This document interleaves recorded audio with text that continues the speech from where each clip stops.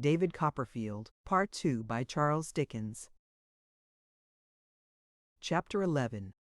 I begin life on my own AC count, and don't like it. I know enough of the world now to have almost lost the capacity of being much surprised by anything, but it is matter of some surprise to me, even now, that I can have been so easily thrown away at such an age. A child of excellent abilities, and with strong powers of observation, quick, eager, delicate, and soon hurt bodily or mentally, it seems wonderful to me that nobody should have made any sign in my behalf. But none was made, and I became, at 10 years old, a little laboring hind in the service of Murdstone and Grimby. Murdstone and Grimby's warehouse was at the waterside. It was down in Blackfriars. Modern improvements have altered the place, but it was the last house at the bottom of a narrow street, curving downhill to the river, with some stairs at the end where people took boat. It was a crazy old house with a wharf of its own, abutting on the water when the tide was in, and on the mud when the tide was out, and literally overrun with rats. Its paneled rooms, discolored with the dirt and smoke of 100 years, I dare say, its decaying floors, and staircase, the squeaking and scuffling of the old gray rats down in the cellars, and the dirt and rottenness of the place, are things not of many years ago in my mind, but of the present instant. They are all before me, just as they were in the evil hour when I went among them for the first time with my trembling hand in Mr. Quinion's. Murdstone and Grimby's trade was among a good many kinds of people, but an important branch of it was the supply of wines and spirits to certain packet ships. I forget now where they chiefly went, but I think there were some among them that made voyages both to the East and West Indies. I know that a great many empty bottles were one of the consequences of this traffic, and that certain men and boys were employed to examine them against the light, and reject those that were flawed, and to rinse and wash them. When the empty bottles ran short, there were labels to be pasted on full ones, or corks to be fitted to them, or seals to be put upon the corks, or finished bottles to be packed in casks. All this work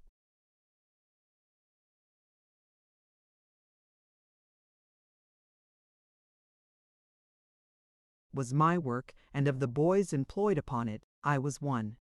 There were 3 or 4 of us, counting me. My working place was established in the corner of the warehouse, where Mr. Quinion could see me, when he chose to stand up on the bottom rail of his stool in the counting-house and look at me through a window above the desk.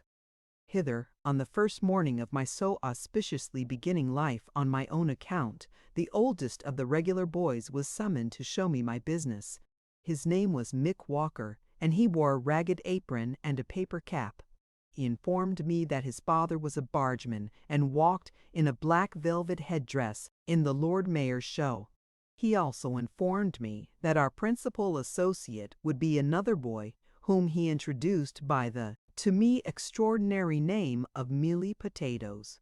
I discovered, however, that this youth had not been christened by that name, but that it had been bestowed upon him in the warehouse on account of his complexion, which was pale or mealy. Mealy's father was a waterman who had the additional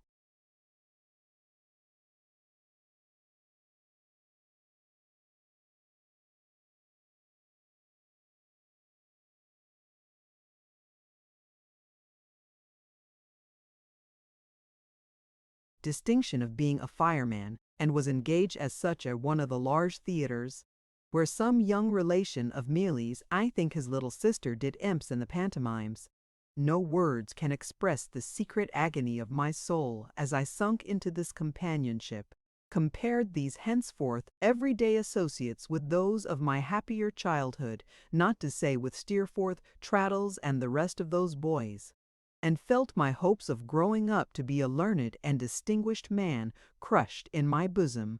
The deep remembrance of the sense I had of being utterly without hope now, of the shame I felt in my position, of the misery it was to my young heart to believe that day by day what I had learned and thought and delighted in and raised my fancy and my emulation up by would pass away from me little by little, never to be brought back any more, cannot be written.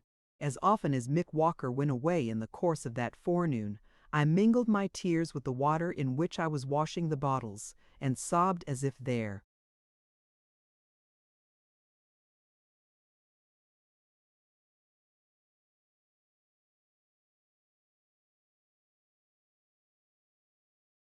were a flaw in my own breast, and it were in danger of bursting. The counting-house clock was at 12:30, and there was general preparation for going to dinner, when Mr. Quinion tapped at the counting-house window and beckoned to me to go in. I went in, and found there a stoutish, middle-aged person in a brown surtout and black tights and shoes, with no more hair upon his head, which was a large one, and very shining than there is upon an egg, and with a very extensive face, which he turned full upon me. His clothes were shabby, but he had an imposing shirt-collar on. He carried a jaunty sort of a stick, with a large pair of rusty tassels to it, and a quizzing glass hung outside his coat for ornament, I afterwards found, as he very seldom looked through it, and couldn't see anything when he did. "This," said Mr. Quinion in allusion to myself, "is he." "This," said the stranger, with a certain condescending roll in his voice, and a certain indescribable air of doing something genteel, which impressed me very much, "is Master Copperfield." "I hope I see you well, sir?" I said I was very well, and hoped he was. I was sufficiently ill at ease, heaven knows, but it was not in my nature to complain much at that time of my life, so I said I was very well, and hoped he was. "I am," said the stranger, "thank heaven, quite well. I have received a letter from Mr. Murdstone, in which he mentions that he would desire me to receive into an apartment in the rear of my house, which is at present unoccupied, and is, in short, to be let as a in short," said the stranger with a smile and in a burst of confidence, "as a bedroom, the young beginner whom I have now the pleasure to," and the stranger waved his hand and settled his chin in his shirt collar. "This is Mr. Micawber," said Mr. Quinion to me. "Ahem," said the stranger, "that is my name. Mr. Micawber," said Mr. Quinion, "is known to Mr. Murdstone. He takes orders for us on commission when he can get any. He has been written to by Mr. Murdstone on the subject of your lodgings, and he will receive you as a lodger." "My address," said Mr. Micawber, "is Windsor Terrace, City Road." "Aye, in short," said Mr. Micawber with the same genteel air, and in another burst of confidence, "I live there." I made him a bow. "Under the impression," said Mr. Micawber, "that your peregrinations in this metropolis have not as yet been extensive, and that you might have some difficulty in penetrating the arcana of the modern Babylon in the direction of the City Road, in short," said Mr. Micawber, in another burst of confidence, "that you might lose yourself, I shall be happy to call this evening, and install you in the knowledge of the nearest way." I thanked him with all my heart, for it was friendly in him to offer to take that trouble. "At what hour," said Mr. Micawber, "shall I—" "At about 8, said Mr. Quinion. "At about 8, said Mr. Micawber. "I beg to wish you good day, Mr. Quinion. I will intrude no longer." So he put on his hat, and went out with his cane under his arm, very upright, and humming a tune when he was clear of the counting-house. Mr. Quinion then formally engaged me to be as useful as I could in the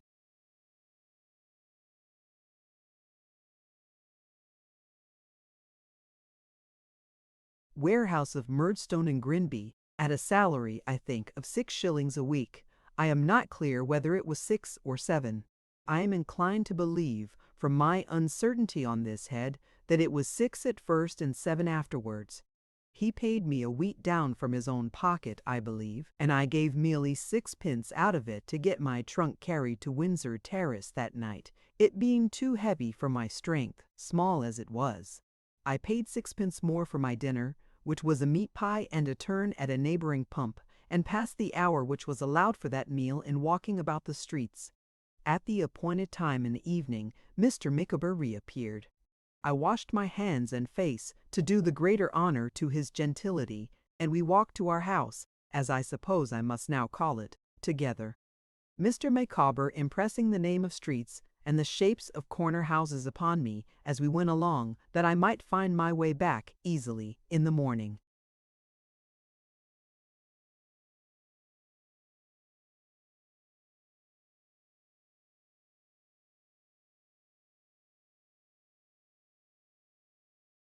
Arrived at this house in Windsor Terrace, which I noticed was shabby like himself, but also, like himself, made all the show it could, he presented me to Mrs. Micawber, a thin and faded lady, not at all young, who was sitting in the parlor. The first floor was altogether unfurnished, and the blinds were kept down to delude the neighbors, with a baby at her breast. This baby was one of twins, and I may remark here that I hardly ever, in all my experience of the family, saw both the twins detached from Mrs. Micawber at the same time. One of them was always taking refreshment. There were two other children, Master Micawber, aged about 4, and Miss Micawber, aged about 3. These, and a dark-complexioned young woman, with a habit of snorting, who was servant to the family, and informed me before half an hour had expired that she was a orphan, and came from St. Luke's workhouse in the neighborhood, completed the establishment. My room was at the top of the house, at the back, a close chamber, stenciled all over with an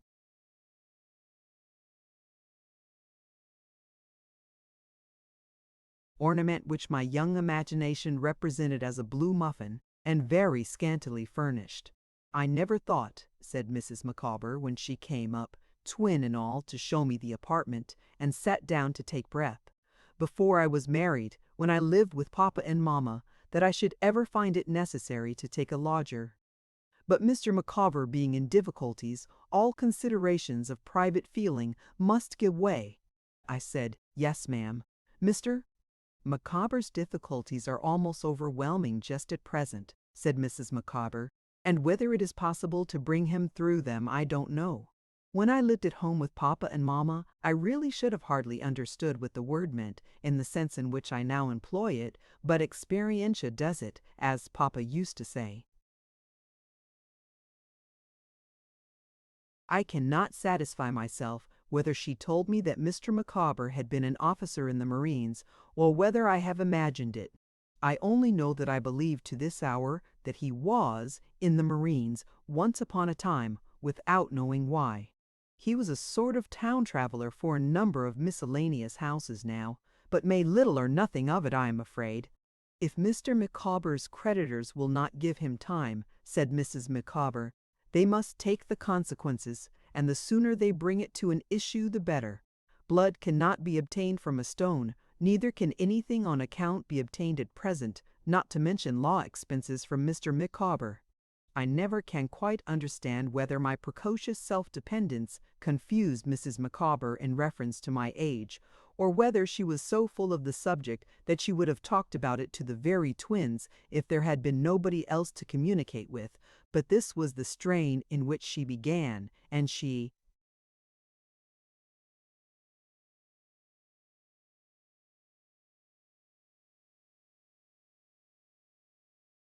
went on accordingly all the time I knew her. Poor Mrs. Micawber! She said she had tried to exert herself, and so, I have no doubt, she had. The center of the street door was perfectly covered with a great brass plate on which was engraved Mrs. Belse's, Micawber's boarding establishment for young ladies, but I never found that any young lady had ever been to school there, or that any young lady ever came or proposed to come, or that the least preparation was ever made to receive any young lady. The only visitors I ever saw or heard of were creditors. They used to come at all hours, and some of them were quite ferocious. One dirty-faced man, I think he was a bootmaker, used to edge himself into the passage as early as 7 o'clock in the morning, and call up the stairs to Mr. Micawber, "Come, you ain't out yet, you know. Pay us, will you? Don't hide, you know. That's mean. I wouldn't be mean if I was you. Pay us, will you? You just pay us, d'ye hear? Come." Receiving no answer to these taunts, he would mount in his wrath to the words swindlers and robbers, and, these being ineffectual too, would sometimes go to the extremity of crossing the street and roaring up at the windows of the second floor where he knew Mr. Micawber was. At these times, Mr. Micawber would be transported with grief and mortification, even to the length, as I was once made aware by a scream from his wife, of making motions at himself with a razor. But within half an hour afterwards he would polish up his shoes with extraordinary pains, and go out, humming a tune with a greater air of gentility than ever. Mrs. Micawber was quite as elastic. I have known her to be thrown into fainting fits by the king's taxes at 3 o'clock, and to eat lamb chops breaded and drink warm ale paid for with 2 teaspoons that had gone to the pawnbrokers at 4. On one occasion, when an execution had just been put in, coming home through some chance as early as 6 o'clock, I saw her lying, of course, with a twin, under the grate in a swoon, with her hair all torn about her face, but I never knew her more cheerful than she was that very same night over a veal cutlet before the kitchen fire, telling me stories about her papa and mamma and the company they used to keep. In this house and with this family I passed my leisure time. My own exclusive breakfast of a penny loaf and a pennyworth of milk I provided myself. I kept another small loaf and a modicum of cheese on a particular shelf of a particular cupboard to make my supper on when I came back at night. This made a hole in the 6 or 7 shillings, I know well, and I was out at the warehouse all day and had to support myself on that money all the week. From Monday morning until Saturday night, I had no advice, no counsel, no encouragement, no consolation, no assistance, no support of any kind from anyone that I can call to mind as I hope to go to heaven. I was so young and childish, and so little qualified, how could I be otherwise, to undertake the whole charge of my own existence, that often, in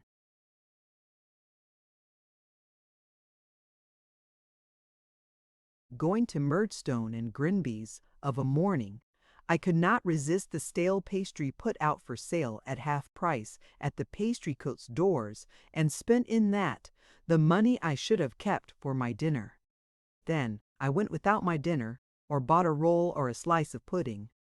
I remember 2 pudding shops, between which I was divided according to my finances. One was in a court close to St. Martin's Church, at the back of the church, which is now removed altogether. The pudding at that shop was made of currants, and was rather a special pudding, but was dear, 2 pennyworth not being larger than a pennyworth of more ordinary pudding. A good shop for the latter was in the Strand, somewhere in that part, which has been rebuilt since. It was a stout, pale pudding, heavy and flabby, and with great flat raisins in it, stuck in whole at wide distances apart. It came up hotted about my time every day, and many a day did I dine off it. When I dined regularly and handsomely, I had a saveloy and a penny loaf, or a 4-penny plate of red beef from a cook's shop, or a plate of bread and cheese and a glass of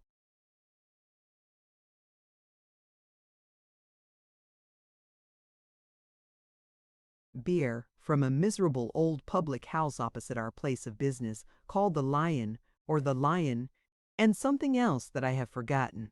Once I remember carrying my own bread, which I had brought from home in the morning, under my arm, wrapped in a piece of paper like a book, and going to a famous Alamode beef house near Drury Lane, and ordering a small plate of that delicacy to eat with it.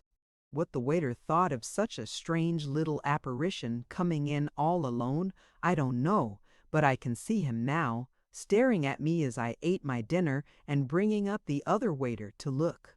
I gave him a halfpenny for himself, and I wish he hadn't taken it. We had half an hour, I think, for tea. When I had money enough, I used to get half a pint of ready-made coffee and a slice of bread and butter. When I had none, I used to look at a venison shop in Fleet Street, or I have strolled at such a time as far as Covent Garden Market, and stared at the pineapples. I was fond of wandering about the Adelphi, because it was a mysterious place, with those dark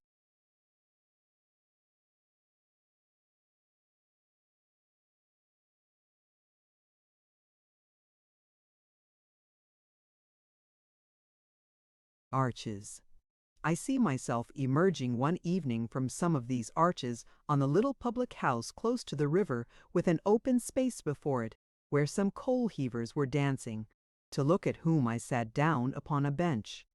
I wonder what they thought of me. I was such a child, and so little that frequently, when I went into the bar of a strange public house for a glass of ale or porter to moisten what I had had for dinner, they were afraid to give it me.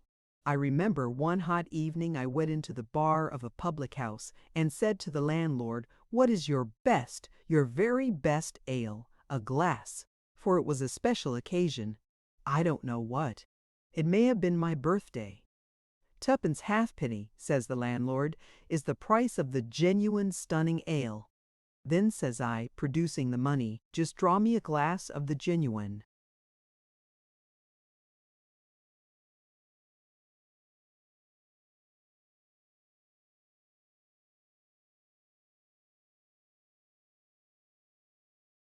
Stunning, if you please, with a good head to it. The landlord looked at me in return over the bar, from head to foot, with a strange smile on his face, and instead of drawing the beer, looked round the screen and said something to his wife.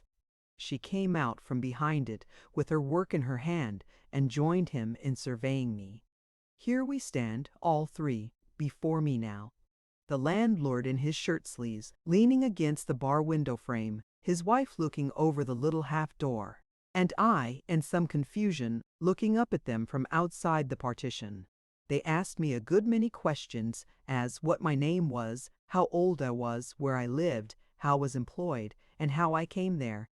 To all of which, that I might commit nobody, I invented, I am afraid, appropriate answers. They served me with the ale, though I suspect it was not the genuine stunning, and the landlord's wife, opening the little half door of the bar, and bending down, gave me my money back and gave me a kiss that was half admiring and half compassionate, but all womanly, and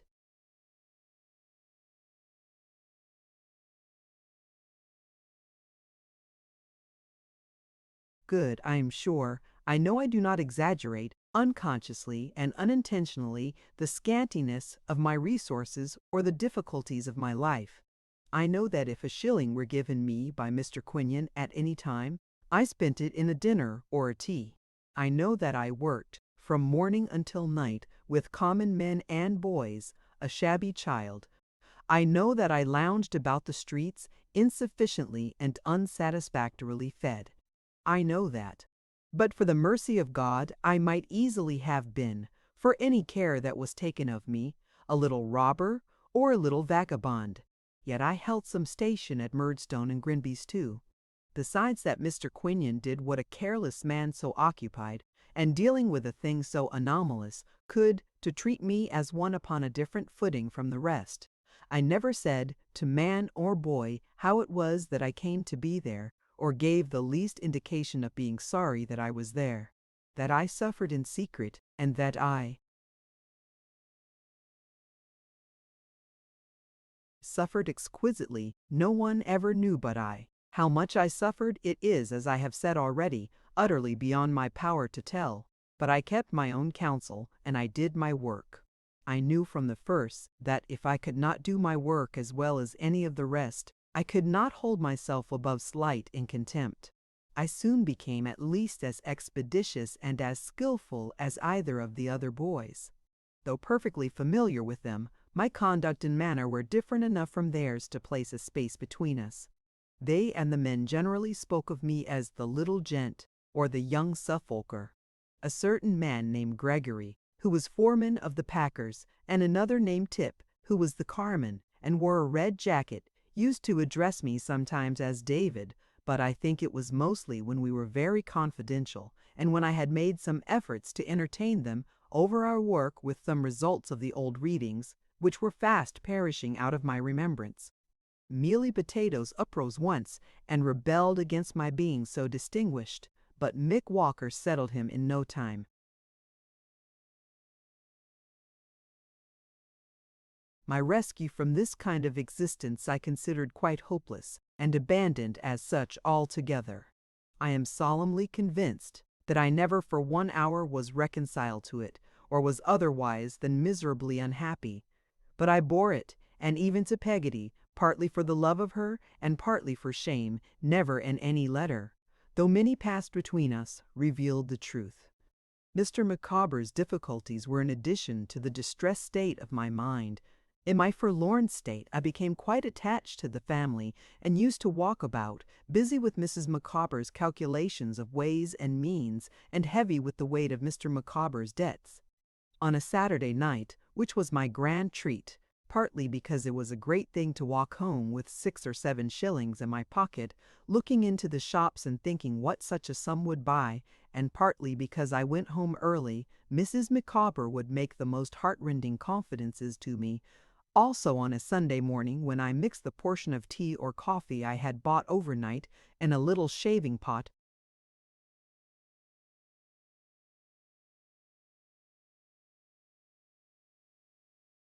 and sat late at my breakfast.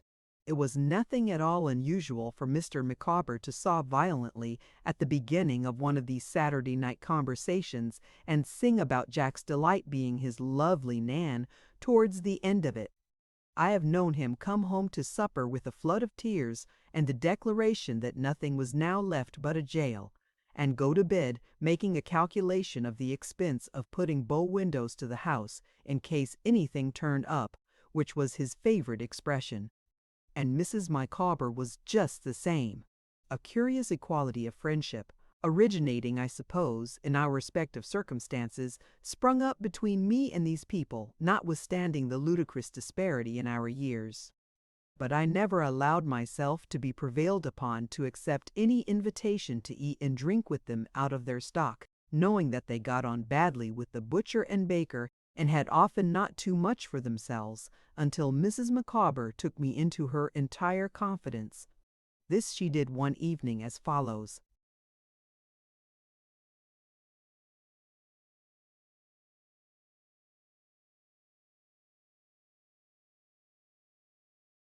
"Master Copperfield," said Mrs. Micawber, "I make no stranger of you, and therefore do not hesitate to say that Mr. Micawber's difficulties are coming to a crisis." It made me very miserable to hear it, and I looked at Mrs. Micawber's red eyes with the utmost sympathy.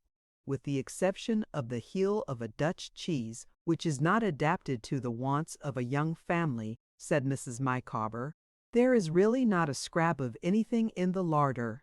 I was accustomed to speak of the larder when I lived with Papa and Mamma, and I used the word almost unconsciously. What I mean to express is that there is nothing to eat in the house. "Dear me," I said in great concern. I had 2 or 3 shillings of my week's money in my pocket, from which I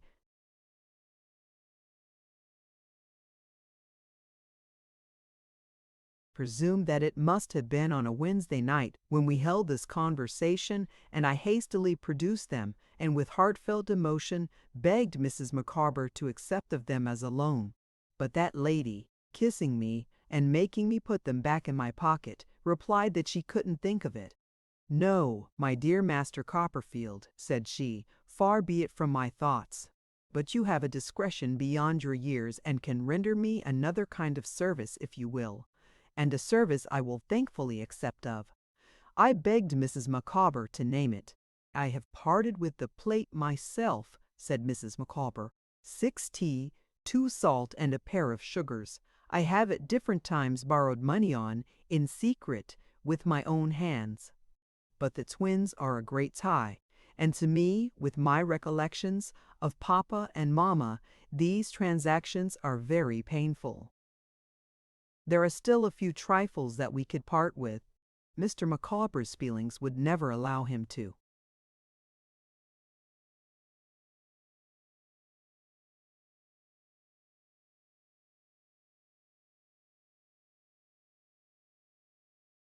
Dispose of them, and click it.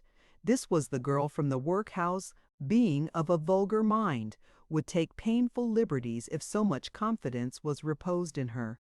Master Copperfield, if I might ask you, I understood Mrs. Micawber now, and begged her to make use of me to any extent.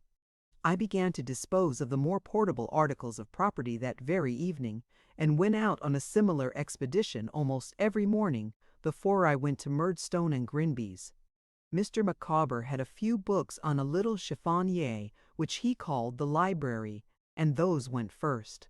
I carried them, one after another, to a bookstall in the City Road, one part of which, near our house, was almost all bookstalls and bird shops then, and sold them for whatever they would bring.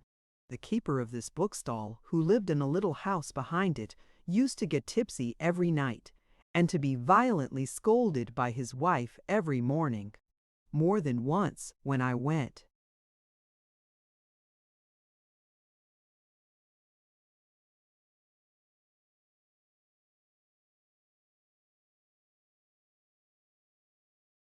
there early, I had audience of him in a turn-up bedstead, with a cut in his forehead or a black eye, bearing witness to his excesses overnight.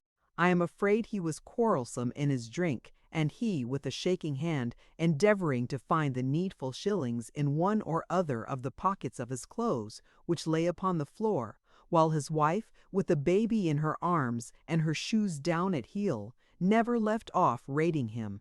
Sometimes he had lost his money, and then he would ask me to call again, but his wife had always got some, had taken his, I dare say, while he was drunk, and secretly completed the bargain, on the stairs as we went down together.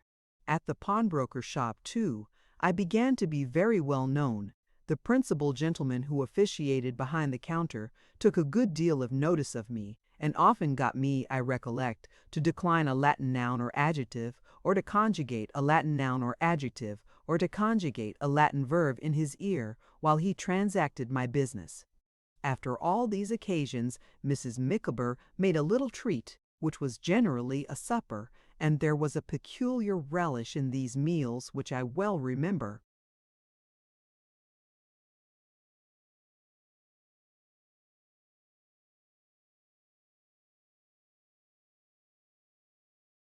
At last Mr. Micawber's difficulties came to a crisis, and he was arrested early one morning and carried over to the King's Bench prison in the Borough.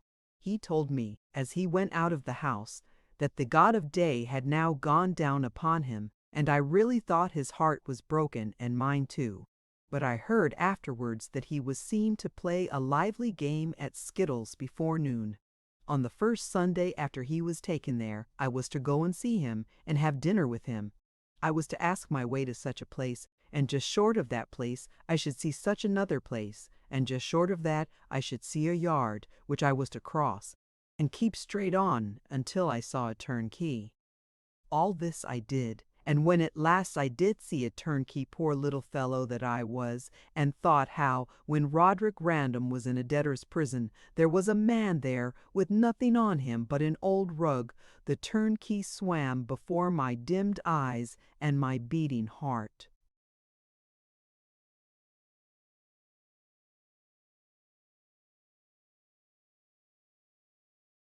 Mr. Micawber was waiting for me within the gate, and we went up to his room top story, but one, and cried very much. He solemnly conjured me, I remember, to take warning by his fate, and to observe that if a man had £20 a year for his income, and spent £19, 19 shillings, and 6 pence, he would be happy, but that if he spent £20 one, he would be miserable. After which he borrowed a shilling of me for porter, gave me a written order on Mrs. Micawber for the amount, and put away his pocket handkerchief, and cheered up. We sat before a little fire, with 2 bricks put within the rusted grate, one on each side, to prevent its burning too many coals, until another debtor, who shared the room with Mr. Micawber, came in from the bakehouse with the loin of mutton, which was our joint stock repast. Then I was sent up to Captain Hopkins in the room overhead with Mr. Micawber's compliments, and I was his young friend, and would Captain Hopkins lend me a knife and fork.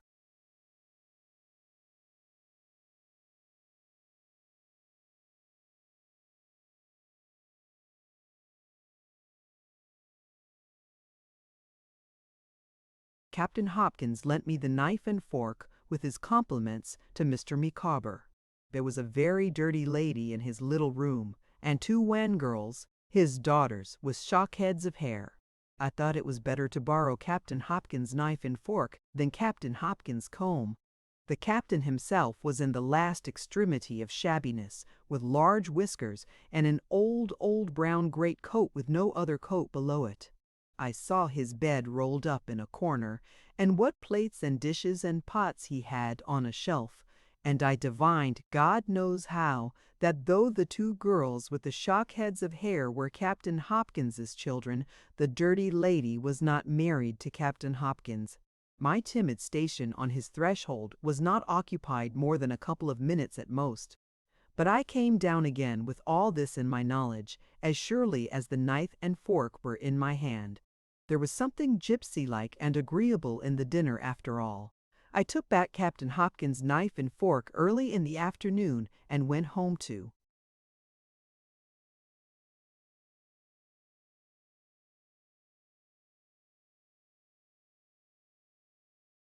comfort Mrs. Micawber with an account of my visit. She fainted when she saw me return, and made a little jug of egg hot afterwards to console us while we talked it over. I don't know how the household furniture came to be sold for the family benefit, or who sold it, except that I did not. Sold it was, however, and carried away in a van, except the bed, a few chairs, and the kitchen table. With these possessions we encamped, as it were, in the two parlors of the emptied house in Windsor Terrace. Mrs. Micawber, the children, the orphan, and myself, and lived in those rooms night and day. I have no idea for how long, though it seems to me for a long time. At last Mrs. Micawber resolved to move into the prison, where Mr. Micawber had now secured a room to himself. So I took the key of the house to the landlord, who was very glad to get it, and the beds were sent over to the King's Bench, except mine, for which a little room was hired outside the walls in the neighborhood of that institution, very much to my satisfaction.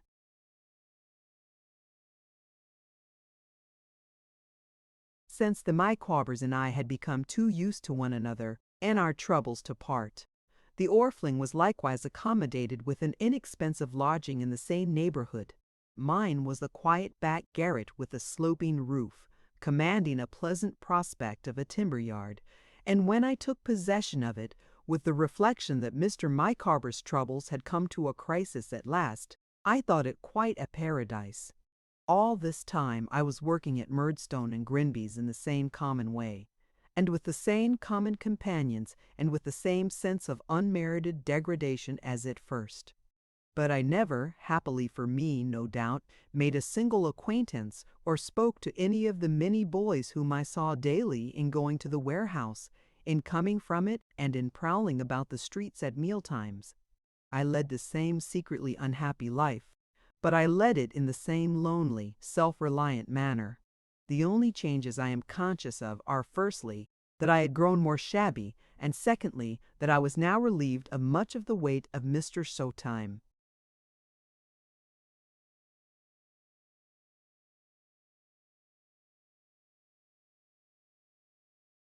And Mrs. Micawber's cares. For some relatives or friends had engaged to help them at their present pass, and they lived more comfortably in the prison than they had lived for a long while out of it.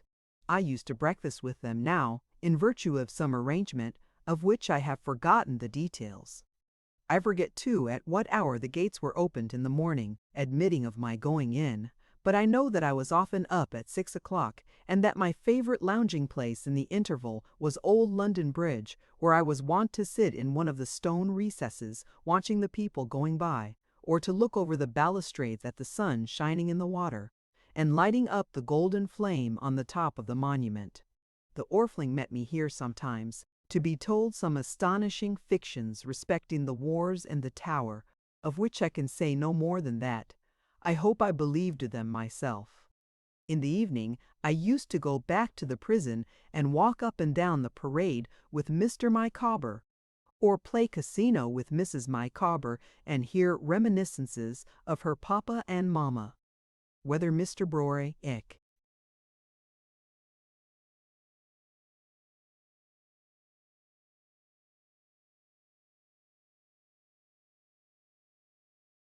Murdstone knew where I was, I am unable to say. I never told him at Murdstone and Grinby's.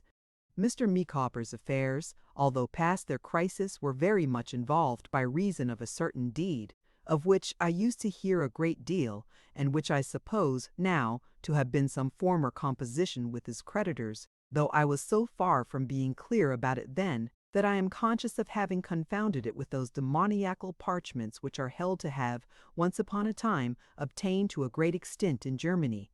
At last this document appeared to be got out of the way, somehow.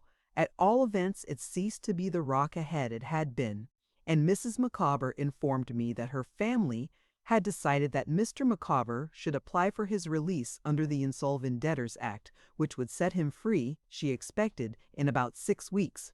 "And then," said Mr. Micawber, who was present, "I have no doubt I shall please."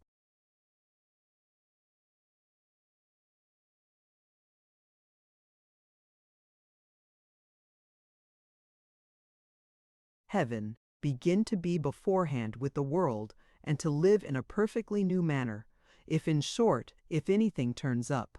By way of going in for anything that might be on the cards, I call to mind that Mr. Micawber, about this time, composed a petition to the House of Commons, praying for an alteration in the law of imprisonment for debt. I set down this remembrance here because it is an instance to myself of the manner in which I fitted my old books to my altered life, and made stories for myself, out of the streets and out of men and women, and how some main points in the character I shall unconsciously develop, I suppose, in writing my life, were gradually forming all this, while there was a club in the prison in which Mr. Micawber, as a gentleman, was a great authority. Mr. Micawber had stated his idea of this petition to the club, and the club had strongly approved of the same. Wherefore Mr. Micawber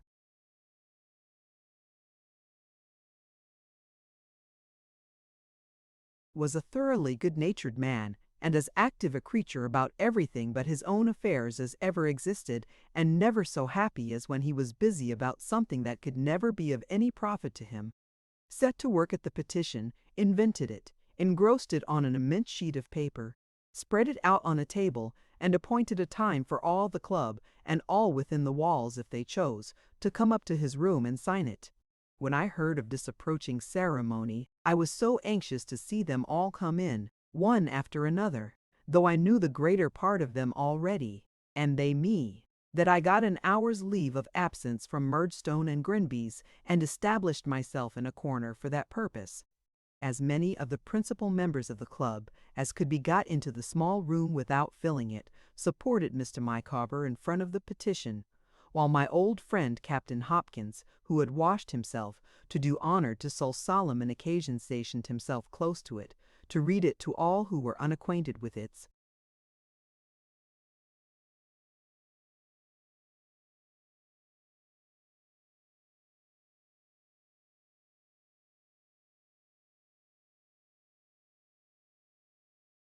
contents. The door was then thrown open, and the general population began to come in a long file, several waiting outside, while one entered, affixed his signature, and went out. To everybody in succession, Captain Hopkins said, "Have you read it? No. Would you like to hear it read?" If he weakly showed the least disposition to hear it, Captain Hopkins, in a loud sonorous voice, gave him every word of it. The captain would have read it 20,000 times if 20,000 people would have heard him, one by one. I remember a certain luscious roll he gave to such phrases as, "The people's representatives in Parliament assembled. Your petitioners therefore humbly approach your honourable House, His gracious Majesty's unfortunate subjects," as if the words were something real in his mouth, and delicious to taste. Mr. Micawber, meanwhile, listening with a little of an author's vanity, and contemplating not severely the spikes on the opposite wall. As I walked to and fro daily between Southwark and Blackfriars, and lounged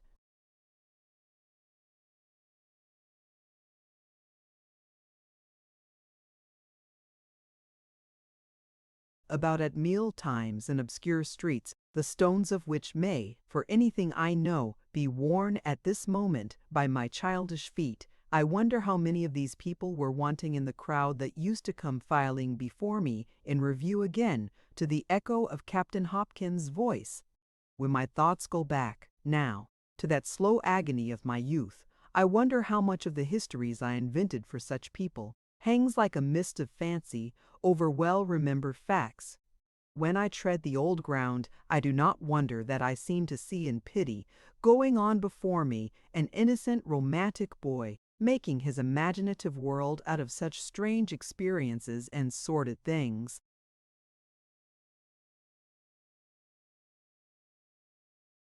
Chapter 12. Licking list on my own AC count, no better. I form a great resolution. In due time, Mr. Micawber's petition was ripe for hearing, and that gentleman was ordered to be discharged under the Act, to my great joy. His creditors were not implacable, and Mrs. Micawber informed me that even the revengeful bootmaker had declared in open court that he bore him no malice, but that when money was owing to him, he liked to be paid.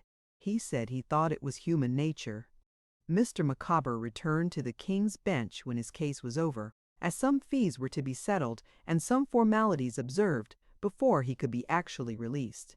The club received him with transport and held an harmonic meeting that evening in his honor, while Mrs. Micawber and I had a lamb's fry in private, surrounded by the sleeping family. "On such an occasion I will give you, Master Copperfield," said Mrs. Micawber, in a little more flip, for we had been having some already, "the memory of my."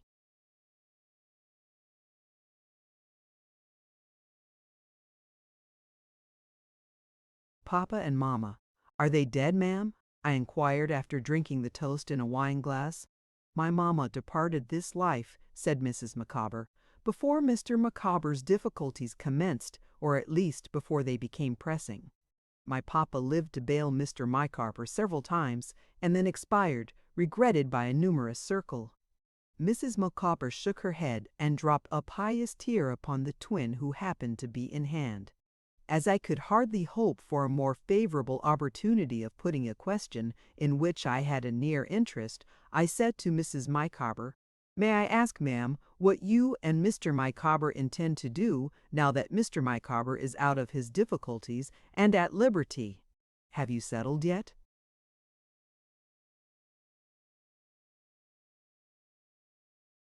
"My family," said Mrs. Micawber, who always said those two words with an air, though I never could discover who came under the denomination.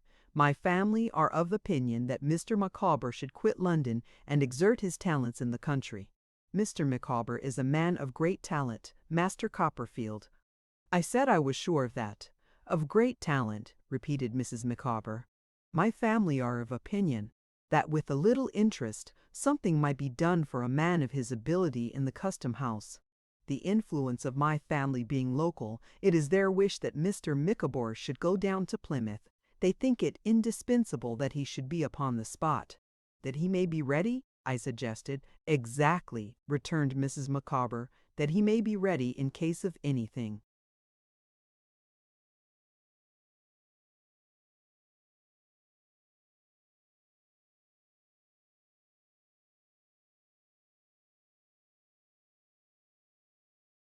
Turning up. "And do you go too, ma'am?" The events of the day, in combination with the twins, if not with the flip, had made Mrs. Micawber hysterical, and she shed tears as she replied, "I never will desert Mr. Micawber." Mr. Micawber may have concealed his difficulties from me in the first instance, but his sanguine temper may have led him to expect that he would overcome them.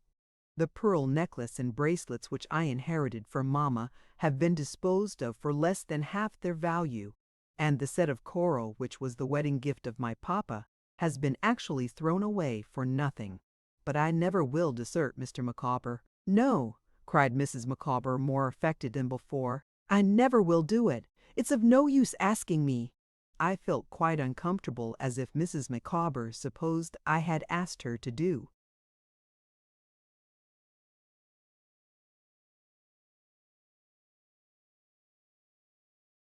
anything of the sort, and sat looking at her in alarm. Mr. Micawber has his faults. I do not deny that he is improvident. I do not deny that he has kept me in the dark as to his resources and his liabilities both," she went on, looking at the wall. "But I never will desert Mr. Micawber." Mrs. Micawber having now raised her voice into a perfect scream, I was so frightened that I ran off to the club room, and disturbed Mr. Micawber in the act of presiding at a long table and leading the chorus of G-up, Dobbin Gee-ho, Dobbin G-hub, Dobbin G-hub, Dobbin G-hub, oh, with the tidings that Mrs. Micawber was in an alarming state, upon which he immediately burst into tears and came away with me with his waistcoat full of the heads and tails of shrimps, of which he had been partaking. "Emma, my angel," cried Mr. Micawber, running into the room, "what is the matter?" "I never will desert you, Micawber," she exclaimed. "My life," said Mr. Micawber, taking her in his arms. "I am perfectly aware of it. He is the parent of my children. He is the father of my twins. He is the husband of my affections," cried Mrs. Micawber, struggling, "and I never will desert Mr. Micawber."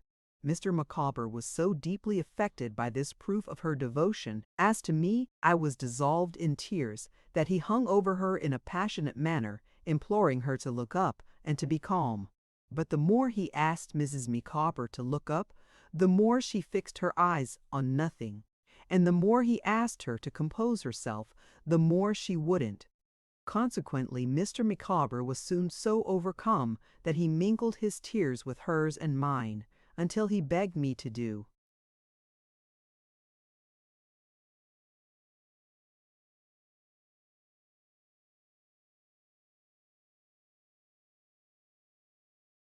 him the favor of taking a chair on the staircase while he got her into bed. I would have taken my leave for the night, but he would not hear of my doing that until the stranger's bell should ring. So I sat at the staircase window until he came out with another chair and joined me. "How is Mrs. Micawber now, sir?" I said. "Very low," said Mr. Micawber, shaking his head. "Reaction. Ah, this has been a dreadful day. We stand alone now. Everything is gone from us." Mr. Micawber pressed my hand and groaned, and afterwards shed tears. I was greatly touched, and disappointed too, for I had expected that we should be quite gay on this happy and long-looked-for occasion. But Mr. and Mrs. Micawber were so used to their old difficulties, I think, that they felt quite shipwrecked when they came to consider that they were released from them. All their elasticity was departed, and I never saw them half so wretched as on this night.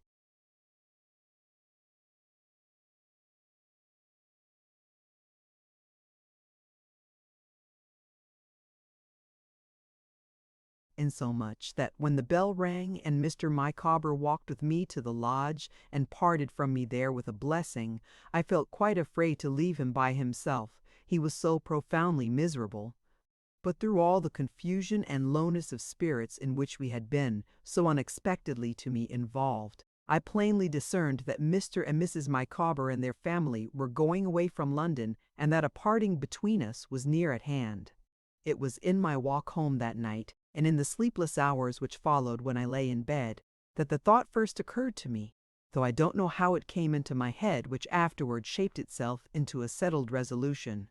I had grown to be so accustomed to the Micawbers, and had been so intimate with them in their distresses, and was so utterly friendless without them, that the prospect of being thrown upon some new shift for a lodging, and going once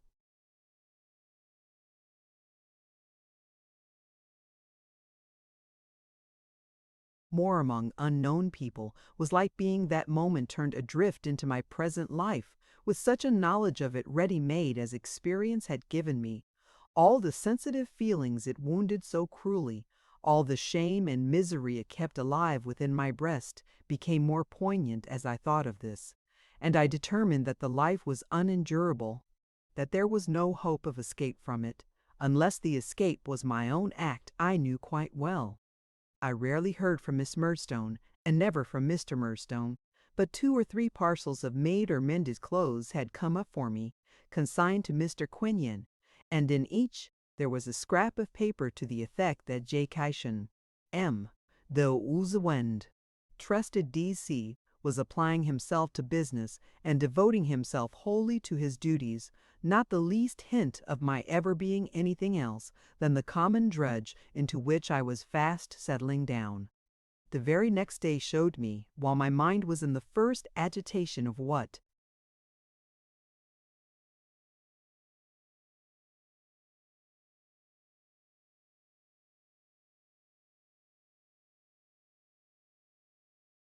it had conceived, that Mrs. Micawber had not spoken of their going away without warrant.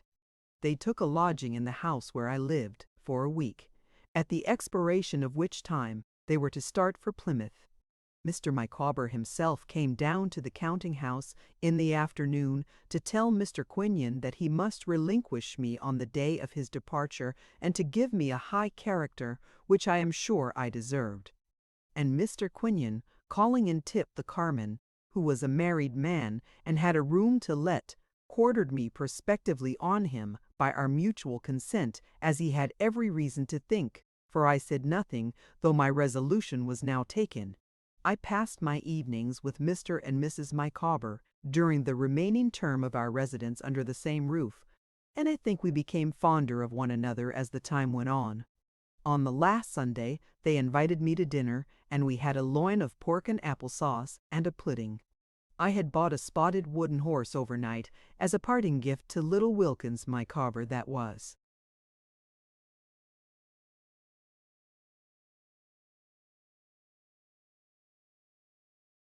The boy and a doll for little Emma. I had also bestowed a shilling on the orphan, who was about to be disbanded. We had a very pleasant day, though we were all in a tender state about our approaching separation. "I shall never, Master Copperfield," said Mrs. Micawber, "revert to the period when Mr. Micawber was in difficulties without thinking of you. Your conduct has always been of the most delicate and obliging description. You have never been a lodger. You have been a friend." "My dear," said Mr. Micawber, "Copperfield, for so he had been accustomed to call me of late, has a heart to feel for the distresses of his fellow creatures when they are behind a cloud, and a head to plan, and a hand to, in short, a general ability to dispose of such available property as could be made away with."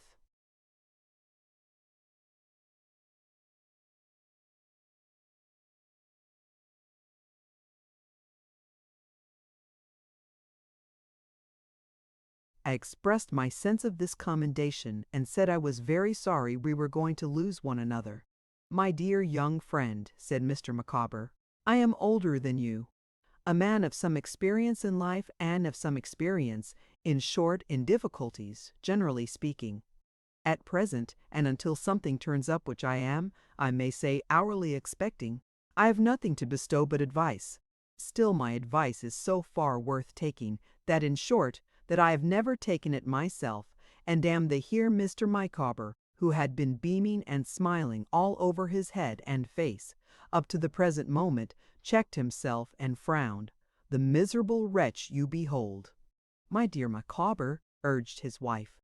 "I say," returned Mr. Micawber, quite forgetting himself, and smiling again, "the miserable wretch you behold. My advice is, never do tomorrow what you can do. Today, procrastination is the thief of time. Collar him.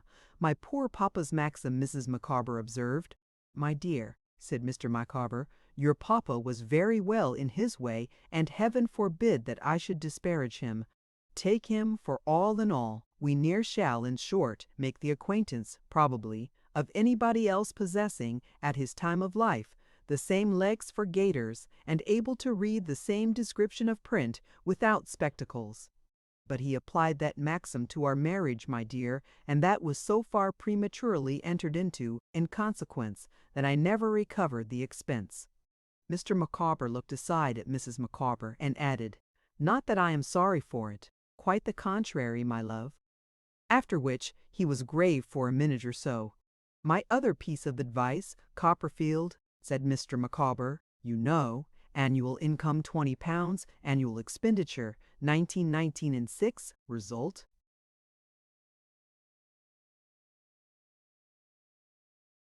Happiness. Annual income £20, annual expenditure £20 ought and 6, result misery. The blossom is blighted, The leaf is withered, the god of day goes down upon the dreary scene, and in short, you are forever floored, as I am." To make his example the more impressive, Mr. Micawber drank a glass of punch with an air of great enjoyment and satisfaction, and whistled the college hornpipe. I did not fail to assure him that I would store these precepts in my mind, though indeed I had no need to do so, for at the time they affected me visibly. Next morning I met the whole family at the coach office, and saw them, with a desolate heart, take their places outside, at the back. "Master Copperfield," said Mrs. Micawber, "God bless you. I never can forget all that, you know, and I never would if I could."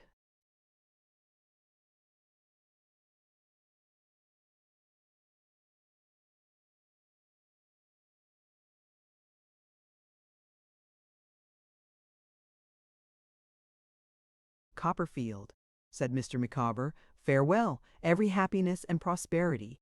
If, in the progress of revolving years, I could persuade myself that my blighted destiny had been a warning to you, I should feel that I had not occupied another man's place in existence altogether in vain. In case of anything turning up of which I am rather confident, I shall be extremely happy if it should be in my power to improve your prospects." I think, as Mrs. Micawber sat at the back of the coach with the children, and I stood in the road looking wistfully at them, a mist cleared from her eyes, and she saw what a little creature I really was. I think so, because she beckoned to me to climb up, with quite a new and motherly expression in her face, and put her arm round my neck, and gave me just such a kiss as she might have given to her own boy. I had barely time to get down again before the coach started, and I could hardly see the family for the handkerchiefs they waved. It was gone in a minute. The Orfling and I stood looking vacantly at each other in the middle of the road.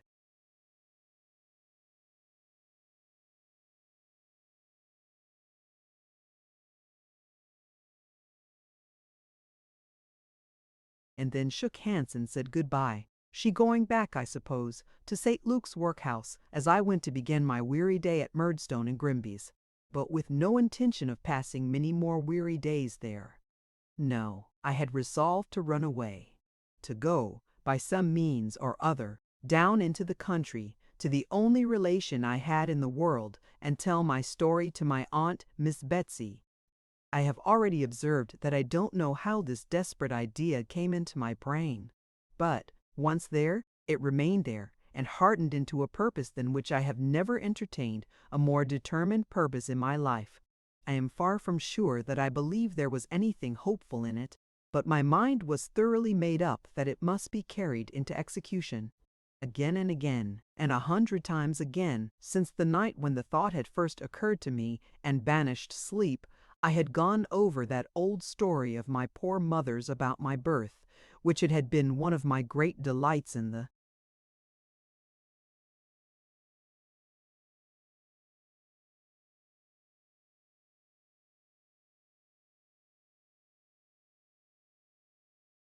old time to hear her tell, and which I knew by heart. My aunt walked into that story, and walked out of it, a dread and awful personage. But there was one little trait in her behavior which I liked to dwell on, and which gave me some faint shadow of encouragement. I could not forget how my mother had thought that she felt her touch her pretty hair with no ungentle hand, and though it might have been altogether my mother's fancy, and might have had no foundation whatever in fact, I made a little picture out of it, of my terrible aunt relenting towards the girlish beauty that I recollected so well and loved so much, which softened the whole narrative.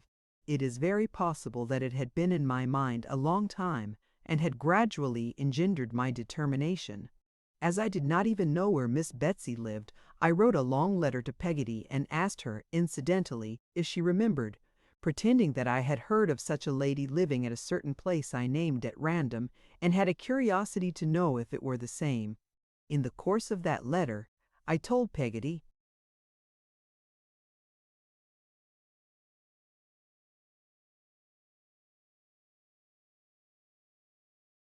that I had a particular occasion for half a guinea, and that if she could lend me that sum until I could repay it, I should be very much obliged to her and would tell her afterwards what I had wanted it for.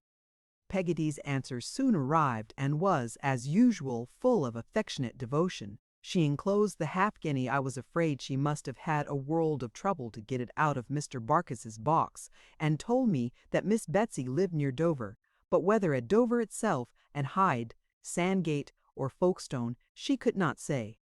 One of our men, however, informing me on my asking him about these places, that they were all close together, I deemed this enough for my object, and resolved that being a very honest little creature, and unwilling to disgrace the memory I was going to leave behind me at Murdstone and Grinby's, I considered myself bound to remain until Saturday night, and, as I had been paid a week's wages in advance,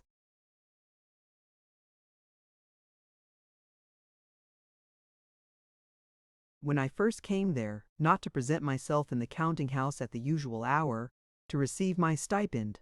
For this express reason I had borrowed the half-guinea, that I might not be without a fund for my travelling expenses. Accordingly, when the Saturday night came, and we were all waiting in the warehouse to be paid, and Tip the carman, who always took precedence, went in first to draw his money, I shook Micawber by the hand, asked him, when it came to his turn to be paid, to say to Mr. Kenyon that I had gone to move my box to Tip's, and bidding a last good night to Mealy Potatoes, ran away. My box was at my old lodging, over the water, and I had written a direction for it on the back of one of our address cards that we nailed on the casks, Master David to be left till called for at the coach office, Dover. This I had in my pocket ready to put on the box, after I should have got it out of the house, and as I went towards my lodging, I looked about me for someone who would help me to carry it to the booking office.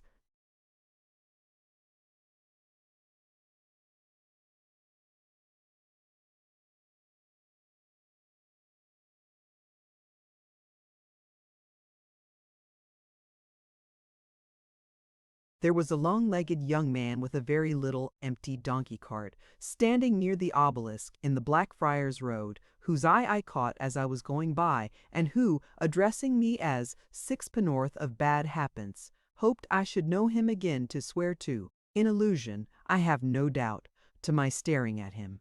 I stopped to assure him that I had not done so in bad manners, but uncertain whether he might or might not like a job.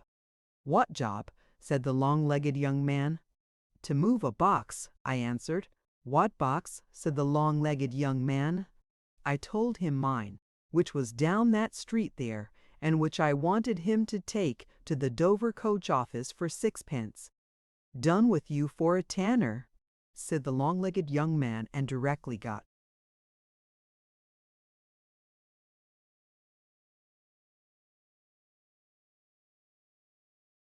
upon his cart, which was nothing but a large wooden tray on wheels, and rattled away at such a rate that it was as much as I could do to keep pace with the donkey.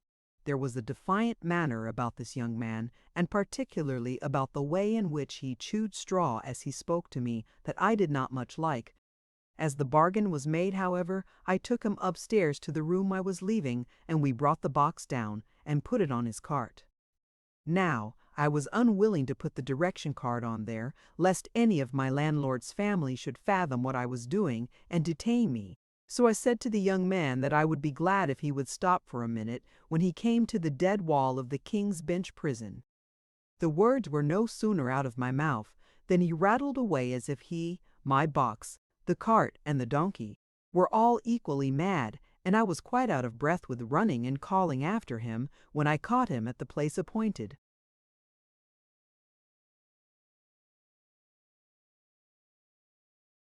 Being much flushed and excited, I tumbled my half-guinea out of my pocket in pulling the card out. I put it in my mouth for safety, and though my hands trembled a good deal, had just tied the card on very much to my satisfaction, when I felt myself violently chucked under the chin by the long-legged young man, and saw my half-guinea fly out of my mouth into his hand. "Wout," said the young man, seizing me by my jacket collar with a frightful grin. "This is a police case, is it? You're going to bolt, are you? Come to the police, you young warman, come to the police. "You give me my money back if you please," said I, very much frightened, "and leave me alone." "Come to the police," said the young man.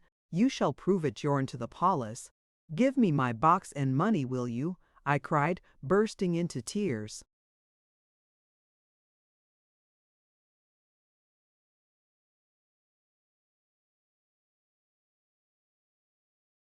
The young man still replied, "Come to the palace," and was dragging me against the donkey in a violent manner, as if there were any affinity between that animal and a magistrate, when he changed his mind, jumped into the cart, sat upon my box, and, exclaiming that he would drive to the palace straight, rattled away harder than ever. I ran after him as fast as I could, but I had no breath to call out with, and should not have dared to call out, now if I had. I narrowly escaped being run over 20 times at least in half a mile. Now I lost him, now I lost him, now I was cut at with a whip, now shouted at, now down in the mud, now up again, now running into somebody's arms, now running headlong at a post. At length, confused by fright and heat, and doubting whether half London might not by this time be turning out for my apprehension, I left the young man to go where he would with my box and money, and panting and crying, but never stopping, faced about for Greenwich, which I had understood was on Dover Road, taking very little more out of the world, towards the retreat of my aunt, Miss Betsy, than I had brought into it, on the night when my arrival gave her so much umbrage.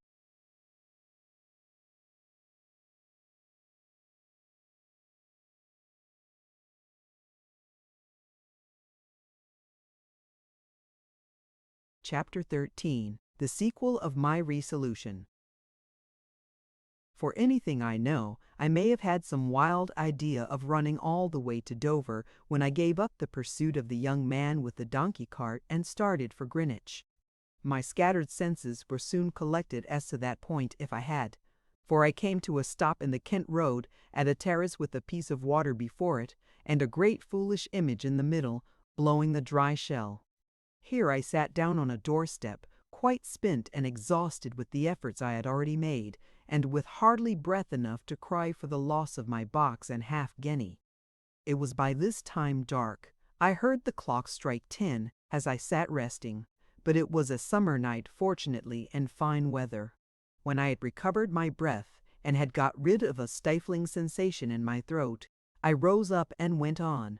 In the midst of my distress, I had no notion of going back. I doubt if I should have had any, though there had been a Swiss snowdrift in the Kent road.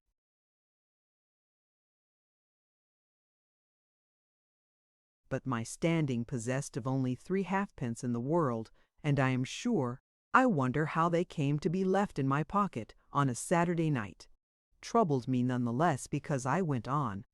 I began to picture to myself, as a scrap of newspaper intelligence, my being found dead in a day or two, under some hedge, and I trudged on miserably, though as fast as I could, until I happened to pass a little shop where it was written up that ladies' and gentlemen's wardrobes were bought, and that the best price was given for rags, bones, and kitchen stuff. The master of this shop was sitting at the door in his shirt sleeves, smoking, and as there were a great many coats and pairs of trousers dangling from the low ceiling, and only 2 feeble candles burning inside to show what they were, I fancied that he looked like a man of a revengeful disposition who had hung all his enemies and was enjoying himself. My late experiences with Mr. and Mrs. Micawber suggested to me that here might be a means of keeping off the wolf for a little while. I went up the next by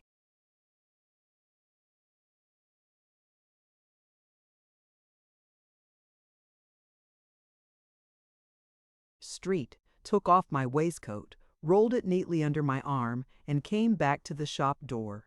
"If you please, sir," I said, "I'm to sell this for a fair price." Mr. Deluby was the name over the shop door, at least took the waistcoat, stood his pipe on its head, against the door-post, went into the shop, followed by me, snuffed the 2 candles with his fingers, spread the waistcoat on the counter and looked at it there, held it up against the light and looked at it there, and ultimately said, "What do you call a price, now, for this here little waistcoat?" "Oh, you know best, sir," I returned modestly. "I can't be buyer and seller too," said Mr. Deloby. "Put a price on this here little waistcoat." "Would 18 pence be?" I hinted, after some hesitation. Mr. Deloby rolled it up again and gave it me back. "I should rot my family," he said, "if I was to offer 9 pence for it." This was a disagreeable way of putting the business, because it imposed upon me, a perfect stranger, the unpleasantness of asking Mr. Deloby to rob his family on my account. My circumstances being so very pressing, however, I said I would take 9 pence for it, if he pleased. Mr. Deloby, not without some grumbling, gave 9 pence. I wished him good night, and walked out of the shop the richer by that sum and the poorer by a waistcoat. But when I buttoned my jacket, that was not much. Indeed, I foresaw pretty clearly that my jacket would go next, and that I should have to make the best of my way to Dover in a shirt and a pair of trousers, and might deem myself lucky if I got there, even in that trim. But my mind did not run so much on this as might be supposed. Beyond a general impression of the distance before me, and of the young man with the donkey cart having used me cruelly, I think I had no very urgent sense of my difficulties when I once again set off with my 9 pence in my pocket. A plan had occurred to me for passing the night, which I was going to carry into execution. This was to lie behind the wall at the back of my old school, in a corner where there used to be a haystack. I imagined it would be a kind of company to have the boys, and the bedroom where I used to tell the stories, so near me, although the boys would know nothing of my being there, and the bedroom would yield me no shelter. I had had a hard day's work, and was pretty well jaded when I came climbing out at last upon the level of Blackheath. It cost me some trouble to find out Salem House, but I found it, and I found a haystack in the corner, and I lay down by it, having first walked round the wall, and looked up at the windows, and seen that all was dark and silent within. Never shall I forget the lonely sensation of first lying down without a roof above my head. Sleep came upon me as it came on many other outcasts, against whom house doors were locked and house dogs barked, that night, and I dreamed of lying on my old school bed, talking to the boys in my room, and found myself sitting upright, with Steerforth's name upon my lips, looking wildly at the stars that were glistening and glimmering above me. When I remembered where I was at that untimely hour, a feeling stole upon me that made me get up, afraid of, I don't know what, and walk about. But the fainter glimmering of the stars and the pale light in the sky where the day was coming reassured me, and my eyes being very heavy, I lay down again and slept, though with a knowledge in my sleep that it was cold, until the warm beams of the sun and the ringing of the getting up bell at Salem House awoke me. If I could have hoped that Steerforth was there, I would have lurked about until he came out alone, but I knew he must have left.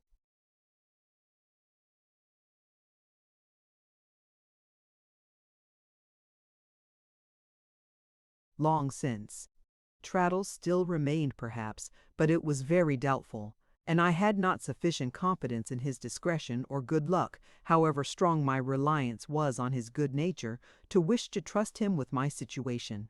So I crept away from the wall as Mr. Creakle's boys were getting up, and struck into the long dusty track which I had first known to be the Dover road when I was one of them, and when I little expected that any eyes would ever see me the wayfarer I was now, upon it. What a different Sunday morning from the old Sunday morning at Yarmouth!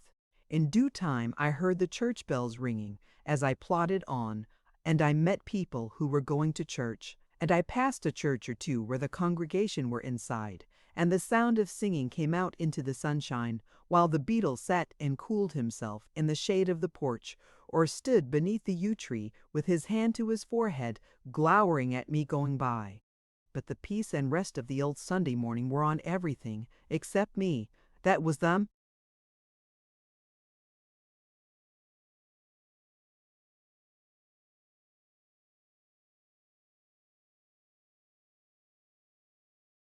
difference. I felt quite wicked in my dirt and dust with my tangled hair, but for the quiet picture I had conjured up of my mother in her youth and beauty weeping by the fire and my aunt relenting to her, I hardly think I should have had the courage to go on until next day. But it always went before me, and I followed. I got, that Sunday, through 23 miles on the straight road, though not very easily, for I was new to that kind of toil. I see myself, as evening closes in, coming over the bridge at Rochester, footsore and tired, and eating bread that I had bought for supper. One or two little houses, with the notice, "Lodgings for travelers," hanging out, had tempted me, but I was afraid of spending the few pence I had, and was even more afraid of the vicious looks of the trampers I had met or overtaken. I sought no shelter, therefore, but the sky, and toiling into Chatham, which in that night's aspect is a mere dream of chalk and drawbridges and mastless ships in a muddy river, roofed like Noah's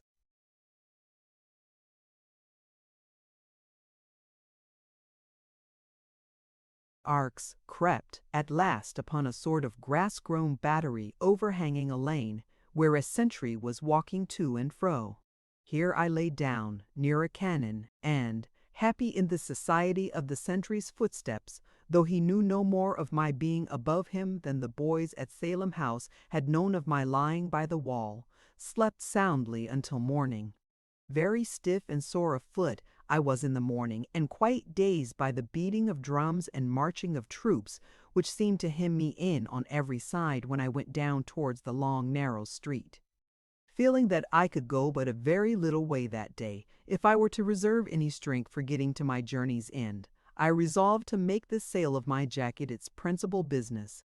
Accordingly, I took the jacket off, that I might learn to do without it, and carrying it under my arm, began a tour of inspection of the various slop shops. It was a likely place to sell a jacket in, for the dealers in second-hand clothes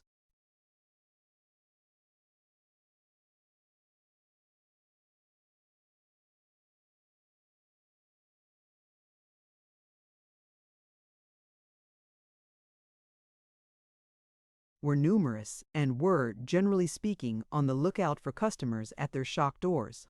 But as most of them had, hanging up among their stock, an officer's coat or two, epaulettes and all, I was rendered timid by the costly nature of their dealings, and walked about for a long time without offering my merchandise to anyone.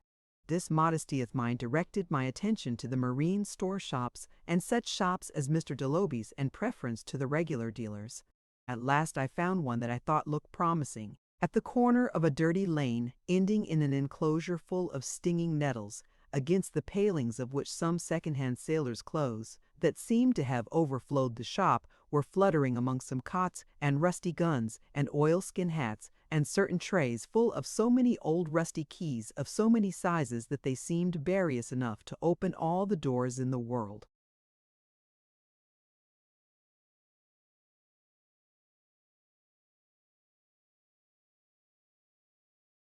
Into this shop, which was low and small, and which was darkened rather than lighted by a little window, overhung with clothes, and was descended into by some steps, I went with a palpitating heart, which was not relieved when an ugly old man, with the lower part of his face all covered with a stubbly gray beard, rushed out of a dirty den behind it, and seized me by the hair of my head. He was a dreadful old man to look at, in a filthy flannel waistcoat, and smelling terribly of rum. His bedstead, covered with a tumbled and ragged piece of patchwork, was in the den he had come from, where another little window showed a prospect of more stinging nettles and a lame donkey. "Oh, what do you want?" grinned this old man in a fierce, monotonous whine. "Oh, my eyes and limbs, what do you want? Oh, my lungs and liver, what do you want? Oh, guru, guru, guru." I was so much dismayed by these words, and particularly by the repetition of the last unknown one, which was a kind of rattle in his throat, that I could make no answer. Hereupon the old man, still holding me by the hair, repeated, "Oh, what do you want? Oh, my eyes and limbs, what do you want? Oh, my lungs and liver, what do you want? Oh, Guru," which he screwed out of himself, with an energy that made his eyes start in his head. "I wanted to know," I said, trembling, "if you would buy a jacket." "Oh, let's see the jacket," cried the old man.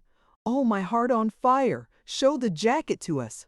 "Oh, my eyes and limbs, bring the jacket out."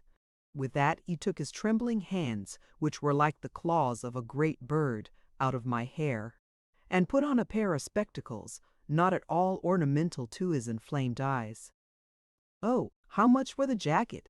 cried the old man after examining it.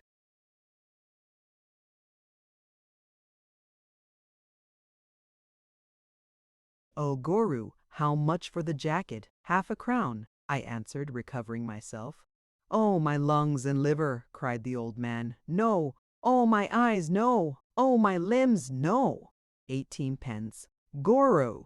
Every time he uttered this ejaculation, his eyes seemed to be in danger of starting out, and every sentence he spoke he delivered in a sort of tune, always exactly the same, and more like a gust of wind, which begins low, mounts up high, and falls again, than any other comparison I can find for it. "Well," said I, "glad you have closed the bargain. I'll take 18 pence." "Oh, my liver!" cried the old man, throwing the jacket on a shelf. "Get out of the shop!" "Oh, my lungs, get out of the shop!" "Oh, my eyes and limbs, Guru! Don't ask for money. Make it an exchange. I never was so frightened in my life before or since." But I told him humbly that I wanted money and that nothing else was of any use to me, but that I would wait for it, as he desired, outside, and had no wish to hurry him. So I went outside and sat down in the shade in a corner, and I sat there so many hours that the shade became sunlight and the sunlight became shade again, and still I sat there waiting for the money. There never was such another drunken madman in that line of business, I hope. That he was well known in the neighborhood and enjoyed the reputation of having sold himself to the devil, I soon understood from the visits he received from the boys who continually came skirmishing about the shop, shouting that legend, and calling to him to bring out his gold. "You ain't poor, you know, Charlie, as you pretend. Bring out your gold.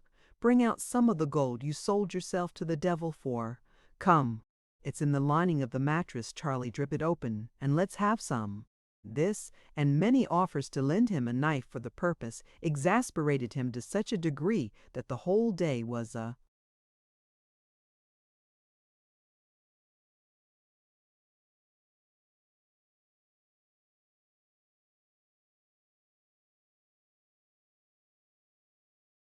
succession of rushes on his part, and flights on the part of the boys.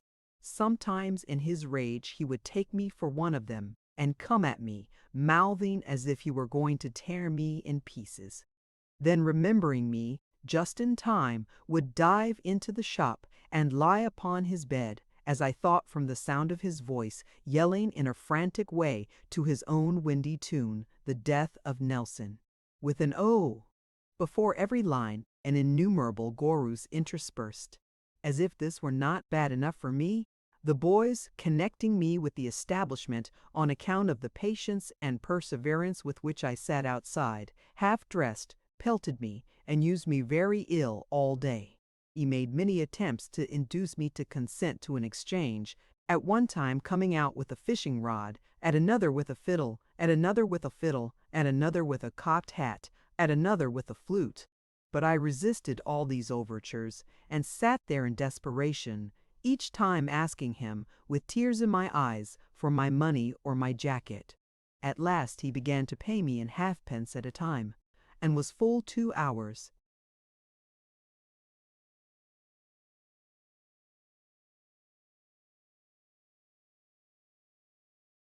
Getting by easy stages to a shilling.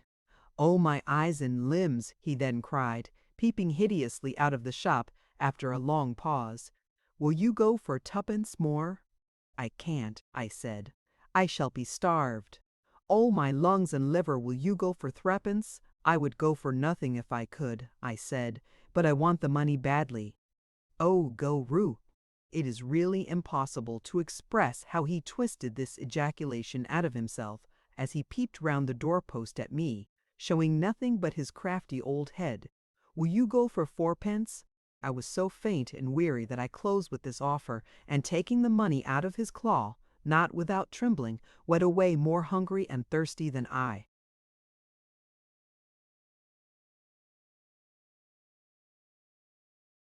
had ever been. A little before sunset, but at an expense of threepence, I soon refreshed myself completely, and, being in better spirits then, limped 7 miles upon my road. My bed at night was under another haystack, where I rested comfortably, after having washed my blistered feet in a stream, and dressed them as well as I was able, with some cool leaves. When I took the road again next morning, I found that it lay through a succession of hop grounds and orchards. It was sufficiently late in the year for the orchards to be ruddy with ripe apples, and in a few places the hop pickers were already at work. I thought it all extremely beautiful, and made up my mind to sleep among the hops that night, imagining some cheerful companionship in the long perspectives of poles, with the graceful leaves twining round them. The trampers were worse than ever that day, and inspired me with a dread that is yet quite fresh in my mind. Some of them were most ferocious-looking ruffians, who stared at me as I went by, and stopped perhaps, and called after me to come back and speak to them, and when I took to my heels, stoned me. I recollect one young fellow, a tinker, I suppose, from his wallet and brazier, who had a woman with him, and who faced about and stared at me thus, and then roared to me in such a tremendous voice to come back that I halted and looked round.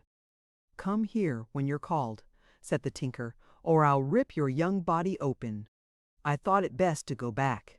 As I drew nearer to them, trying to propitiate the tinker by my looks, I observed that the woman had a black eye.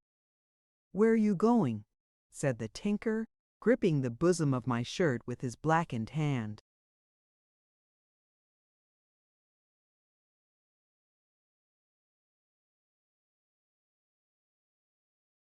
"I am going to Dover," I said.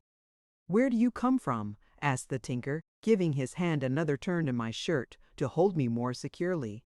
"I come from London," I said. "What lay are you upon?" asked the tinker. "Are you a prig?" "And no," I said, "ain't you, by G."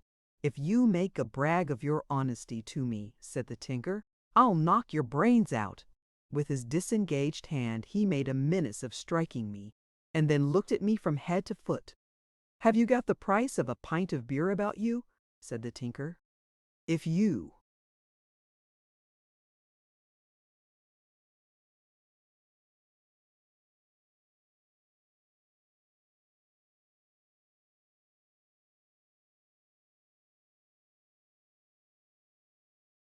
have, out with it, afore I take it away." I should certainly have produced it, but that I met the woman's look and saw her very slightly shake her head and form "No" with her lips.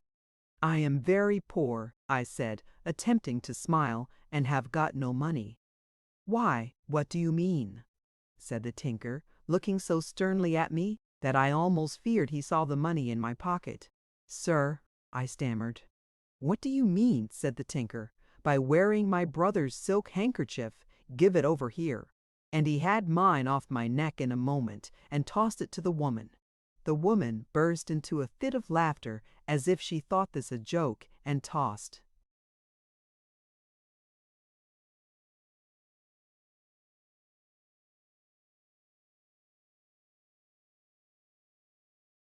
it back to me, nodded once as slightly as before, and made the word "go" with her lips. Before I could obey, however, the tinker seized the handkerchief out of my hand with a roughness that drew me away like a feather, and putting it loosely round his own neck, turned upon the woman with an oath, and knocked her down. I never shall forget seeing her fall backward on the hard road, and lie there with her bonnet tumbled off, and her hair all whitened in the dust. Nor, when I looked back from a distance, seeing her sitting on the pathway, which was a bank by the roadside, wiping the blood from her face with a corner of her shawl, while he went on ahead. This adventure frightened me so that afterwards, when I saw any of these people coming, I turned back until I could find a hiding place where I remained until they had gone out of sight, which happened so often that I was very seriously delayed. But under this difficulty, as under all the other difficulties of my journey, I seemed to be sustained and led on by my fanciful picture of my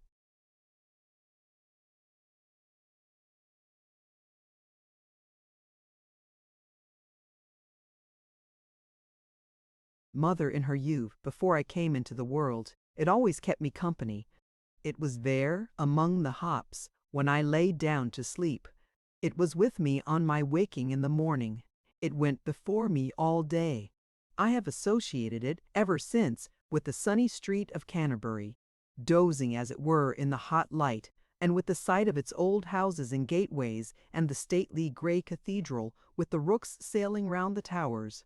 When I came at last upon the bare wide downs near Dover, it relieved the solitary aspect of the scene with hope, and not until I reached that first great aim of my journey, and actually set foot in the town itself, on the 6th day of my flight, did it desert me. But then, strange to say, when I stood with my ragged shoes and my dusty, sunburnt, half-clothed figure in the place so long desired, it seemed to vanish like a dream, and to leave me helpless and dispirited. I inquired about my aunt among the boatmen first, and received various answers. One said she lived in the South Foreland light and had singed her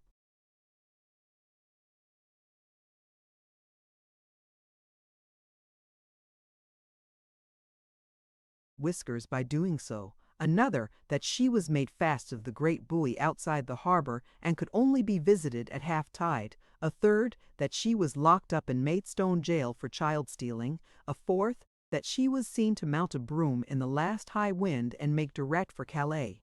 The fly drivers, among whom I inquired next, were equally jocose and equally disrespectful. And the shopkeepers, not liking my appearance, generally replied, without hearing what I had to say, that they had got nothing for me.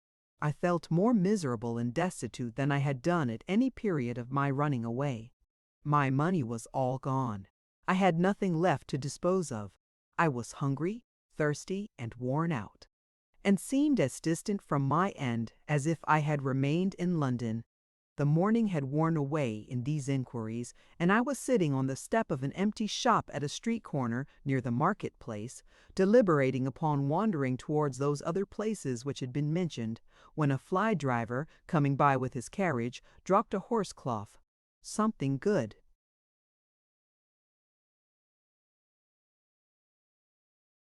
natured in the man's face as I handed it up, encouraged me to ask him if he could tell me where Miss Trotwood lived, though I had asked the question so often that it almost died upon my lips. Trotwood, said he. Let me see. I know the name too. Old lady? Yes, I said, rather. Pretty stiff in the back, said he, making himself upright. Yes, I said. I should think it very likely. Carries a bag? Said he. Bag with a good deal of room in it is gruffish and comes down upon you sharp. My heart sank within me as I acknowledged the undoubted accuracy of this description.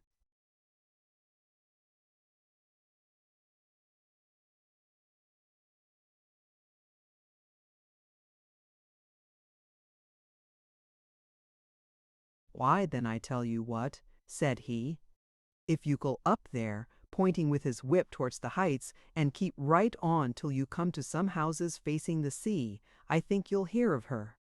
My opinion is she won't stand anything, so here's a penny for you. I accepted the gift thankfully and bought a loaf with it.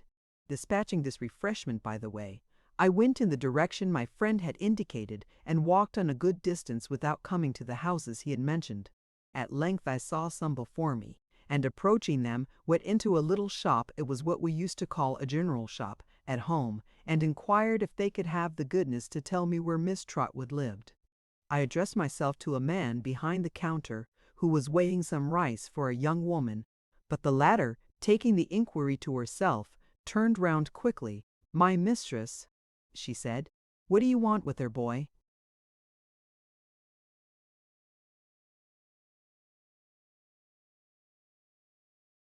I want, I replied, to speak to her, if you please. To beg of her, you mean, retorted the damsel. No, I said, indeed. But suddenly remembering that, in truth, I came for no other purpose, I held my peace in confusion and felt my face burn. My aunt's handmaid, as I supposed she was from what she had said, put her rice in a little basket and walked out of the shop, telling me that I could follow her if I wanted to know where Miss Trotwood lived. I needed no second permission, though I was by this time in such a state of consternation and agitation that my legs shook under me. I followed the young woman, and we soon came to a very neat little cottage with cheerful bow windows, in front of it a small square gravelled court or garden full of flowers, carefully tended and smelling deliciously.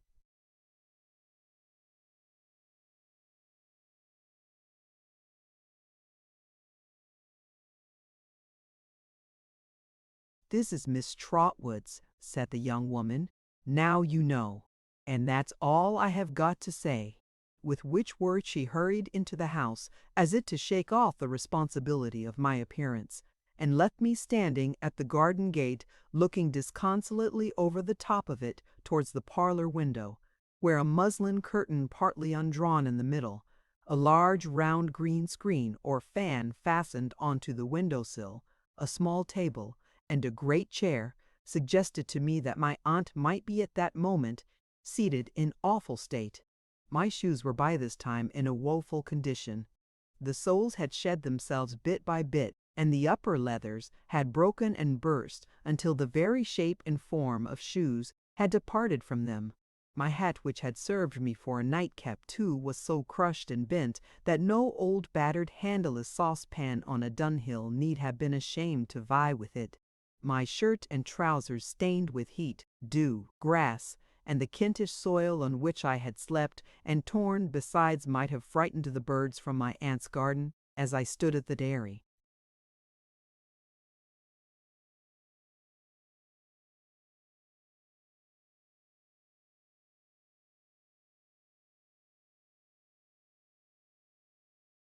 Gate. My hair had known no comb or brush since I left London. My face, neck, and hands, from unaccustomed exposure to the air and sun, were burnt to a berry brown. From head to foot I was powdered almost as white with chalk and dust as if I had come out of a lime kiln. In this plight, and with a strong consciousness of it, I waited to introduce myself to, and make my first impression on, my formidable aunt. The unbroken stillness of the parlor window leading me to infer, after a while, that she was not there. I lifted up my eyes to the window above it, where I saw a florid, pleasant-looking gentleman with a grey head, who shut up one eye in a grotesque manner, nodded his head at me several times, shook it at me often, laughed, and went away.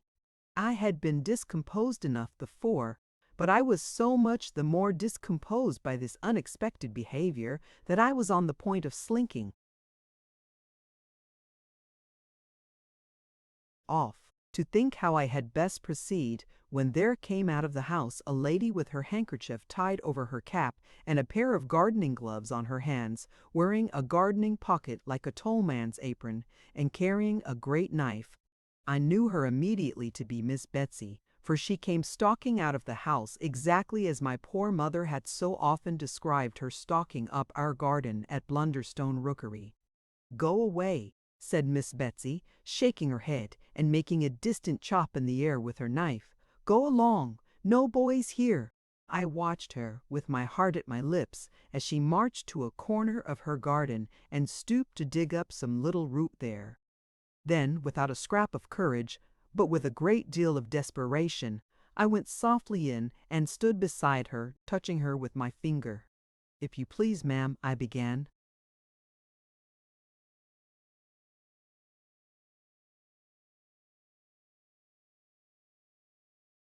She started and looked up. "If you please, aunt." exclaimed Miss Betsy in a tone of amazement I have never heard approached. "If you please, aunt, I am your nephew." "Oh, Lord," said my aunt, and sat flat down in the garden path. "I am David Copperfield of Blunderstone in Suffolk, where you came, on the night when I was born, and saw my dear mamma. I have been very unhappy since she died." I had been slighted and taught nothing and thrown upon myself and put to work not fit for me. It made me run away to you. I was robbed at first setting out, and have walked all the way, and have never slept in a bed since I began the journey. Here my self-support gave way all at once, and with a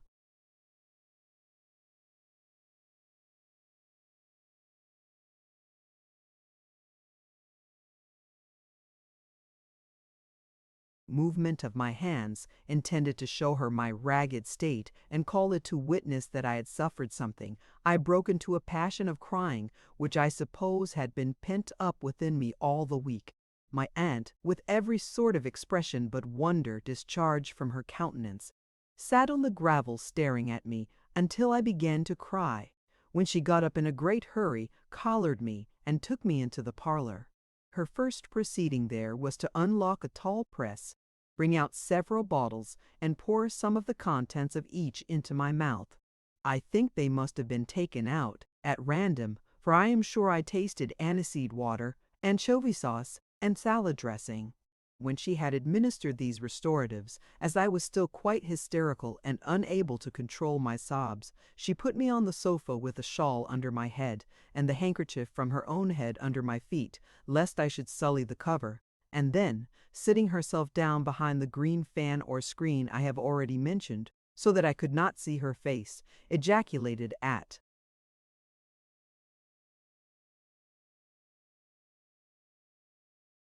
intervals, "Mercy on us," letting those exclamations off like minute guns.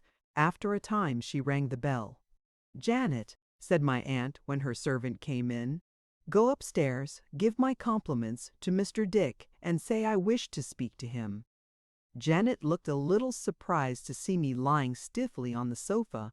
I was afraid to move lest it should be displeasing to my aunt, but went on her errand. My aunt, with her hands behind her, walked up and down the room until the gentleman who had squinted at me from the upper window came in laughing. "Mr. Dick," said my aunt, "don't be a fool, because nobody can be more discreet than you can when you choose. We all know that, so don't be a fool, whatever you are." The gentleman was serious immediately and looked at me, I thought, as if he would entreat me to say nothing about the window.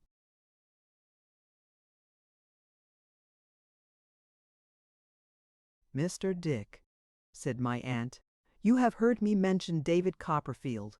Now don't pretend not to have a memory, because you and I know better." "David Copperfield," said Mr. Dick, who did not appear to me to remember much about it. "David Copperfield? Oh yes, to be sure. David, certainly." "Well," said my aunt, "this is his boy, his son. He would be as like his father as it's possible to be, if he was not so like his mother, too." "His son?" said Mr. Dick. "David's son, indeed." "Yes," pursued my aunt, "and he has done a pretty piece of business. He has run away." "Ah! His sister, Betsy Trotwood, never would have run away." My aunt shook her head firmly, confident in the character and behavior of the girl who never was born. "Oh, you think she wouldn't have run away?" said Mr. Dick. "Bless and save the man," exclaimed my aunt sharply. "How he talks! Don't I know she wouldn't? She would have lived with her godmother, and we should have been devoted to one another. Where, in the name of wonder, should his sister, Betsy Trotwood, have run from or to?" "Nowhere," said Mr. Dick. "Well then," returned my aunt, softened by the reply, "how can you pretend to be wool-gathering, Dick, when you are as sharp as a surgeon's lancet? Now, here you see young David Copperfield, and the question I put to you is, what shall I do with him?" "What shall you do with him?" said Mr. Dick feebly, scratching his head. "Oh, do with him? Yes," said my aunt with a grave look and her forefinger held up. "Come, I want."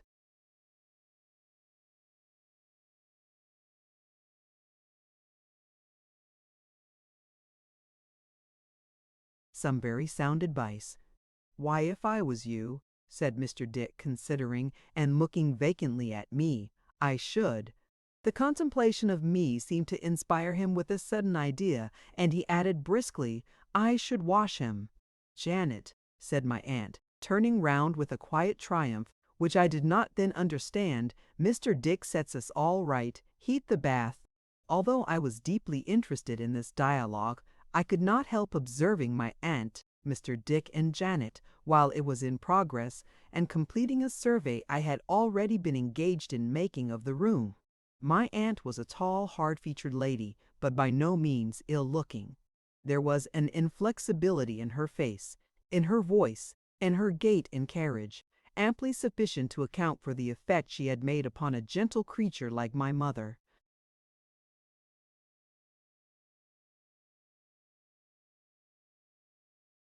But her features were rather handsome than otherwise, though unbending and austere. I particularly noticed that she had a very quick, bright eye. Her hair, which was gray, was arranged in two plain divisions, under what I believe would be called a mob cap. I mean a cap, much more common then than now, with side pieces fastening under the chin. Her dress was of a lavender color, and perfectly neat, but scantily made, as if she desired to be as little encumbered as possible. I remember that I thought it, in form, more like a riding habit with the superfluous skirt cut off, than anything else. She wore at her side a gentleman's gold watch, if I might judge from its size and make, with an appropriate chain and seals.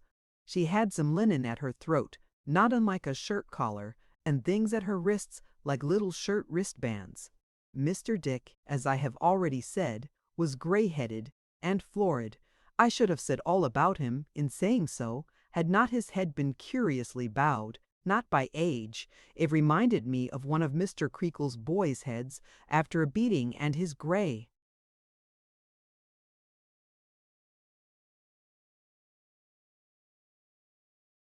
Eyes prominent and large, with a strange kind of watery brightness in them that made me, in combination with his vacant manner, his submission to my aunt, and his childish delight when she praised him, suspect him of being a little mad, though, if he were mad, how he came to be there puzzled me extremely. He was dressed like any other ordinary gentleman, in a loose gray morning coat and waistcoat and white trousers, and had his watch in his fob, and his money in his pockets, which he rattled as if he were very proud of it. Janet was a pretty blooming girl, of about 19 or 20, and the perfect picture of neatness. Though I made no further observation of her at the moment, I may mention here what I did not discover until afterwards, namely, that she was one of a series of protégées whom my aunt had taken into her service expressly to educate in a renouncement of mankind, and who had generally completed their abjuration by marrying the baker.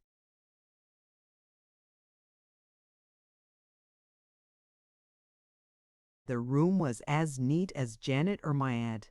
As I laid down my pen, a moment since, to think of it, the air from the sea came blowing in again, mixed with the perfume of the flowers, and I saw the old-fashioned furniture brightly rubbed and polished, my aunt's inviolable chair and table by the round green fan in the bow window, the drugget-covered carpet, the cat, the kettle-holder, the two canaries, the old china, the punch-bowl full of dried rose-leaves, the tall press guarding all sorts of bottles and pipats. Janet had gone away to get the bath ready when my aunt, to my great alarm, became in one moment rigid with indignation and had hardly voice to cry out, "Janet, donkeys!" Upon which Janet came running up the stairs as if the house were in flames, darted out on a little piece of green in front, and warned off 2 saddle donkeys.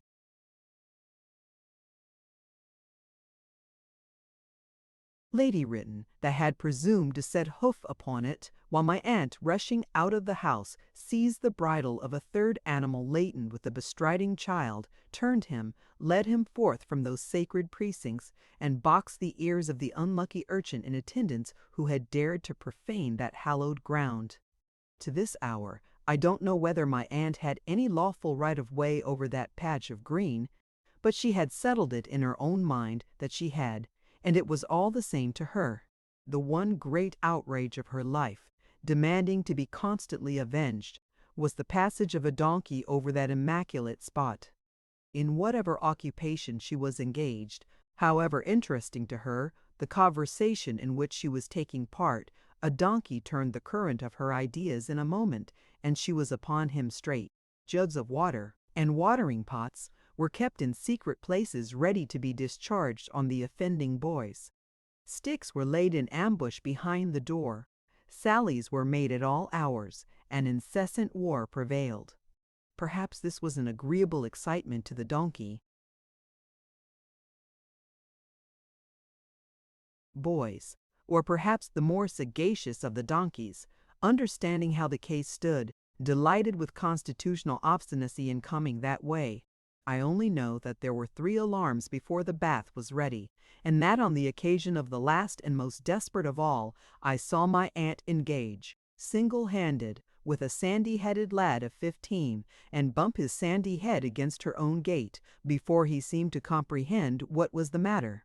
These interruptions were of the more ridiculous to me because she was giving me broth out of a tablespoon at the time, having firmly persuaded herself that I was actually starving and must receive nourishment at first in very small quantities, and, while my mouth was yet open to receive the spoon, she would put it back into the basin, cry "Janet," donkeys, and go out to the assault. The bath was a great comfort, for I began to be sensible of acute pains in my limbs from lying out in the fields, and was now so tired and low that I could hardly keep myself awake for 5 minutes together. When I had bathed,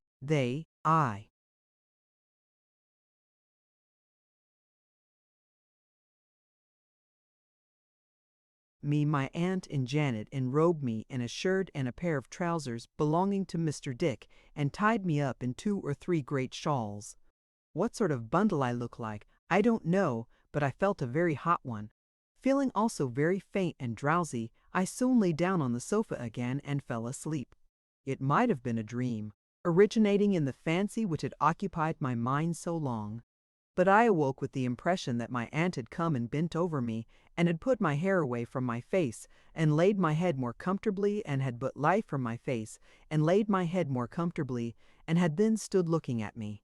The words "pretty fellow" or "poor fellow" seemed to be in my ears too, but certainly there was nothing else when I awoke to lead me to believe that they had been uttered by my aunt, who sat in the bow window gazing at the sea from behind the green fan which was mounted on a kind of swivel and turned any way.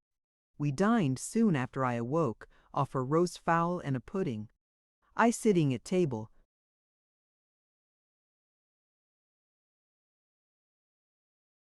not unlike a trussed bird myself, and moving my arms with considerable difficulty. But as my aunt had swathed me up, I made no complaint of being inconvenienced. All this time I was deeply anxious to know what she was going to do with me, but she took her dinner in profound silence, except when she occasionally fixed her eyes on me sitting opposite and said, "Mercy upon us," which did not by any means relieve my anxiety. The cloth being drawn, and some sherry put upon the table of which I had a glass, my aunt sent up for Mr. Dick again, who joined us, and looked as wise as he could when she requested him to attend to my story, which she elicited from me gradually by a course of questions. During my recital, she kept her eyes on Mr. Dick, who I thought would have gone to sleep but for that, and who, whensoever he lapsed into a smile, was checked by a frown from my aunt. Whatever possessed that poor unfortunate baby, that she must go and be.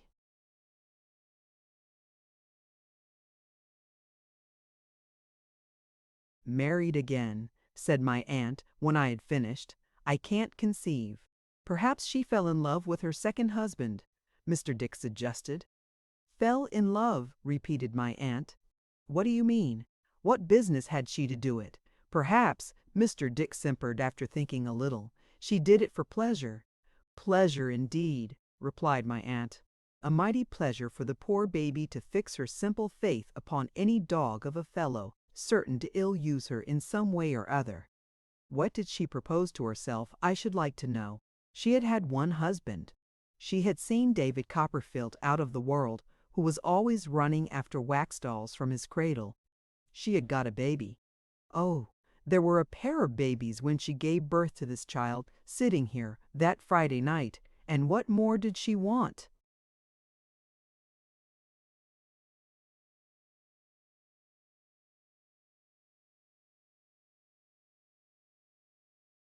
Mr. Dick secretly shook his head at me, as if he thought there was no getting over this. She couldn't even have a baby like anybody else, said my aunt. Where was this child's sister, Betsy Trotwood? Not forthcoming, don't tell me. Mr. Dick seemed quite frightened. That little man of a doctor, with his head on one side, said my aunt. Jellips, or whatever his name was, what was he about? All he could do was to say to me, like a Robin Redbreast as he is, "It's a boy." A boy! Yah, the imbecility of the whole set of 'em. The heartiness of the ejaculation startled Mr. Dick exceedingly, and me too, if I am to tell the truth. And then, as if this was not enough, and she had not stood sufficiently in the light of this child's sister, Betsy Trotwood, said my aunt. She marries a second time, goes and marries a murderer or a man with a name like it, and stands in this child's light. And the natural consequence is, as anybody but a baby might have foreseen, that he prowls and wanders. He's as like Cain before he was grown up as he can be. Mr. Dick looked hard at me, as if to identify me in this character. And then there's that woman with the pagan name, said my aunt. That Peggotty, she goes and gets married next. Because she has not seen enough of the evil attending such things, she goes and gets married next, as the child relates. I only hope, said my aunt, shaking her head, that her husband is one of those poker husbands who abound in the newspapers, and will beat her well with one. I could not bear to hear my old nurse so decried, and made the subject of such a wish. I told my aunt that indeed she was mistaken, that Peggotty was the best.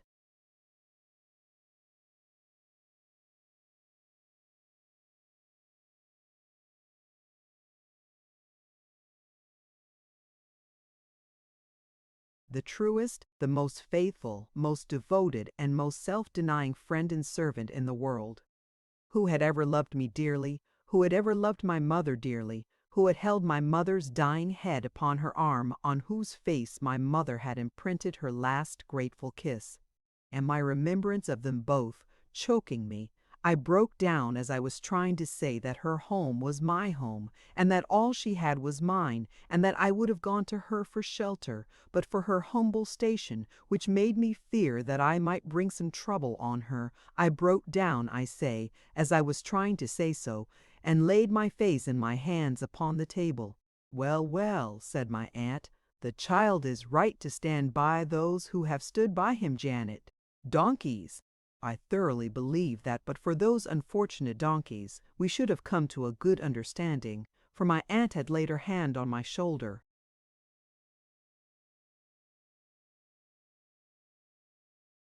And the impulse was upon me, thus emboldened, to embrace her and beseech her protection.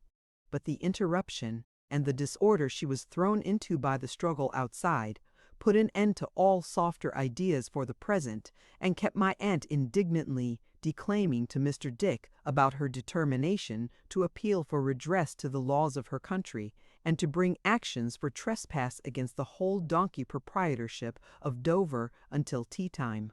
After tea, we sat at the window on the lookout, as I imagined, from my aunt's sharp expression of face, for more invaders until dusk, when Janet set candles and a backgammon board on the table, and pulled down the blinds. Now, Mr. Dick, said my aunt with her grave look and her forefinger up as before, I am going to ask you another question. Look at this child. David's son? Said Mr. Dick with an attentive, puzzled face. Exactly so, returned my aunt. What would you do with him now? Do with David's son? Said Mr. Dick. Aye, replied my aunt, with David's son? Oh, said Mr. Dick, yes. Do with. I should put him to bed. Janet, cried my aunt with the same complacent triumph that I had remarked before. Mr. Dick sets us all right. If the bed is ready, we'll take him up to it. Janet reporting it to be quite ready, I was taken up to it, kindly, but in some sort like a prisoner, my aunt going in front and Janet bringing up the rear. The only circumstance which gave me any new hope was my aunt's stopping on the stairs to inquire about a smell of fire that was prevalent there, and Janet's replying that she had been making tinder down in the kitchen of my old shirt. But there were no other clothes in my room than the odd heap of things I wore.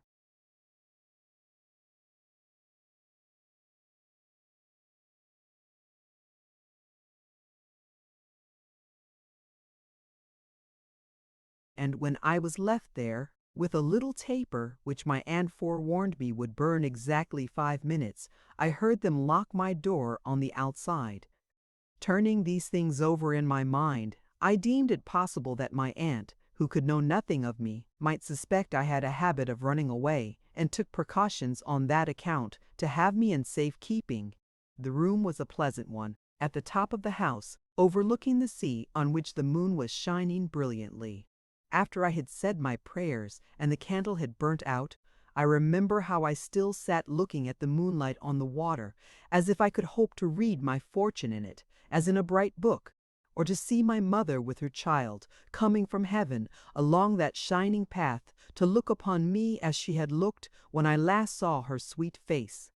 I remember how the solemn feeling with which at length I turned my eyes away yielded to the sensation of gratitude and rest which the sight of the white curtained bed, and how much more the lying softly down upon it, nestling in the snow white.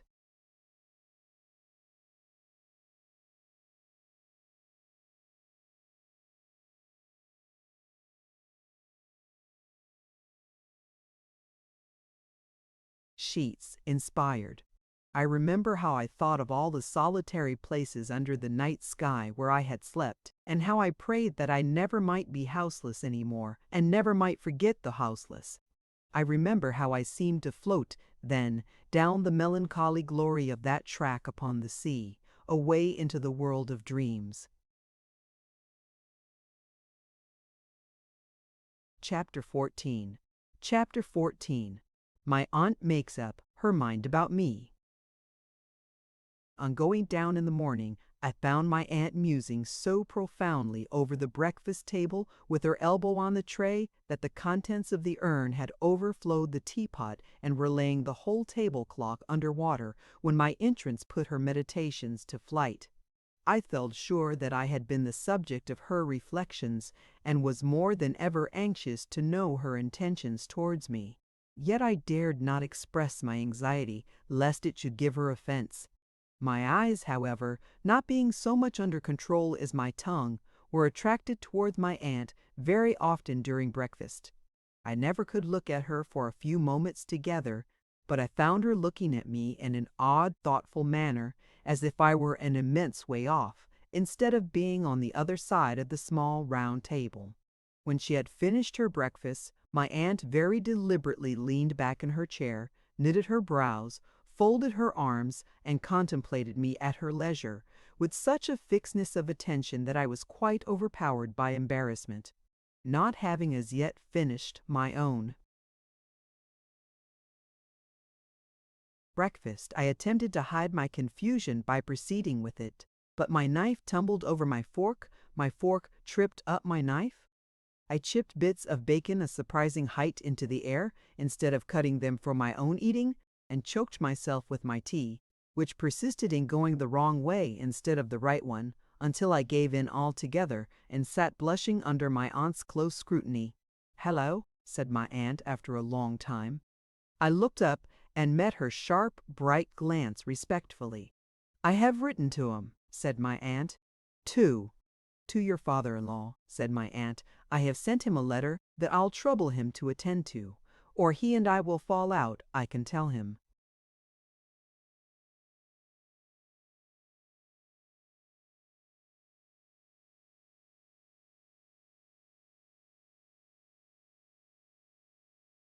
"Does he know where I am, aunt?" I inquired, alarmed.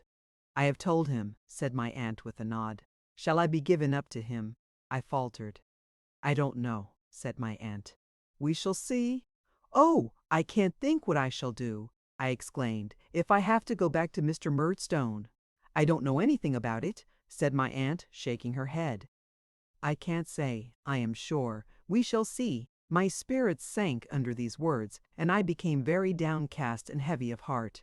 My aunt, without appearing to take much heed of me, put on a coarse apron with a bib, which she took out of the press, washed up the teacups with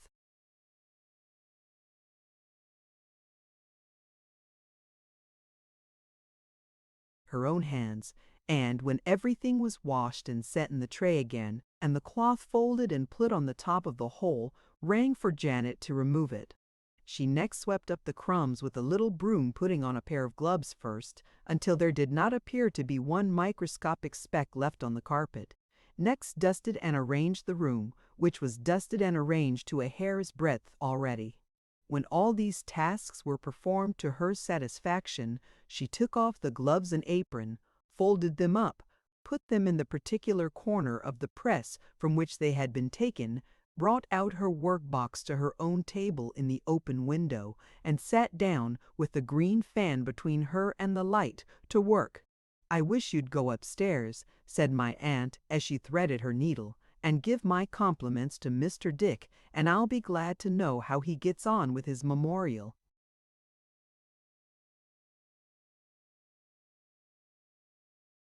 I rose with all alacrity to acquit myself of this commission. "I suppose," said my aunt, eyeing me as narrowly as she had eyed the needle in threading it, "you think Mr. Dick a short name, eh?" "I thought it was rather a short name yesterday," I confessed. "You are not to suppose that he hasn't got a longer name, if he chose to use it," said my aunt with a loftier air.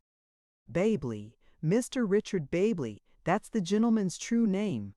I was going to suggest, with a modest sense of my youth and the familiarity I had been already guilty of, that I had better give him the full benefit of that name, when my aunt went on to say, "But don't you call him by it, whatever you do. He can't bear his name. That's a peculiarity of his, though I don't know that it's much of a peculiarity either, for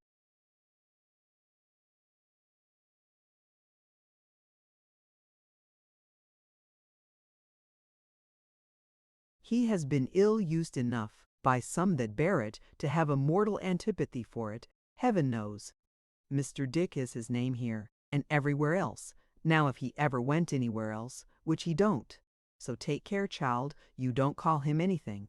But Mr. Dick." I promised to obey, and went upstairs with my message, thinking, as I went, that if Mr. Dick had been working at his memorial long, at the same rate as I had seen him working at it, through the open door, when I came down, he was probably getting on very well indeed. I found him still driving at it with a long pen, and his head almost laid upon the paper. He was so intent upon it that I had ample leisure to observe the large paper kite in a corner, the confusion of bundles of manuscript, the number of pens, and, above all, the quantity of ink which he seemed to have in half-gallon jars by the dozen, before he observed my being present.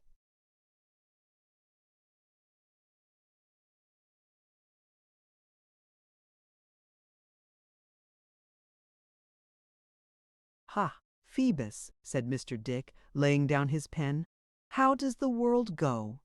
I'll tell you what," he added, in a lower tone, "I shouldn't wish it to be mentioned, but it's a—" Here he beckoned to me, and put his lips close to my ear. "It's a mad world." "Mad as Bedlam, boy," said Mr. Dick, taking snuff from a round box on the table and laughing heartily. Without presuming to give my opinion on this question, I delivered my message. "Well," said Mr. Dick in answer, "my compliments to her and I believe I have made a start." "I think I have made a start," said Mr. Dick, passing his hand among his gray hair, and casting anything but a confident look at his manuscript. "You have been to school?" "Yes, sir," I answered, "for a short time." "Do you recollect the date?" said Mr. Dick, looking earnestly at me, and taking up his pen to note it down, "when King Charles I had his head cut off?" I said I believed it happened in the year 1649. "Well," returned Mr. Dick, scratching his ear with his pen, and looking dubiously at me, "so the books say, but I don't see how that can be." because if it was so long ago, how could the people about him have made that mistake of putting some of the trouble out of his head after it was taken off into mine? I was very much surprised by the inquiry, but could give no information on this point. "It's very strange," said Mr. Dick, with a despondent look upon his papers, and with his hand among his hair again, "that I never can get that quite right. I never can make that perfectly clear, but no matter, no matter," he said cheerfully, and rousing himself, "there's time enough. My compliments to Miss Trotwood. I am getting on very well indeed." I was going away when he directed my attention to the kite. "What do you think of that for a kite?" he said. I answered that it was a beautiful one. "I should think it must have been as much as 7 feet high. I made it. We'll go and fly it, you and I," said Mr. Dick. "Do you see this?" He showed me that it was covered with manuscript, very closely and laboriously written, but so plainly that as I looked along the lines, I thought I saw some allusion to King Charles I.'s head again in 1 or 2 places. "There's plenty of string," said Mr. Dick, "and when it flies high, it takes the facts a long way. That's my manner of diffusing 'em. I don't know where they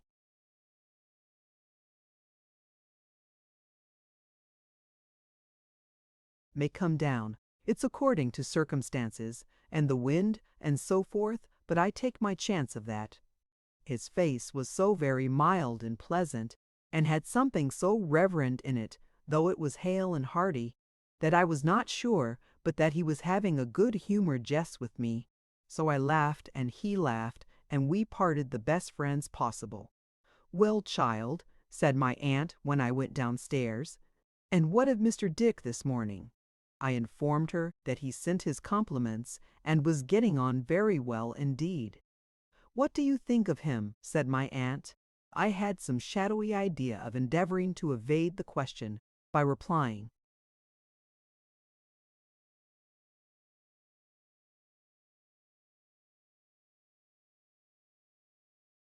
that I thought him a very nice gentleman. But my aunt was not to be so put off, for she laid her work down in her lap and said, folding her hands upon it, "Come, your sister Betsy Trotwood would have told me what she thought of anyone, directly. Be as like your sister as you can and speak out." Is Mr. Dick?" I asked because I don't know, aunt. "Is he at all out of his mind then?" I stammered, for I felt I was on dangerous ground. "Not a morsel," said my aunt. "Oh, indeed," I observed faintly. "If there is anything in the world," said my aunt with great decision and force of manner, "that Mr. Dick is not, it's that."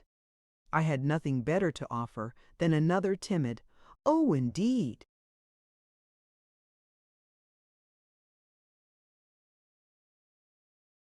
"He has been called mad," said my aunt. I have a selfish pleasure in saying he has been called mad, or I should not have had the benefit of his society and advice for these last 10 years and upwards, in fact, ever since your sister Betsy Trotwood disappointed me. "So long as that," I said, "and nice people they were who had the audacity to call him mad," pursued my aunt. "Mr. Dick is a sort of distant connection of mine, it doesn't matter how. I needn't enter into that. If it hadn't been for me, his own brother would have shut him up for life. That's all. I am afraid it was hypocritical in me, but seeing that my aunt felt strongly on the subject, I tried to look as if I felt strongly too.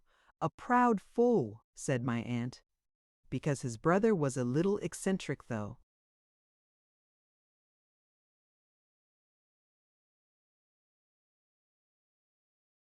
"He is not half so eccentric as a good many people. He didn't like to have him visible about his house, and sent him away to some private asylum place, though he had been left to his particular care by their deceased father, who thought him almost unnatural.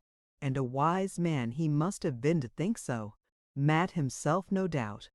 Again, as my aunt looked quite convinced, I endeavored to look quite convinced also. "So I stepped in," said my aunt, "and made him an offer. I said, 'Your brother's sane, a great deal more sane than you are, or ever will be, it is to be hoped. Let him have his little income and come and live with me.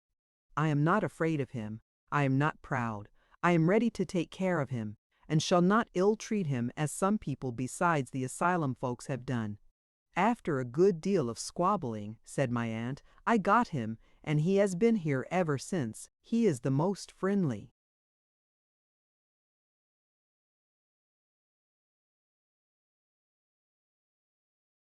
and amenable creature in existence.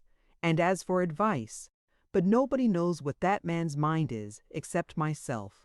My aunt smoothed her dress and shook her head as if she smoothed defiance of the whole world out of the one and shook it out of the other. He had a favorite sister, said my aunt, a good creature, and very kind to him, but she did what they all do to a husband, and He did what they all do made her wretched. It had such an effect upon the mind of Mr. Dick that's not madness, I hope, that combined with his fear of his brother and his sense of his unkindness, it threw him into a fever. That was before he came to me, but the recollection of it is oppressive to him even now. Did he say anything to you about King Charles the First, child? Yes, aunt.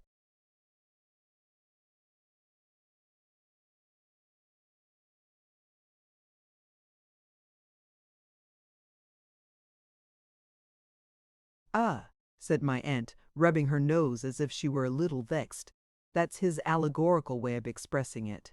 He connects his illness with great disturbance and agitation, naturally, and that's the figure, or the simile, or whatever it's called, which he chooses to use. And why shouldn't he if he thinks proper? I said, certainly, aunt. It's not a business-like way of speaking, said my aunt, nor a worldly way. I am aware of that. And that's the reason why I insist upon it, that there shan't be a word about it in his memorial. Is it a memorial about his own history that he is writing, aunt? Yes, child, said my aunt, rubbing her nose again. He is memorializing the Lord Chancellor, or the Lord somebody or other one of those people, at all events, who are paid to be memorialized about his affairs. I suppose it will go in one of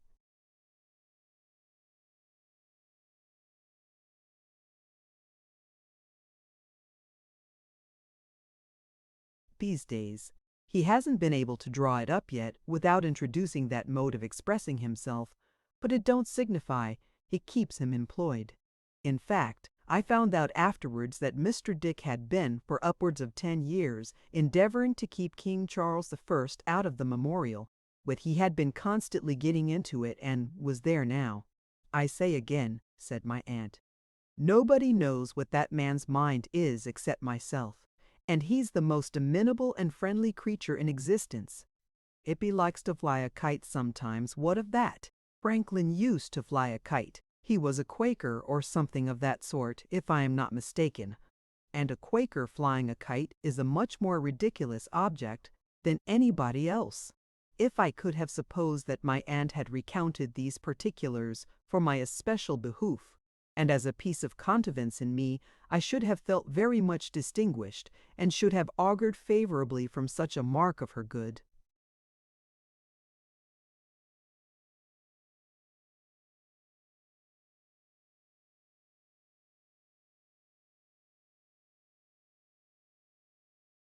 Opinion. But I could hardly help observing that she had launched into them, chiefly because the question was raised in her own mind and with very little reference to me, though she had addressed herself to me in the absence of anybody else. At the same time, I must say that the generosity of her championship of poor harmless Mr. Dick not only inspired my young breast with some selfish hope for myself, but warmed it unselfishly towards her. I believe that I began to know that there was something about my aunt, notwithstanding her many eccentricities and odd humors, to be honored and trusted in. Though she was just as sharp that day as on the day before, and was in and out about the donkeys just as often, and was thrown into a tremendous state of indignation when a young man, going by, ogled Janet at her window, which was one of the gravest misdemeanors that could be committed against my aunt's dignity, she seemed to me to command more of my respect, if not less of my fear.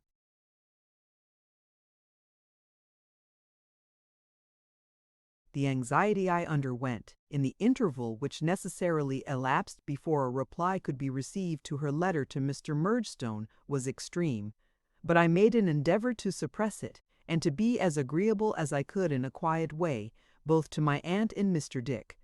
The latter and I would have gone out to fly the great kite, but that I had still no other clothes than the anything but ornamental garments with which I had been decorated on the first day, and which confined me to the house, except for an hour after dark, when my aunt, for my health's sake, paraded me up and down on the cliff outside before going to bed. At length the reply from Mr. Murdstone came, and my aunt informed me, to my infinite terror, that he was coming to speak to her herself on the next day. On the next day, still bundled up in my curious habiliments, I sat counting the time, flushed and heated by the conflict of sinking hopes and rising fears within me, and waiting to be startled by the sight of the gloomy face whose non-arrival startled me every minute.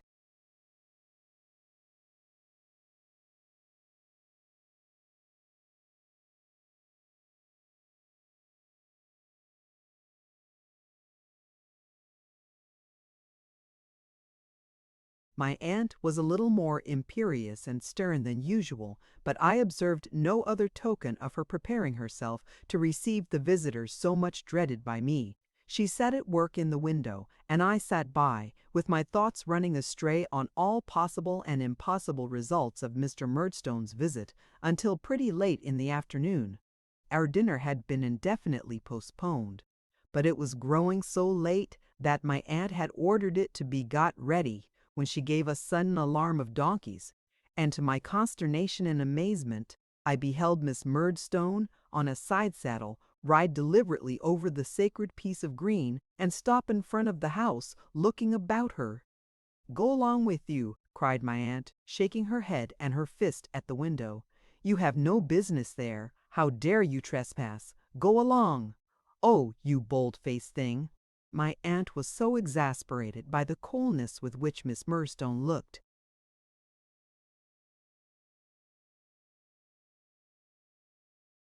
about her that I really believe she was motionless and unable for the moment to dart out according to custom. I seized the opportunity to inform her who it was, and that the gentleman now coming near the offender, for the way up was very steep, and he had dropped behind, was Mr. Murdstone himself. "I don't care who it is," cried my aunt, still shaking her head and gesticulating anything but welcome from the bow window. "I won't be trespassed upon. I won't allow it. Go away. Janet, turn him round. Lead him off."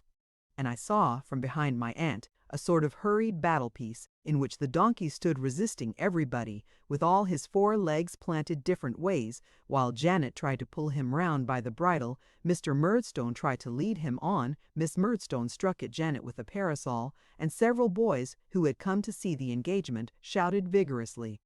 But my aunt, suddenly descrying among them the young malefactor who was the donkey's guardian, and who was one of the most inveterate offenders against her, though hardly in his teens, rushed out.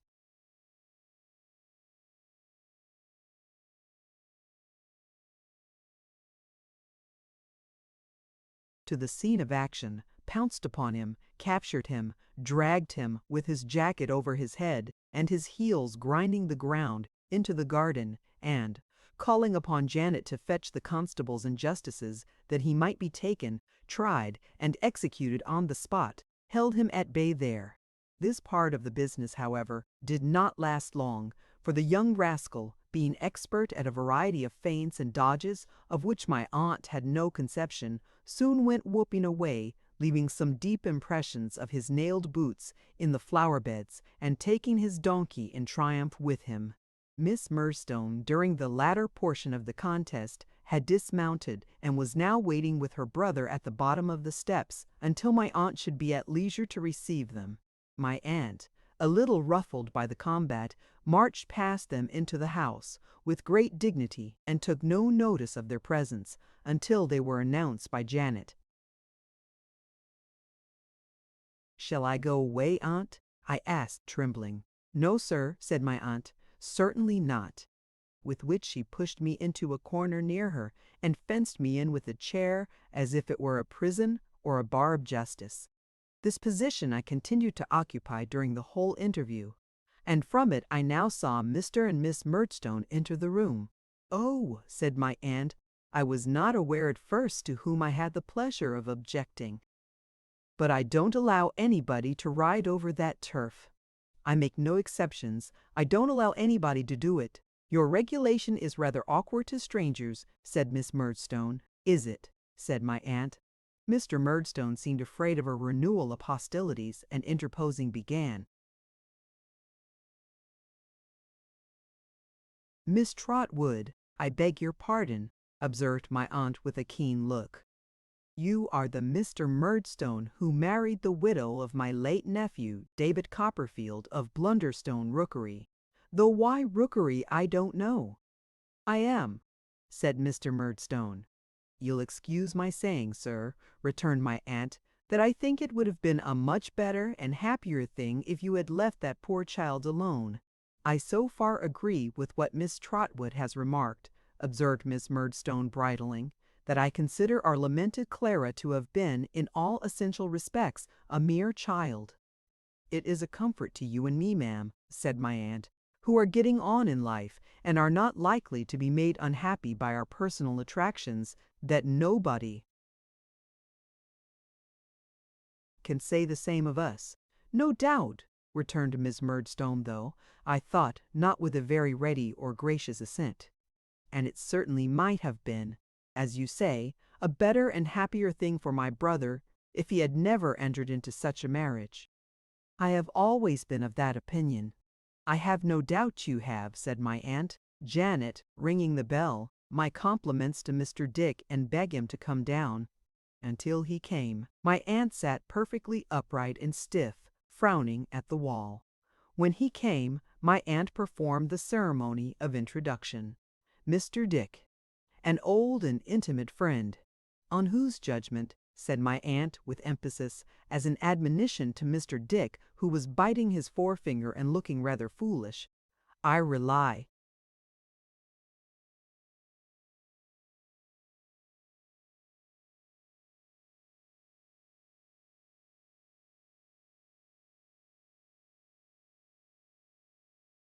Mr. Dick took his finger out of his mouth on this hint and stood among the group with a grave and attentive expression of face. My aunt inclined her head to Mr. Murdstone, who went on, "Miss Trotwood, on the receipt of your letter, I considered it an act of greater justice to myself, and perhaps of more respect to you." "Thank you," said my aunt, still eyeing him keenly. "You needn't mind me to answer it in person, however inconvenient the journey," pursued Mr. Murdstone, "rather than by letter. This unhappy boy who has run away from his friends and his occupation, and whose appearance," interposed his sister, directing general attention to me in my indefinable costume, "is perfectly scandalous and disgraceful."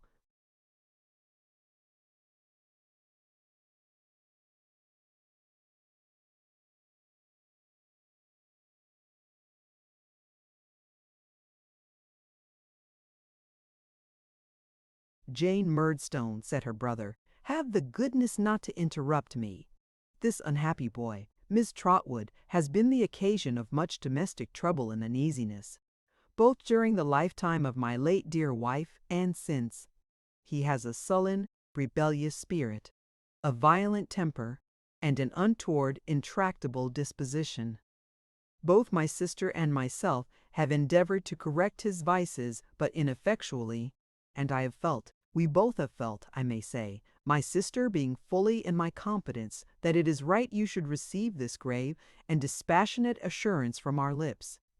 It can hardly be necessary for me to confirm anything stated by my brother," said Miss Murdstone, "but I beg to observe that of all the boys in the world, I believe this is the worst boy."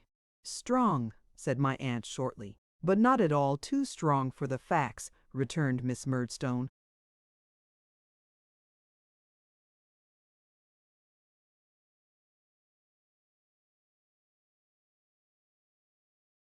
"Ha!" said my aunt. "Well, sir, I have my own opinions. resumed Mr. Murdstone, whose face darkened more and more, the more he and my aunt observed each other, which they did very narrowly, as to the best mode of bringing him up. They are founded in part on my knowledge of him, and in part on my knowledge of him, and in part on my knowledge of my own means and resources. I am responsible for them to myself. I act upon them, and I say no more about them. It is enough that I place this boy under the eye of a friend of my own, in a respectable business, that it does not please him, that he runs away from it, makes himself a common vagabond about the country, and comes here, in rags, to appeal to you, Miss Trotwood. I wish to set before you honorably the exact consequences so far as they are within my knowledge of your abetting him in this appeal. But about the respectable business first, said my aunt. If he had been your own boy, you would have put him to it just the same, I suppose? If he had been my brother's own boy, returned Miss Murdstone, striking in, his character, I trust, would have been altogether different. Or if the poor child, his mother, had been alive, he would still have gone into the respectable business, would he? Said my aunt. I believe, said Mr. Murdstone with an inclination of his head, that Clara would have disputed nothing which myself and my sister Jane Murdstone were agreed was for the best. Miss Murdstone confirmed this with an audible murmur. Humph, said my aunt, unfortunate baby. Mr. Dick, who had been rattling his money all this time, was rattling it so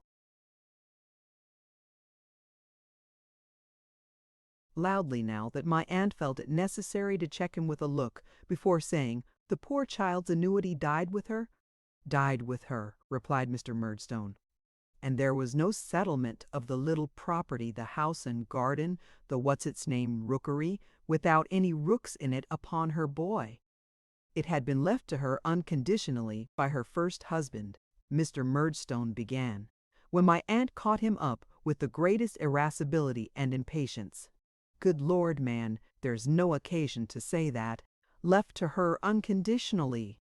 I think I see David Copperfield looking forward to any condition of any sort or kind, though it stared him point blank in the face. Of course it was left to her.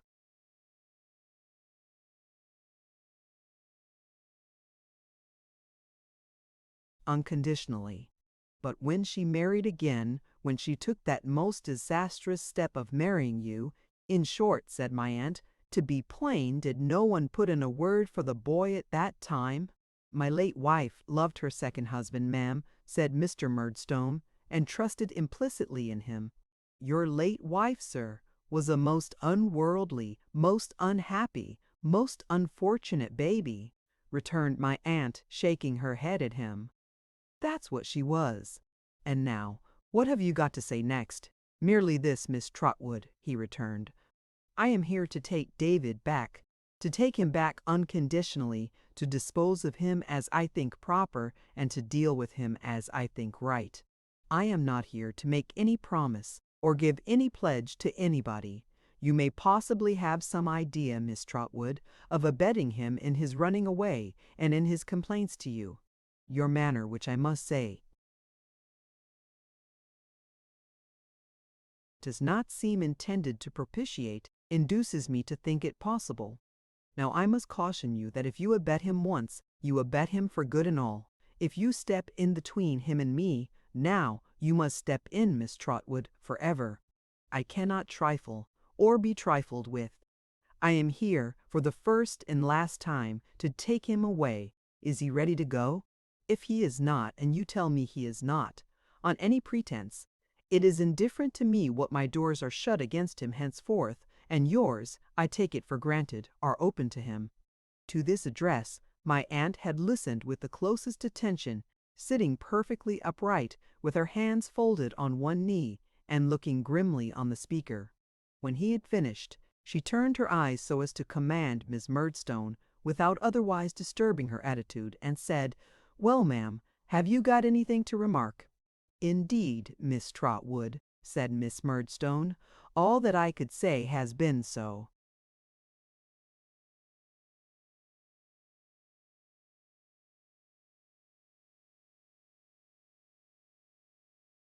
Well said by my brother, and all that I know to be the fact has been so plainly stated by him, that I have nothing to add except my thanks for your politeness. For your very great politeness, I am sure, said Miss Murdstone, with an irony which no more affected my aunt than it discomposed the cannon I had slept by at Chatham. And what does the boy say? Said my aunt. Are you ready to go, David? I answered no, and entreated her not to let me go. I said that neither Mr. nor Miss Murdstone had ever liked me, or had ever been kind to me, that they had made my mamma, who always loved me dearly, unhappy about me, and that I knew it well, and that Peggotty knew it. I said that I had been more miserable than I thought anybody could believe who only knew how young I was. And I begged and prayed my aunt, I forget in what terms now, but I remember that they affected me very much then to befriend and protect me for my father's sake. Mr. Dick, said my aunt, what shall I do with this child? Mr. Dick considered, hesitated, brightened, and rejoined, have him measured for a suit of clothes directly. Mr. Dick, said my aunt triumphantly, give me your hand, for your common sense is invaluable. Having shaken it with great cordiality, she pulled me towards her and said to Mr. Murdstone, you can go when you like. I'll take my chance with the boy. If he's all you say he is, at least I can do as much for him then as you have done. But I don't believe a word of it. Miss Trotwood, rejoined Mr. Murdstone, shrugging his shoulders as he rose, if you were a gentleman.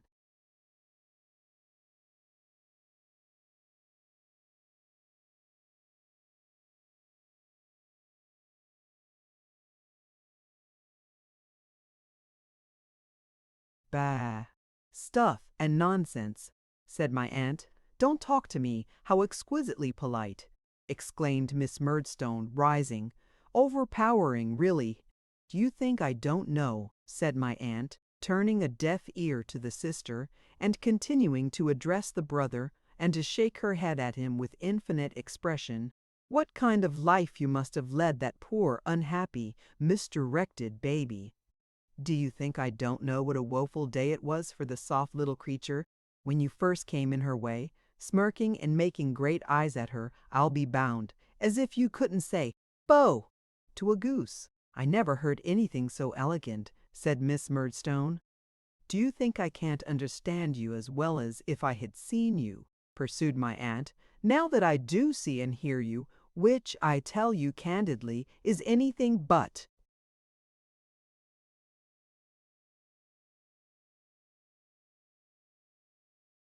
a pleasure to me? Oh yes, bless us, who's so smooth and silky as Mr. Murdstone at first, the poor benighted innocent had never seen such a man. He was made of sweetness.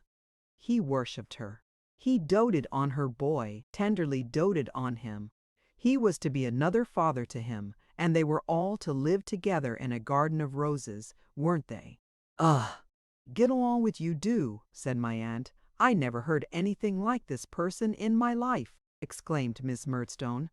And when you had made sure of the poor little fool, said my aunt, God forgive me that I should call her so, and she gone where you won't go in a hurry because you had not done wrong enough to her and hers. You must begin to train her, must you? Begin to break her like a poor caged bird and wear her deluded life away in teaching her to sing your notes?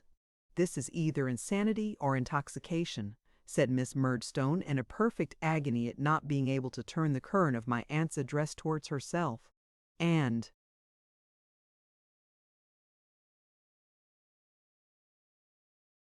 my suspicion is that it's intoxication.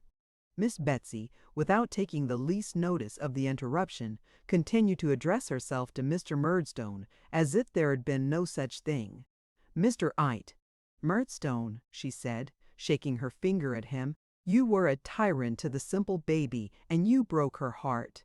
She was a loving baby, I know that. I knew it. Years before you ever saw her, and through the best part of her weakness, you gave her the wound she died of. There is the truth for your comfort, however you like it, and you and your instruments may make the most of it.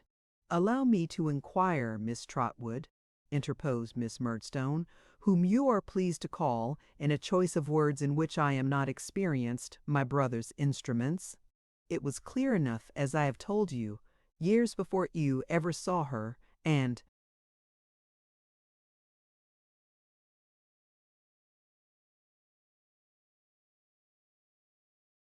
why, in the mysterious dispensations of Providence you ever did see her is more than humanity can comprehend. It was clear enough that the poor soft little thing would marry somebody at some time or other. But I did hope it wouldn't have been as bad as it has turned out. That was the time, Mr. Murdstone, when she gave birth to her boy here, said my aunt. To the poor child you sometimes tormented her through afterwards, which is a disagreeable remembrance and makes the sight of him odious now. Aye, you needn't wince, said my aunt. I know it's true without that. He had stood by the door all this while, observant of her with a smile upon his face, though his black eyebrows were heavily contracted. I remarked now that though the smile was on his face still, his color had gone in a moment, and he seemed to breathe as if he had been running. "Good day, sir," said my aunt, "and good-bye." "Good day to you too, ma'am," said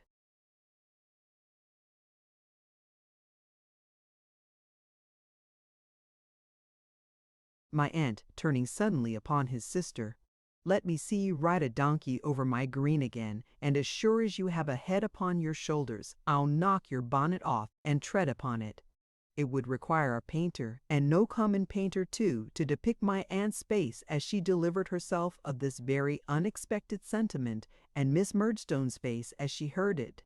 But the manner of the speech, no less than the matter, was so fiery that Miss Murdstone, without a word in answer, discreetly put her arm through her brother's, and walked haughtily out of the cottage, my aunt remaining in the window looking after them, prepared, I have no doubt, in case of the donkey's reappearance, to carry her threat into instant execution. No attempt at defiance being made, however, her face gradually relaxed, and became so pleasant that I was emboldened to kiss and thank her, which I did with great heartiness, and with both my arms clasped round her neck. I then shook hands with Mr. Dick, who shook hands with me a great many times, and hailed this happy close of the proceedings with repeated bursts of laughter. "You'll consider yourself guardian jointly with me of this child, Mr. Dick," said my aunt. "I shall be delighted," said Mr. Dick, "to be the guardian of David's son." "Very good," returned my aunt. "That's settled. I have been thinking, do you know, Mr. Dick, that I might call him Trotwood?" "Certainly, certainly." "Call him Trotwood, certainly," said Mr. Dick. "David's son's Trotwood." "Trotwood Copperfield, you mean," returned my aunt. "Yes, to be sure. Yes, Trotwood Copperfield," said Mr. Dick, a little abashed.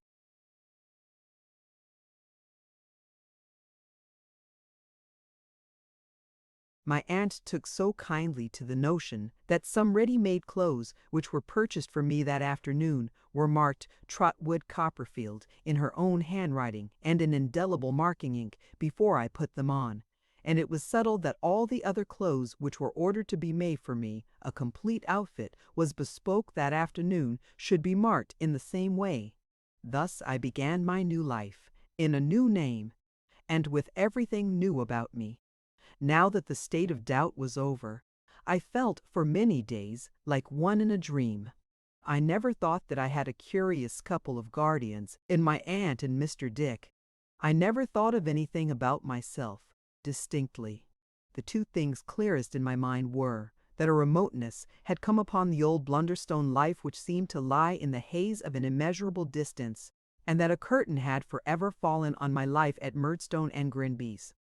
No one has ever raised that curtain since. I have lifted it for a moment, even in this narrative, with a reluctant hand, and dropped it gladly. The remembrance of that life is fraught with so much pain to me, with so much mental suffering and want of hope, that I have never had the courage even to examine how long I was doomed to lead it. Whether it lasted for a year, or more, or less, I do not know. I only know that it was, and ceased to be, and that I have written, and there I leave it.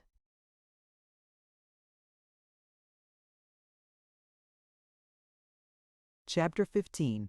I Make Another Beginning. Mr. Dick and I soon became the best of friends, and very often, when his day's work was done, went out together to fly the great kite. Every day of his life he had a long sitting at the memorial, which never made the least progress, however hard he labored, for King Charles I always strayed into it, sooner or later, and then it was thrown aside, and another one begun. The patience and hope with which he bore these perpetual disappointments, the mild perception he had that there was something wrong about King Charles I, the feeble efforts he made to keep him out, and the certainty with which he came in and tumbled the memorial out of all shape, made a deep impression on me. What Mr. Dick supposed would come of the memorial if it were completed, where he thought it was to go, or what he thought it was to do, he knew no more than anybody else, I believe. Nor was it at all necessary that he should trouble himself with such questions, for if anything were certain under the sun, it was certain that the memorial never would be finished. It was quite an affecting sight I used.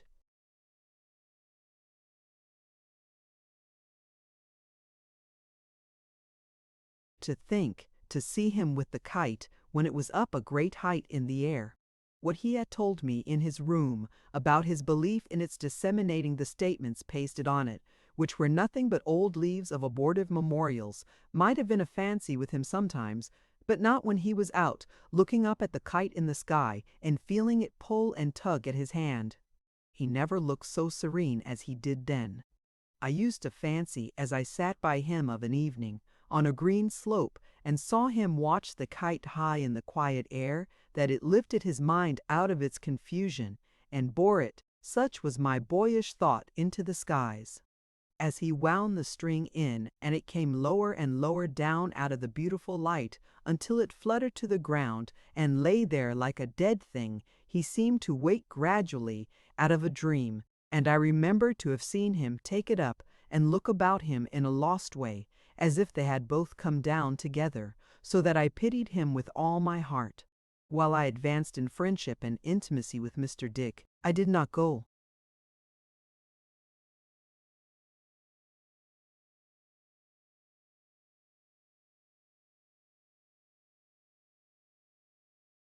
Backward in the favor of his staunch friend, my aunt.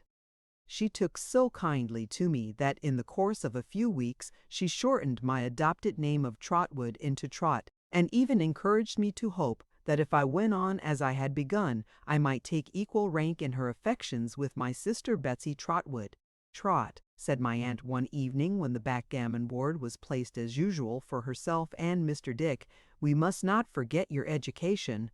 This was my only subject of anxiety, and I felt quite delighted by her referring to it. Should you like to go to school at Canterbury? Said my aunt. I replied that I should like it very much, as it was so near her. Good, said my aunt. Should you like to go tomorrow?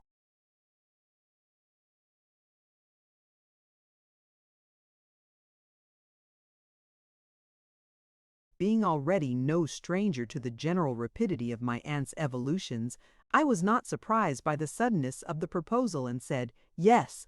Ah! Good, said my aunt again. Janet, hire the gray pony and to chaise tomorrow morning at 10 o'clock, and pack up Master Trotwood's clothes tonight. I was greatly elated by these orders, but my heart smote me for my selfishness when I witnessed their effect on Mr. Dick, who was so low-spirited at the prospect of our separation, and played so ill in consequence, that my aunt, after giving him several admonitory raps on the knuckles with her dice-box, shut up the board and declined to play with him any more. But, on hearing from my aunt that I should sometimes come over on a Saturday, and that he could sometimes come and see me on a Wednesday, he revived, and vowed to make another kite for those occasions, of proportions greatly surpassing the present one. In the morning he was downhearted again, and would have sustained.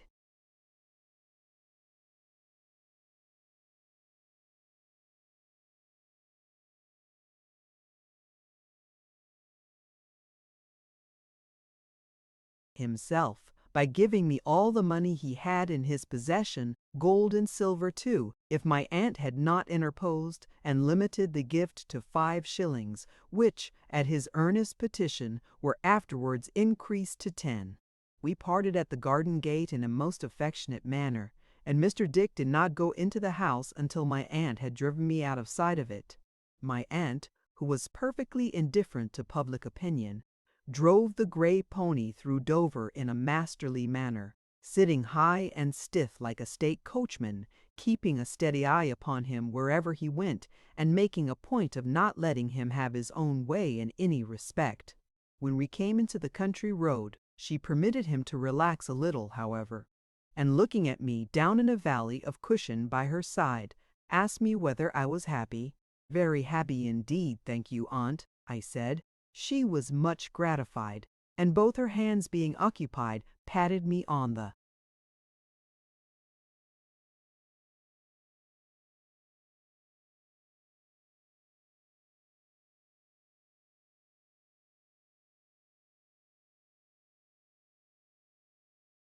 head with her whip. "Is it a large school, aunt?" I asked. "Why, I don't know," said my aunt. "We are going to Mr. Wickfield's first." "Does he keep a school?" I asked. "No, Trot," said my aunt. "He keeps an office." I asked for no more information about Mr. Wickfield, as she offered none, and we conversed on other subjects until we came to Canterbury, where, as it was market day, my aunt had a great opportunity of insinuating the gray pony among carts, baskets, vegetables, and huckster's goods. The hairbreadth turns and twists we made drew down upon us a variety of speeches from the people standing about, which were not always complimentary, but my aunt drove on with perfect indifference, and I dare say would have taken her own way with as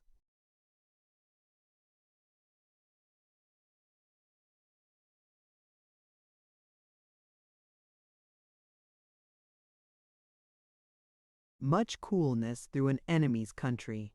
At length we stopped before a very old house bulging out over the road, a house with long, low lattice windows bulging out still farther, and beams with carved heads on the ends bulging out too, so that I fancied the whole house was leaning forward, trying to see who was passing on the narrow pavement below. It was quite spotless in its cleanliness. The old-fashioned brass knocker on the low arched door, ornamented with carved garlands of fruit and flowers, twinkled like a star. The 2 stone steps descending to the door were as white as if they had been covered with fair linen, and all the angles and corners, and carvings and mouldings, and quaint little panes of glass, and quainter little windows, though as old as the hills, were as pure as any snow that ever fell upon the hills. When the pony chaise stopped at the door, and my eyes were intent upon the house, I saw a cadaverous face appear at a small window on the ground floor in a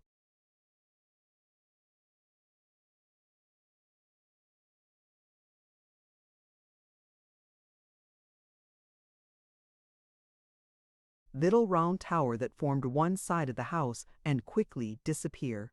The low arched door then opened, and the face came out.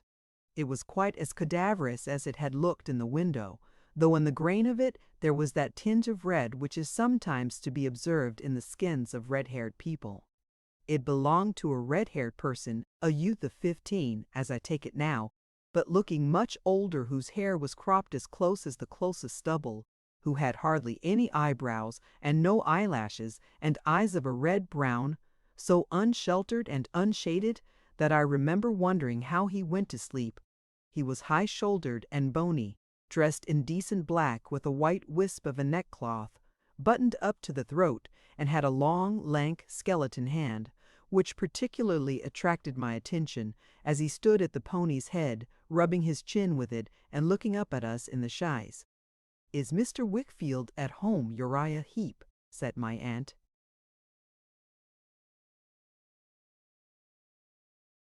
"Mr. Wickfield's at home, ma'am," said Uriah Heep. "If you'll please to walk in there," pointing with his long hand to the room he meant. We got out, and leaving him to hold the pony, went into a long, low parlor looking towards the street, from the window of which I caught a glimpse, as I went in, of Uriah Heep breathing into the pony's nostrils and immediately covering them with his hand, as if he were putting some spell upon him. Opposite to the tall old chimney-piece were two portraits, one of a gentleman with gray hair, though not by any means an old man, and black eyebrows, who was looking over Tate to bathe. I believe I was turning about in search of Uriah's picture when, a door at the farther end of the room opening, a gentleman entered, at sight of whom I turned to the first-mentioned portrait again to make quite sure that it had not come out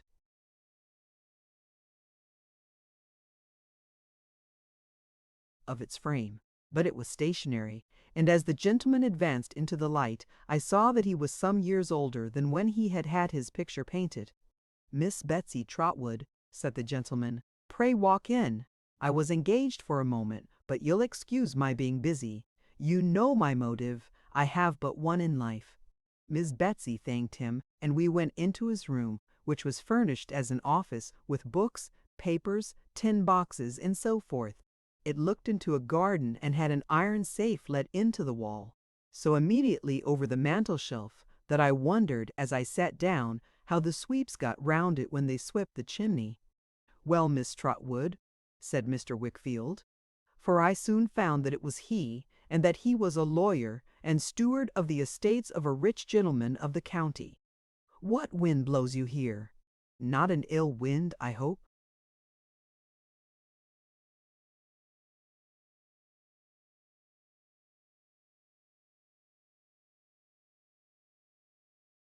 "No," replied my aunt. "I have not come for any law." "That's right, ma'am," said Mr. Wickfield. "You had better come for anything else."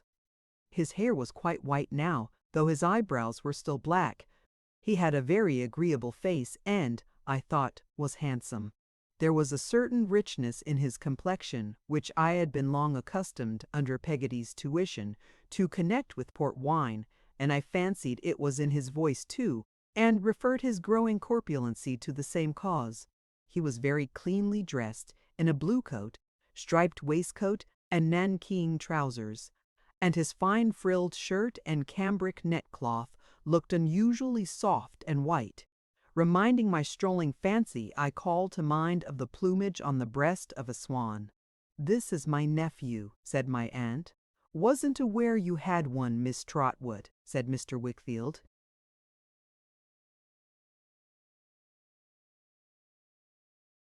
"My grandnephew, that is to say," observed my aunt.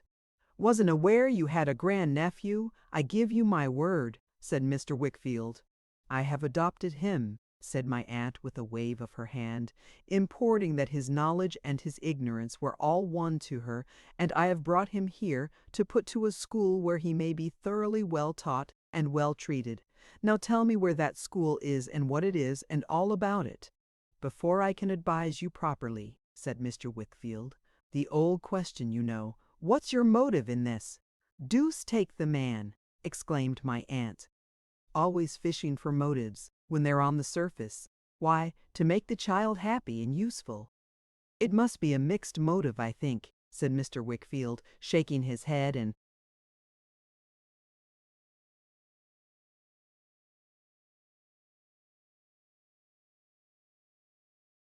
smiling incredulously. "A mixed fiddlestick," returned my aunt. "You claim to have one plain motive in all you do yourself. You don't suppose, I hope, that you are the only plain dealer in the world." "Aye, but I have only one motive in life, Miss Trotwood," he rejoined, smiling. "Other people have dozens, scores, hundreds. I have only one. There's the difference. However, that's beside the question. The best school? Whatever the motive, you want the best?" My aunt nodded assent. "At the best we have," said Mr. Wickfield, "considering your nephew couldn't board just now." "But he could board somewhere else, I suppose," suggested my aunt.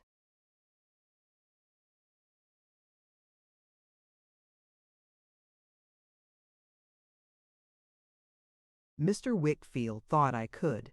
After a little discussion, he proposed to take my aunt to the school, that she might see it and judge for herself.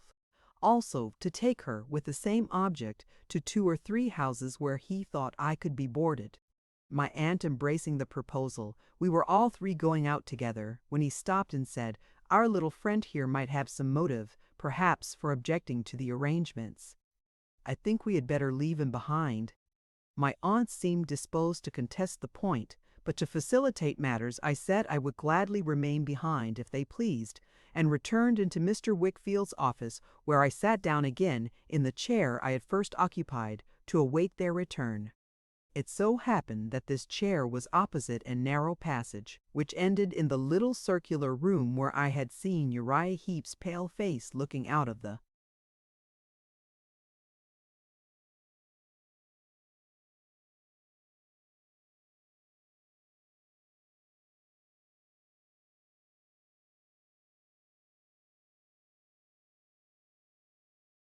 window. Uriah, having taken the pony to a neighboring stable, was at work at a desk in this room, which had a brass frame on the top to hang paper upon, and on which the writing he was making a copy of was then hanging. Though his face was towards me, I thought for some time, the writing being between us, that he could not see me, but looking that way more attentively, it made me uncomfortable to observe that, every now and then, his sleepless eyes would come below the writing, like two red suns, and stealthily stare at me for I dare say a whole minute at a time, during which his pen went, or pretended to go, as cleverly as ever. I made several attempts to get out of their way, such as standing on a chair to look at a map on the other side of the room, and poring over the columns of a Kentish newspaper, but they always attracted me back again, and whenever I looked towards those two red suns, I was sure to find them either just rising or just setting. At length, much to my relief, my aunt and Mr. Wickfield came back after a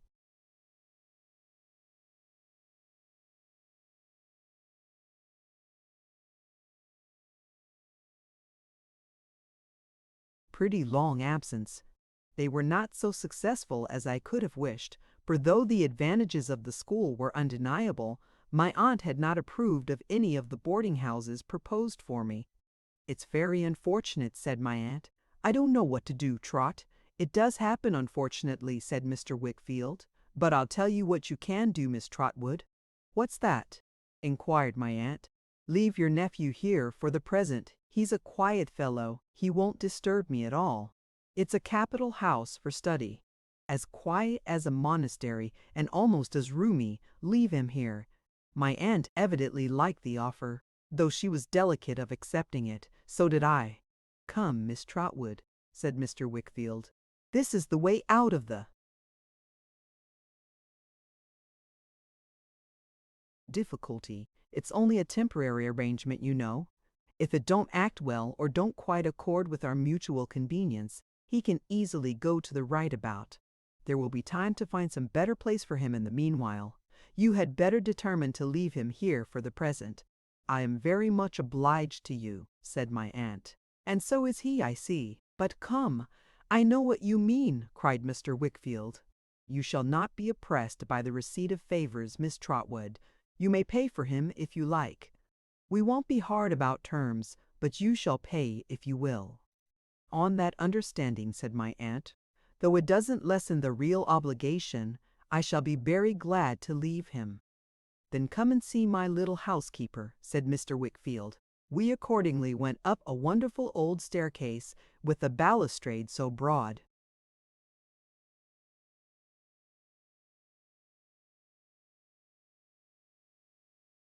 that we might have gone up that almost as easily, and into a shady old drawing-room, lighted by some 3 or 4 of the quaint windows I had looked up at from the street, which had old oak seats in them that seemed to have come of the same trees as the shining oak floor and the great beams in the ceiling.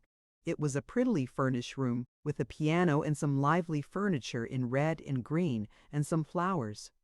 It seemed to be all old nooks and corners, and in every nook and corner there was some queer little table, or cupboard, or bookcase, or seat, or something or other, that made me think there was not such another good corner in the room, until I looked at the next one and found it equal to it, if not better. On everything there was the same air of retirement and cleanliness that marked the house outside. Mr. Wickfield tapped at a door in a corner of the paneled wall, and a girl of about my own age came quickly out and kissed him. On her face I saw immediately the placid and sweet expression of the lady whose picture had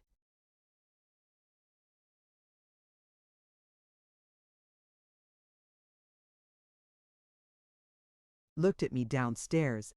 It seemed to my imagination as if the portrait had grown womanly and the original remained a child. Although her face was quite bright and happy, there was a tranquility about it, and about her a quiet, good, calm spirit that I never have forgotten, that I shall never forget. This was his little housekeeper, his daughter Agnes, Mr. Wickfield said. When I heard how he said it and saw how he held her hand, I guessed what the one motive of his life was. She had a little basket trifle hanging at her side, with keys in it, and she looked as staid and as discreet a housekeeper as the old house could have. She listened to her father as he told her about me with a pleasant face, and when he had concluded, proposed to my aunt that we should go upstairs and see my room. We all went together, she before us, and a glorious old room it was, with more oak beams and diamond panes, and the broad balustrade going all the way up to it.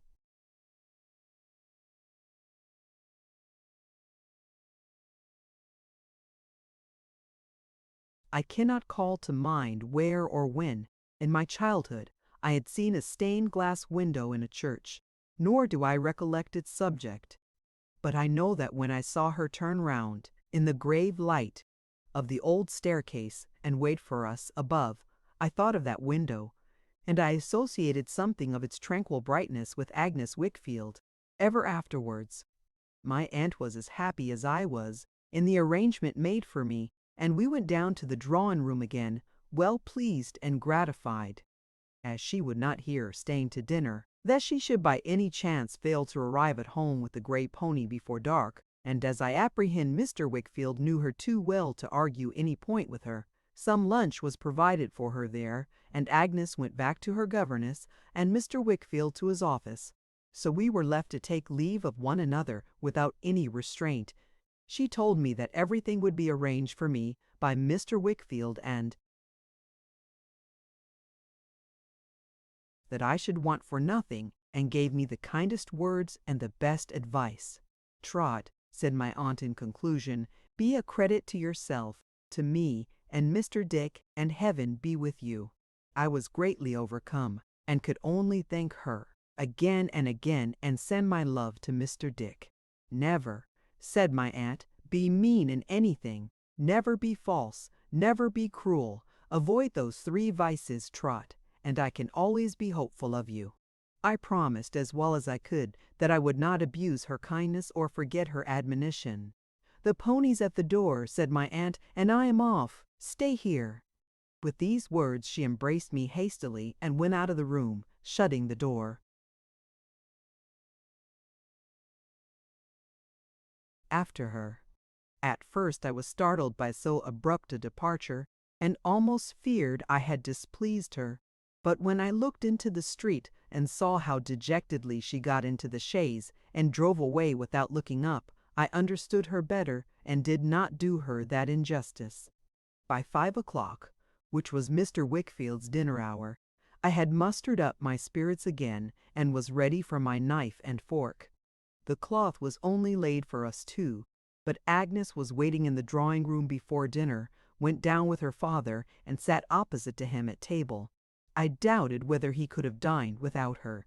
We did not stay there after dinner, but came upstairs into the drawing-room again, in one snug corner of which Agnes set glasses for her father and a decanter of port wine. I thought he would have missed its usual flavor if it had been put there for him by any other hands.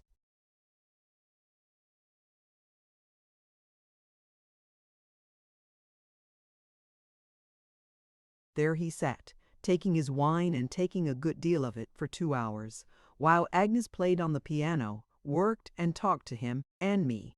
He was, for the most part, gay and cheerful with us, but sometimes his eyes rested on her and he fell into a brooding state and was silent.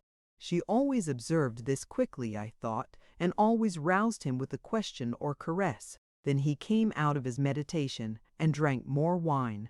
Agnes made the tea and presided over it, and the time passed away after it, as after dinner, until she went to bed, when her father took her in his arms and kissed her, and, she being gone, ordered candles in his office. Then I went to bed too. But in the course of the evening I had rambled down to the door and a little way along the street, that I might have another peep at the old houses and the grey cathedral, and might think of my coming through that old city on my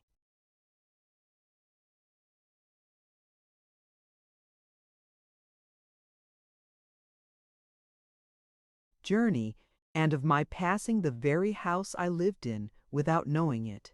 As I came back, I saw Uriah Heep shutting up the office, and feeling friendly towards everybody, went in and spoke to him, and at parting gave him my hand. But oh, what a clammy hand his was, as ghostly to the touch as to the sight. I rubbed mine afterwards, to warm it, and to rub his off. It was such an uncomfortable hand that, when I went to my room, it was still cold and wet upon my memory. Leaning out of the window, and seeing one of the faces on the beam ends looking at me sideways, I fancied it was Uriah Heep got up there somehow, and shut him out in a hurry.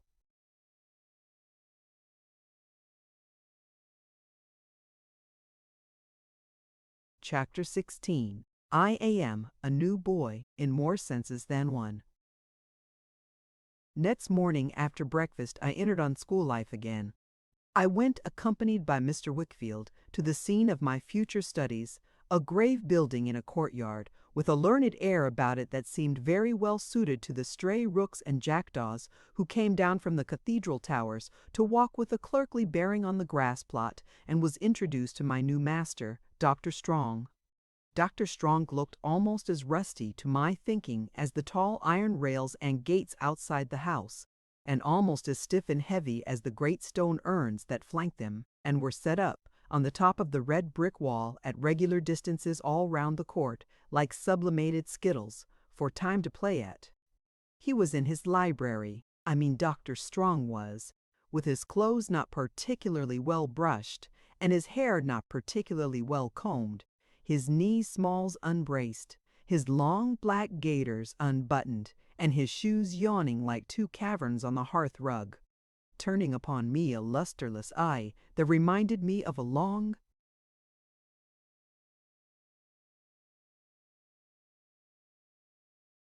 forgotten blind old horse who once used to crop the grass and tumble over the graves in Blunderstone churchyard. He said he was glad to see me, and then he gave me his hand, which I didn't know what to do with, as it did nothing for itself. But, sitting at work, not far from Dr. Strong, was a very pretty young lady, whom he called Annie, and who was his daughter, I supposed, who got me out of my difficulty by kneeling down to put Dr. Strong's shoes on and button his gaiters, which she did with great cheerfulness and quickness. When she had finished and we were going out to the schoolroom, I was much surprised to hear Mr. Wickfield, in bidding her good morning, address her as Mrs. Strong, and I was wondering, could she be Dr. Strong's son's wife, or could she be Mrs. Dr. Strong, when Dr. Strong himself unconsciously enlightened me.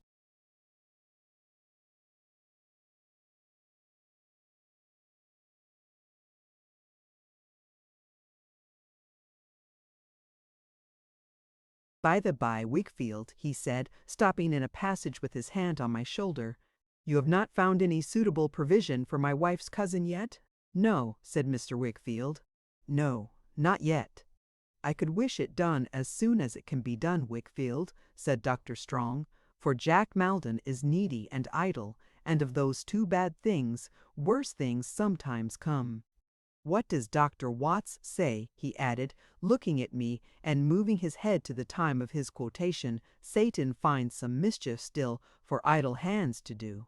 Egad, doctor, returned Mr. Wickfield, if Dr. Watts knew mankind, he might have written, with as much truth, Satan finds some mischief still for busy hands to do.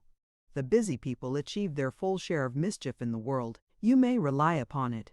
What have the people been about who have been the busiest in getting money and in getting power this century or two? No.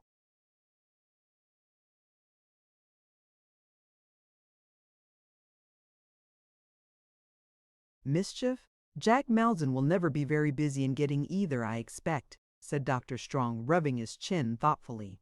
Perhaps not, said Mr. Wickfield. And you bring me back to the question, with an apology for digressing. No, I have not been able to dispose of Mr. Jack Maldon yet. I believe, he said this with some hesitation, I penetrate your motive, and it makes the thing more difficult. My motive, returned Dr. Strong, is to make some suitable provision for a cousin and an old playfellow of Annie's. Yes, I know, said Mr. Wickfield, at home or abroad. Aye, replied the doctor, apparently wondering why he emphasized those words so much. At home or abroad. Your own expression, you know, said Mr. Wickfield, or abroad. Surely, the doctor answered, surely, one or other, one or other. Have you no choice? Asked Mr. Wickfield. No, returned the doctor. No, with astonishment, not the least. No motive, said Mr. Wickfield, for meaning abroad and not at home? No, returned the doctor. I am bound to believe you, and of course I do believe you, said Mr. Wickfield. It might have simplified my office very much if I had known it before, but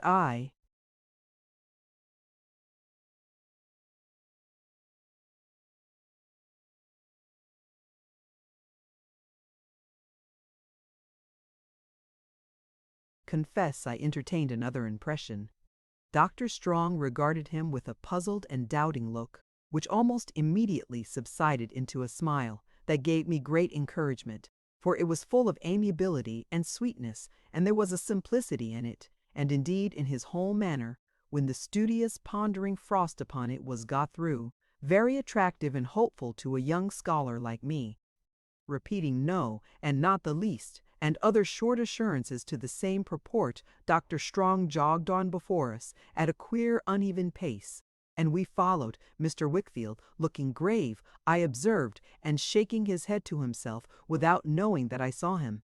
The schoolroom was a pretty large hall on the quietest side of the house, confronted by the stately stair of some half-dozen of the great urns, and commanding a peep of an old secluded garden belonging to the doctor, where,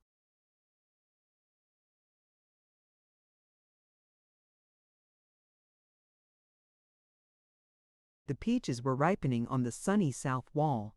There were 2 great aloes in tubs on the turf outside the windows, the broad hard leaves of which plant, looking as if they were made of painted tin, have ever since by association been symbolical to me of silence and retirement.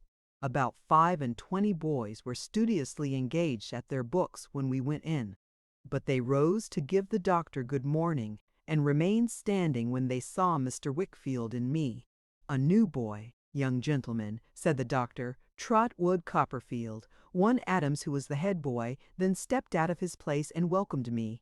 He looked like a young clergyman in his white cravat, but he was very affable and good-humored, and he showed me my place and presented me to the masters in a gentlemanly way that would have put me at my ease if anything could.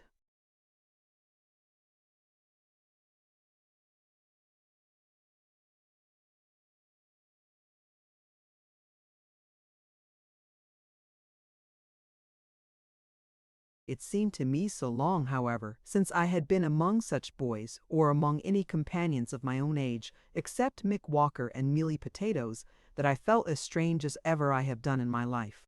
I was so conscious of having passed through scenes of which they could have no knowledge, and of having acquired experiences foreign to my age, appearance, and condition as one of them, that I half believed it was an imposture to come there as an ordinary little schoolboy. I had become, in the Murdstone and Grinby time, however short or long it may have been, so unused to the sports and games of boys, that I knew I was awkward and inexperienced in the commonest things belonging to them. Whatever I had learnt had so slipped away from me in the sordid cares of my life from day to night, that now, when I was examined about what I knew nothing, and was put into the lowest form of the school.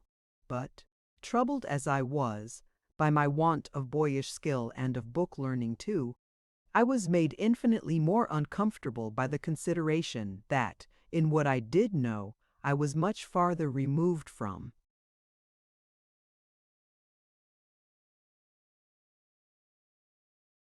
my companions than in what I did not.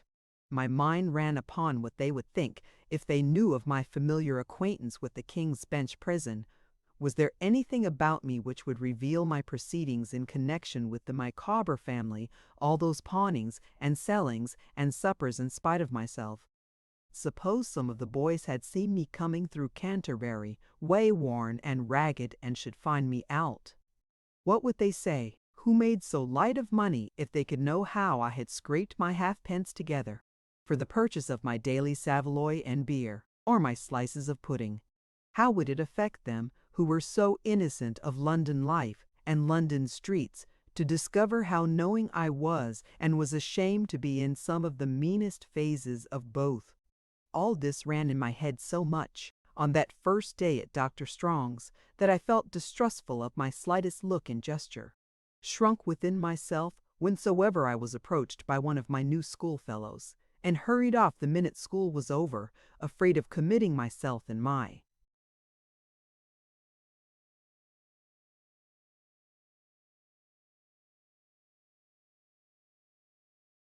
response to any friendly notice or advance.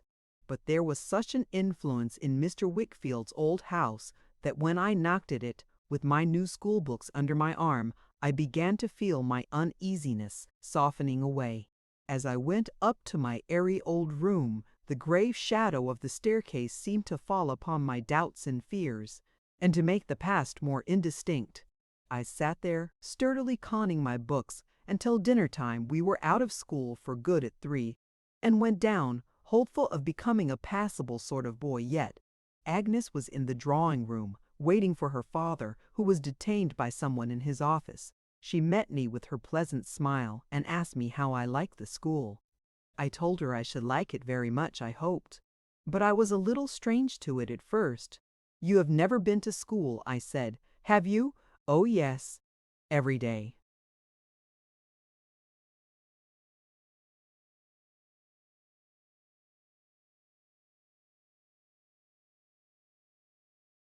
"Ah, but you mean here, at your own home."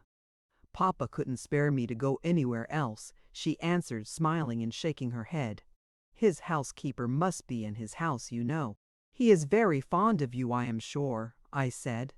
She nodded yes, and went to the door to listen for his coming up, that she might meet him on the stairs. But as he was not there, she came back again. "Mamma has been dead ever since I was born," she said in her quiet way. "I only know her picture downstairs. I saw you looking at it yesterday. Did you think whose it was?" I told her yes, because it was so like herself.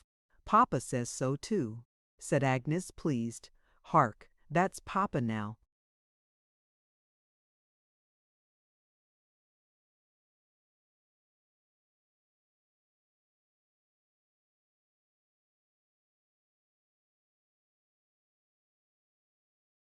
Her bright, calm face lighted up with pleasure as she went to meet him, and as they came in hand, he greeted me cordially, and told me I should certainly be happy under Dr. Strong, who was one of the gentlest of men. "There may be some, perhaps I don't know that there are, who abuse his kindness," said Mr. Wickfield. "Never be one of those, Trotwood, in anything. He is the least suspicious of mankind, and whether that's a merit or whether it's a blemish, it deserves consideration in all dealings with the doctor, great or small." He spoke, I thought, as if he were weary or dissatisfied with something, but I did not pursue the question in my mind, for dinner was just then announced, and we went down and took the same seats as before. We had scarcely done so when Uriah Heep put in his red head and his lank hand at the door and said,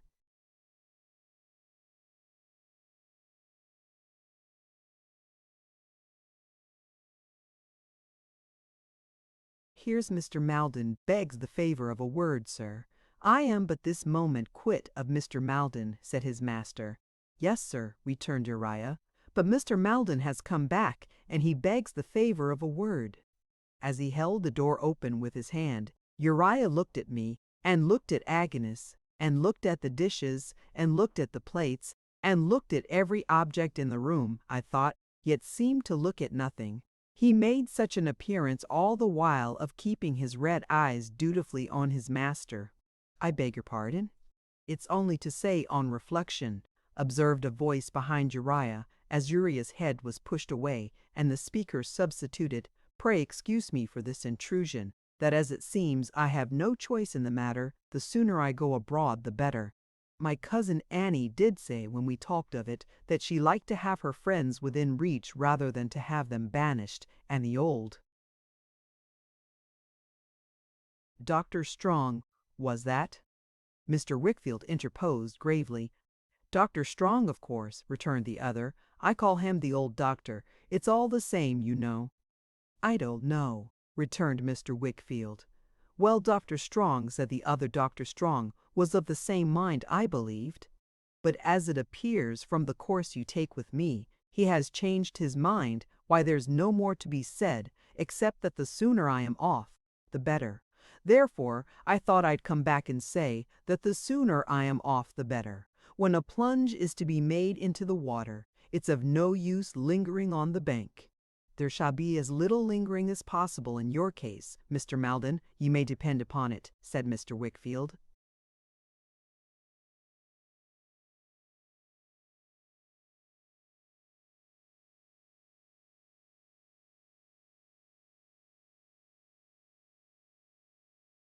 "Thank ye," said the other. "Much obliged. I don't want to look a gift horse in the mouth, which is not a gracious thing to do. Otherwise, I dare say, my cousin Annie could easily arrange it in her own way. I suppose Annie would only have to say to the old doctor," meaning that Mrs. Strong would only have to say to her husband. "Do I follow you?" said Mr. Wickfield. "Quite so," returned the other, "would only have to say that she wanted such and such a thing to be so, and it would be so, as a matter of course." "And why as a matter of course, Mr. Maldon?" asked Mr. Wickfield, sedately eating his dinner. "Why, because Annie's a charming young girl, and the old doctor, Dr. Strong, I mean, is not quite a charming young boy," said Mr. Jack Maldon.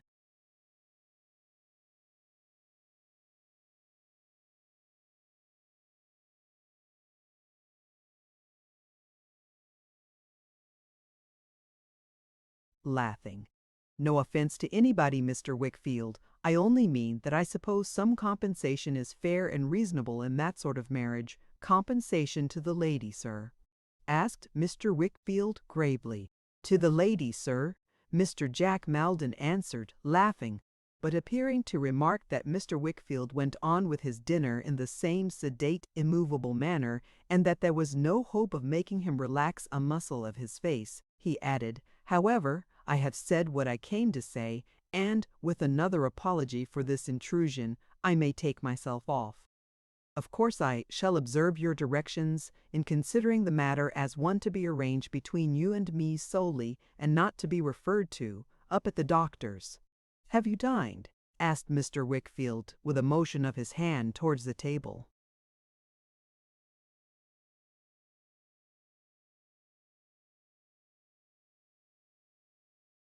"Thank ye, I am going to dine," said Mr. Maldon, "with my cousin Annie. Good-bye." Mr. Wickfield, without rising, looked after him thoughtfully as he went out. He was rather a shallow sort of young gentleman, I thought, with a handsome face, a rapid utterance, and a confident, bold air. And this was the first I ever saw of Mr. Jack Maldon, whom I had not expected to see so soon. When I heard the doctor speak of him that morning, when we had dined, we went upstairs again, where everything went on exactly as on the previous day. Agnes set the glasses and decanters in the same corner, and Mr. Wickfield sat down to drink, and drank a good deal. Agnes played the piano to him, sat by him, and worked and talked, and played some games at dominoes with me. In good time she made tea, and afterwards, when I brought down my books, looked into them, and showed me what she knew of them, which was no slight matter, though she said it was, and what was the best way to learn and understand them. I see her, with her modest, orderly, placid manner, and I hear her beautiful calm voice as I write these words. The influence for all good which she came to exercise over me at a later time begins already to descend upon my breast. I love little Emily, and I don't love Agnes. No, not at all in that way. But I feel that there are goodness, peace, and truth wherever Agnes is, and that the soft light of the colored window in the church, seen long ago, falls on her always, and on me when I am near her, and on everything around. The time having come for her withdrawal for the night, and she having left us, I gave Mr. Whitfield my hand, preparatory to going away myself. But he checked me and said, "Should you like to stay with us, Trotwood, or to go elsewhere?" "To stay," I answered, quickly. "You are sure?"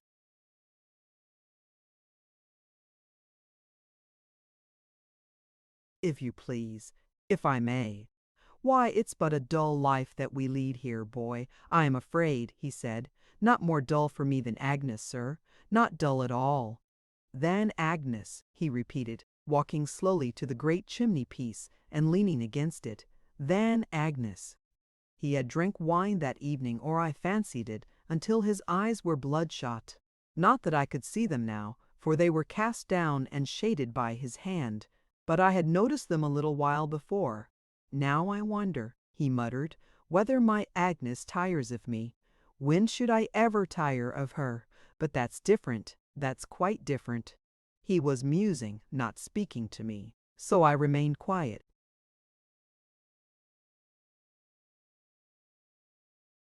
"A dull old house," he said, "and a monotonous life, but I must have her near me. I must keep her near me. If the thought that I may die and leave my darling, or that my darling may die and leave me, comes like a spectre to distress my happiest hours, and is only to be drowned in—" He did not supply the word, but pacing slowly to the place where he had sat, and mechanically going through the action of pouring wine from the empty decanter, set it down and paced back again. "If it is miserable to bear, when she is here," he said, "what would it be, and she away? No, no, no. I cannot try that." He leaned against the chimney-piece, brooding so long that I could not decide whether to run the risk of disturbing him by going, or to remain quietly where I was until he should come out of his reverie. At length he aroused himself and looked about the room until his eyes encountered mine.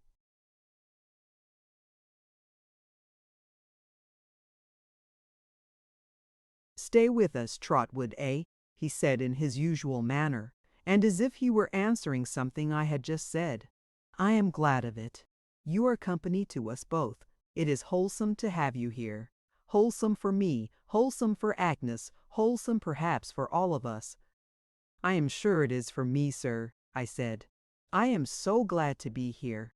"That's a fine fellow," said Mr. Wickfield. "As long as you are glad to be here, you shall stay here."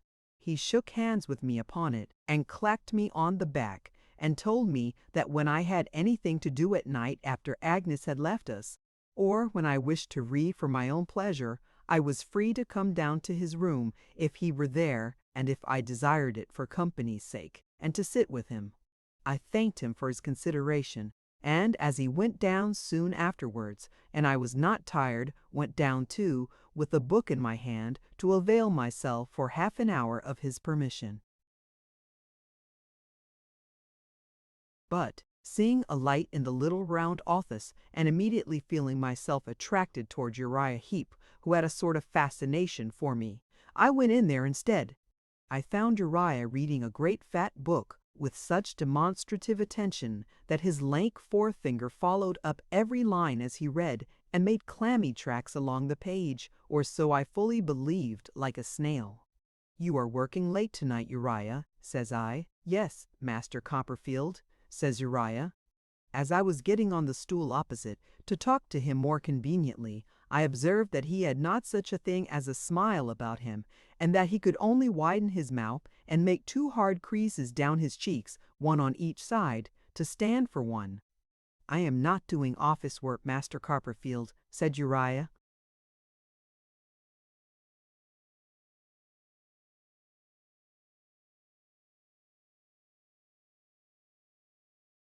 What work then? I asked. I am improving my legal knowledge, Master Copperfield, said Uriah. I am going through Tidd's practice. Oh, what a writer Mr. Tidd is, Master Copperfield.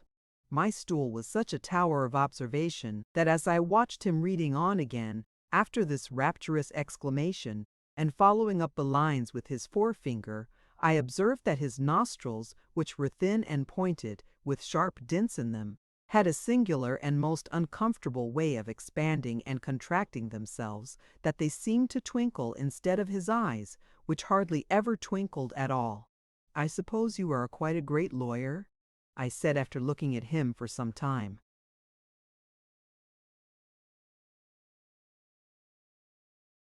Me, Master Copperfield? Said Uriah. Oh no, I'm a very humble person. It was no fancy of mine about his hands, I observed, for he frequently ground the palms against each other as if to squeeze them dry and warm, besides often wiping them in a stealthy way on his pocket handkerchief. I am well aware that I am the humblest person going, said Uriah Heep, modestly. Let the other be where he may. My mother is likewise a very humble person. We live in an humble abode, Master Copperfield, but have much to be thankful for. My father's former calling was humble. He was a sexton. What is he now? I asked. He is a partaker of glory at present, Master Copperfield, said Uriah Heep. But we have much to be thankful for. How much have I to be thankful for in living with Mr. Wickfield?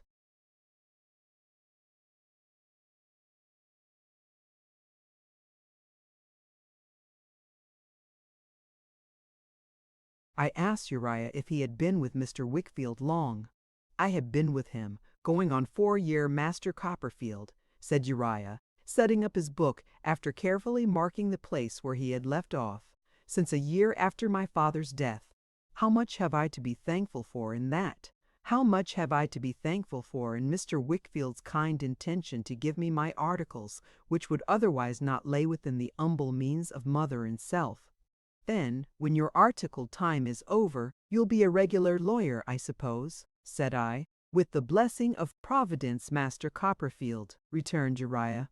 Perhaps you'll be a partner in Mr. Wickfield's business. One of these days, I said, to make myself agreeable, and it will be Wickfield and Heep, or Heaplate. Wickfield. Oh no, Master Copperfield, returned Uriah, shaking his head. I am much too humble for that. He certainly did look uncommonly like the carved face on the beam outside my window, as he sat in his humility, eyeing me sideways, with his mouth widened and the creases in his cheeks.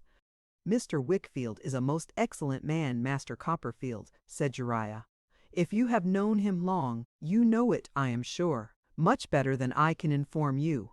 I replied that I was certain he was, but that I had not known him long myself, though he was a friend of my aunt's.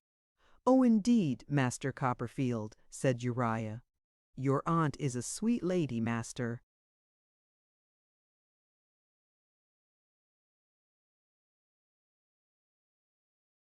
Copperfield.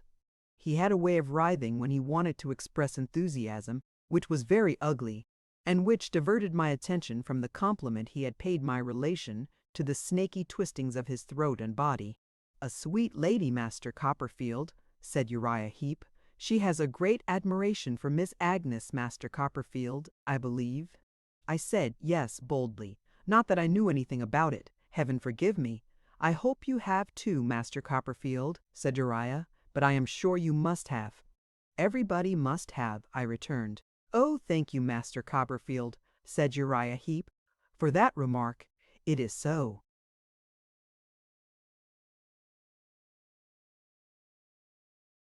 True. Humble as I am, I know it is so true. Oh, thank you, Master Copperfield. He writhed himself quite off his stool in the excitement of his feelings and, being off, began to make arrangements for going home. Mother will be expecting me, he said, referring to a pale, inexpressive-faced watch in his pocket, and getting uneasy. For though we are very humble, Master Copperfield, we are much attached to one another. If you would come and see us any afternoon and take a cup of tea at our lowly dwelling, Mother would be as proud of your company as I should be." I said I should be glad to come. "Thank you, Master Copperfield," returned Uriah, putting his book away upon the shelf. "I suppose you stop here some time, Master Copperfield?" I said I was going to be brought up there, I believed, as long as I remained at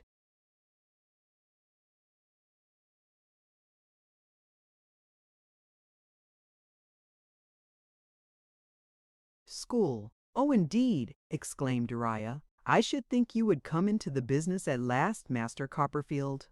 I protested that I had no views of that sort, and that no such scheme was entertained in my behalf by anybody. But Uriah insisted on blandly replying to all my assurances. "Oh yes, Master Copperfield, I should think you would indeed." And "Oh, indeed, Master Copperfield, I should think you would, certainly," over and over again. Being, at last, ready to leave the office for the night, he asked me if it would suit my convenience to have the light put out, and on my answering "yes," instantly extinguished it. After shaking hands with me, his hand felt like a fish. In the dark he opened the door into the street a very little and crept out and shut it, leaving me to grope my way back into the house, which cost me some trouble and a fall over his stool. This was the proximate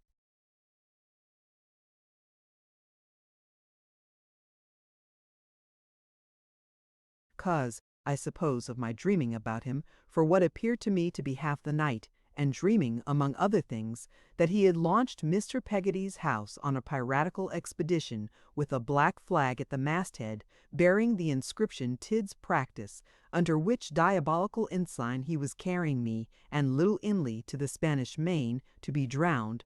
I got a little the better of my uneasiness when I went to school next day, and a good deal the better next day, and so shook it off by degrees that in less than a fortnight I was quite at home and happy among my new companions.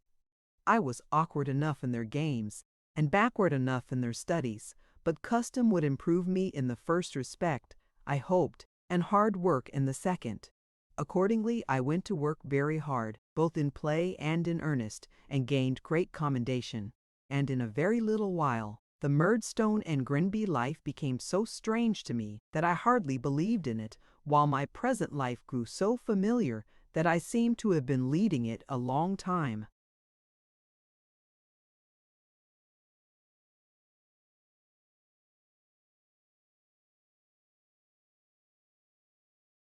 Dr. Strong's was an excellent school, as different from Mr. Creakle's as good as from evil.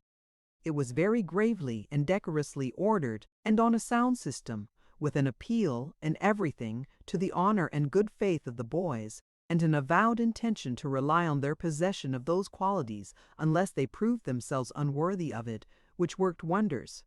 We all felt that we had a part in the management of the place and in sustaining its character and dignity. Hence, we soon became warmly attached to it. I am sure I did for one, and I never knew in all my time of any other boy being otherwise and learnt with a good will, desiring to do it credit. We had noble games out of hours, and plenty of liberty.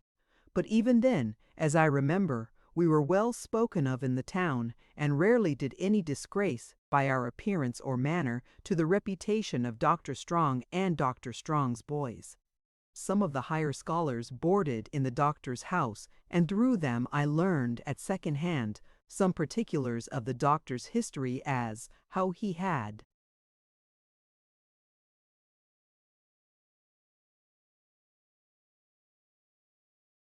not yet been married 12 months to the beautiful young lady I had seen in the study, whom he had married for love, for she had not a sixpence, and had a world of poor relations, so our fellows said, ready to swarm the doctor out of house and home. Also, how the doctor's cogitating manner was attributable to his being always engaged in looking out for Greek roots, which, in my innocence and ignorance, I supposed to be a botanical furor on the doctor's part, especially as he always looked at the ground when he walked about, until I understood that they were roots of words with a view to a new dictionary which he had in contemplation. Adams, our head boy, who had a turn for mathematics, had made a calculation, I was informed, of the time this dictionary would take in completing, on the doctor's plan and at the doctor's rate of going. He considered that it might be done in 1,649 years, counting from the doctor's last, or 62nd birthday. But the doctor himself was the idol of the whole school, and it must have been.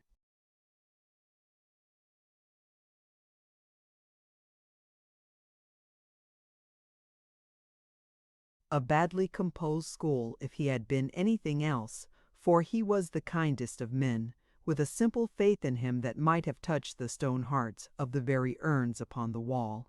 As he walked up and down that part of the courtyard which was at the side of the house, with the stray rooks and jackdaws looking after him with their heads cocked slyly, as if they knew how much more knowing they were in worldly affairs than he, if any sort of vagabond could only get near enough to his creaking shoes to attract his attention to one sentence of a tale of distress, that vagabond was made for the next 2 days. It was so notorious in the house that the masters and head boys took pains to cut these marauders off at angles and to get out of windows and turn them out of the courtyard before they could make the doctor aware of their presence, which was sometimes happily effected within a few yards of him, without his knowing anything of the matter, as he jogged to and fro. Outside his own domain, and unprotected, he was a very sheep for the shearers. He would have taken his gaiters off his legs, too.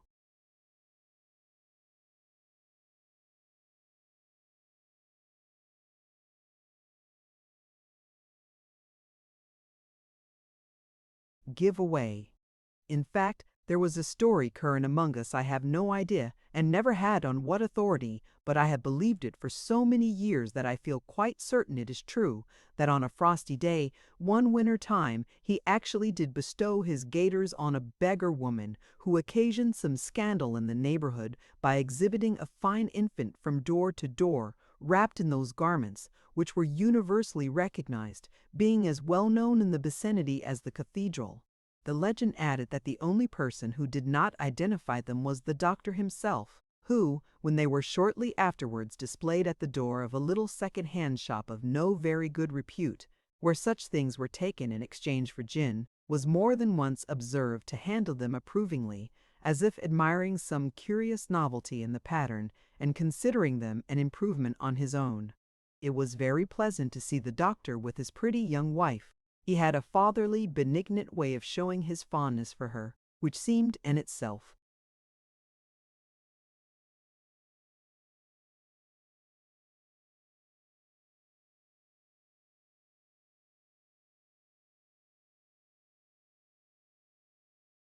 To express a good man. I often saw them walking in the garden where the peaches were, and I sometimes had a nearer observation of them in the study or the parlor. She appeared to me to take great care of the doctor, and to like him very much, though I never thought her vitally interested in the dictionary, some cumbrous fragments of which work the doctor always carried in his pockets and in the lining of his hat, and generally seemed to be expounding to her as they walked about. I saw a good deal of Mrs. Strong, both because she had taken a liking for me on the morning of my introduction to the doctor, and was always afterwards kind to me, and interested in me, and because she was very fond of Agnes, and was often backwards and forwards at our house. There was a curious constraint between her and Mr. Wickfield, I thought of whom she seemed to be afraid, that never wore off. When she came there of an evening, she always shrunk from accepting his escort home, and ran away with me instead. And sometimes as we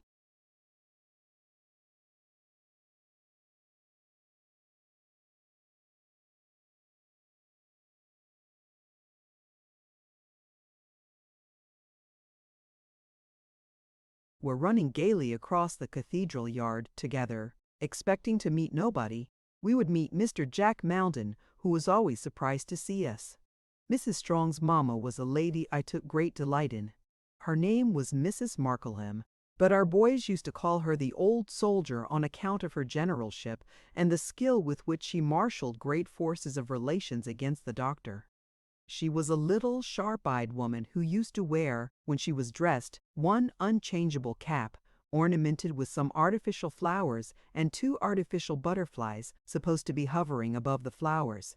There was a superstition among us that this cap had come from France and could only originate in the workmanship of that ingenious nation, but all I certainly know about it is that it always made its appearance of an evening wheresoever Mrs. Markleham made her appearance, that it was carried about to friendly meetings in a Hindu basket, that the butterflies had the gift of trembling constantly, and that they improved the shining hours at Dr. Strong's expense, like busy bees.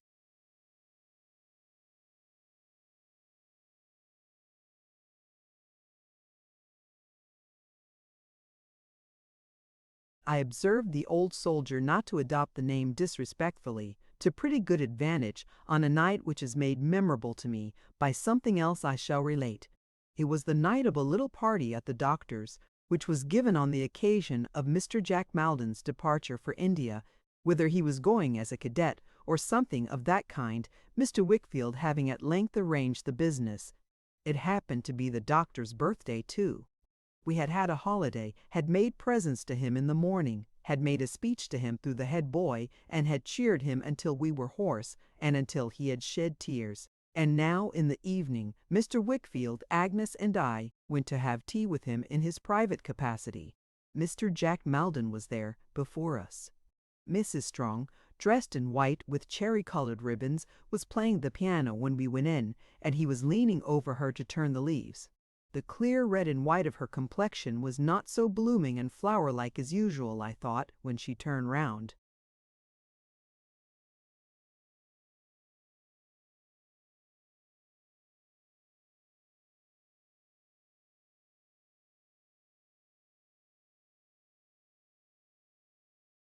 But she looked very pretty, wonderfully pretty. "I have forgotten, doctor," said Mrs. Strong's mamma, when we were seated, "to pay you the compliments of the day, though they are, as you may suppose, very far from being mere compliments in my case. Allow me to wish you many happy returns." "I thank you, ma'am," replied the doctor. "Many, many, many happy returns," said the old soldier, "not only for your own sake, but for Annie's, and John Maldon's, and many other people's. It seems but yesterday to me, John, when you were a little creature, a head shorter than Master Copperfield, making baby love to Annie behind the gooseberry bushes in the back garden." "My dear mamma," said Mrs. Strong, "never mind that now.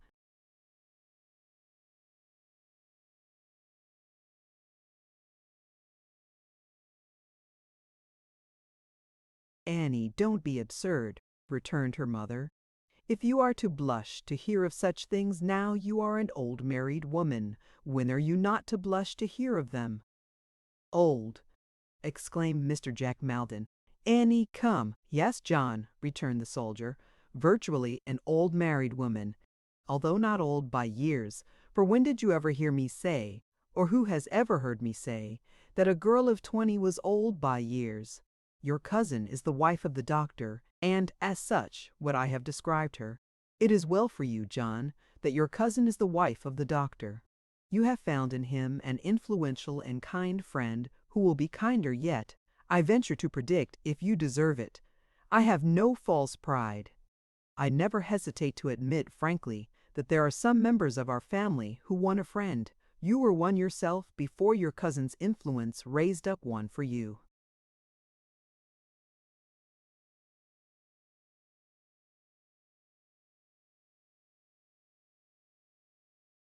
The doctor, in the goodness of his heart, waved his hand as if to make light of it and save Mr. Jack Maldon from any further reminder. But Mrs. Markleham changed her chair for one next the doctor's, and putting her fan on his coat sleeve, said, "No, really, my dear doctor, you must excuse me if I appear to dwell on this rather, because I feel so very strongly. I call it quite my monomania. It is such a subject of mine. You are a blessing to us. You really are a boon, you know." "Nonsense, nonsense," said the doctor. "No, no, I beg your pardon," retorted the old soldier. "With nobody present but our dear and confidential friend Mr. Wickfield, I cannot consent to be put down. I shall begin to assert the privileges of a mother-in-law, if you go on like that, and scold you. I am perfectly honest and outspoken. What I am saying is what I said when you first overpowered me, with surprise, you remember how.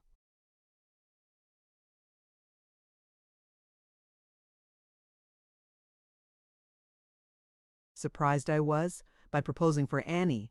Not that there was anything so very much out of the way in the mere fact of the proposal. It would be ridiculous to say that. But because you having known her poor father, and having known her from a baby 6 months old, I hadn't thought of you in such a light at all, or indeed as a marrying man in any way, simply that, you know. Aye, aye, returned the doctor good-humoredly. Never mind. But I do mind, said the old soldier, laying her fan upon his lips. I mind very much. I recall these things that I may be contradicted if I am wrong. Well, then I spoke to Annie, and I told her what had happened. I said, My dear, here's Dr. Strong has positively been and made you the subject of a handsome declaration and an offer. Did I press it in the least? No. I said, Now, Annie, tell me the truth this moment. Is your heart free? Mamma, she said crying, I am extremely young, which was perfectly true, and I hardly know if I have a heart at all. Then, my dear, I said, you may rely upon it, it's free. At all events, my love, said I, Dr. Strong is in an agitated state of mind, and must be answered. He cannot be kept in his present state of suspense.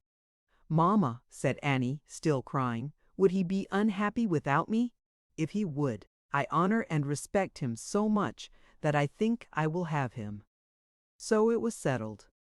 And then, and not till then, I said to Annie, Annie, Dr. Strong will not only be your husband, but he will represent your late father, he will represent the head of our family, he will represent the wisdom and station, and I may say the means, of our family, and will be, in short, a boon to it. I used the word at the time, and I have used it again today. If I have any merit, it is consistency. The daughter had sat quite silent and still during this speech, with her eyes fixed on the ground, her cousin standing near her, and looking on the ground too. She now said very softly in a trembling voice,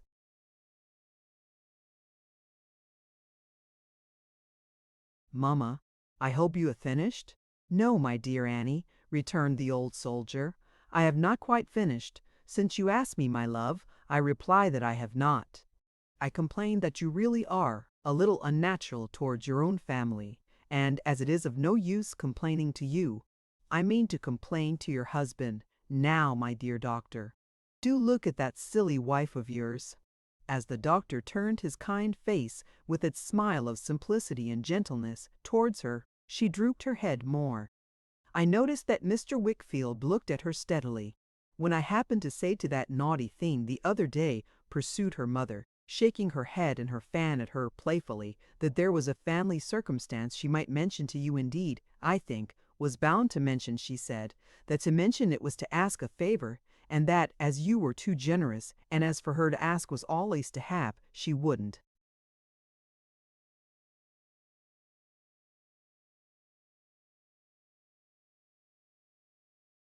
Annie, my dear, said the doctor, that was wrong. It robbed me of a pleasure. Almost the very words I said to her, exclaimed her mother. Now really, another time would I know what she would tell you, but for this reason, and won't, I have a great mind, my dear doctor, to tell you myself. I shall be glad if you will, returned the doctor. Shall I? Certainly. Well then, I will, said the old soldier. That's a bargain. And having, I suppose, carried her point, she tapped the doctor's hand several times with her fan, which she kissed first, and returned triumphantly to her former station. Some more company coming in, among whom were the two masters, and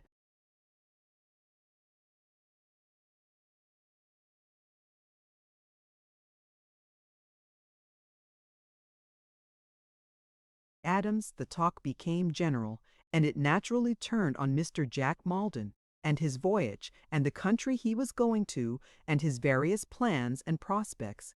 He was to leave that night after supper in a post-chaise for Gravesend, where the ship in which he was to make the voyage lay, and was to be gone unless he came home on leave, or for his health I don't know how many years. I recollect it was settled by general consent that India was quite a misrepresented country, and had nothing objectionable in it but a tiger or two, and a little heat in the warm part of the day. For my own part, I looked on Mr. Jack Maldon as a modern Sinbad, and pictured him the bosom friend of all the Rajahs in the East, sitting under canopies, smoking curly golden pipes a mile long, if they could be straightened out. Mrs. Strong was a very pretty singer, as I knew, who often heard her singing by herself. But whether she was afraid of singing before people or was out of voice that evening, it was certain that she couldn't sing at all. She tried a duet once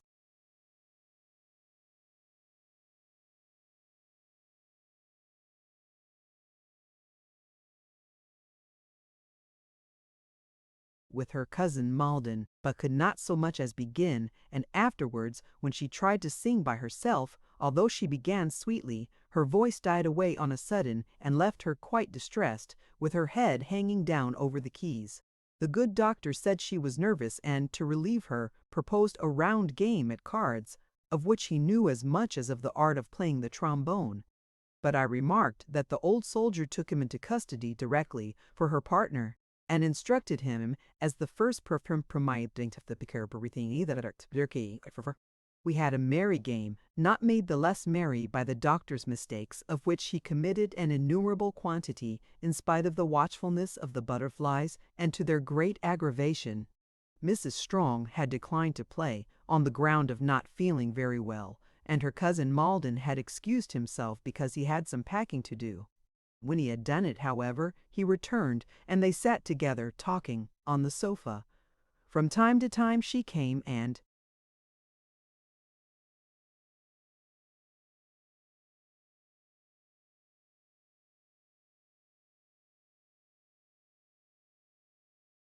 looked over the doctor's hand, and told him what to play.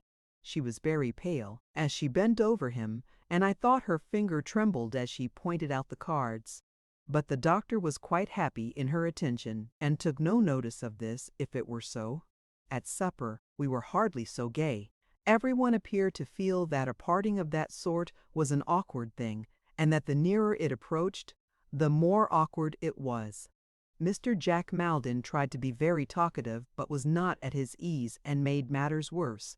And they were not improved, as it appeared to me, by the old soldier, who continually recalled passages of Mr. Jack Maldon's youth.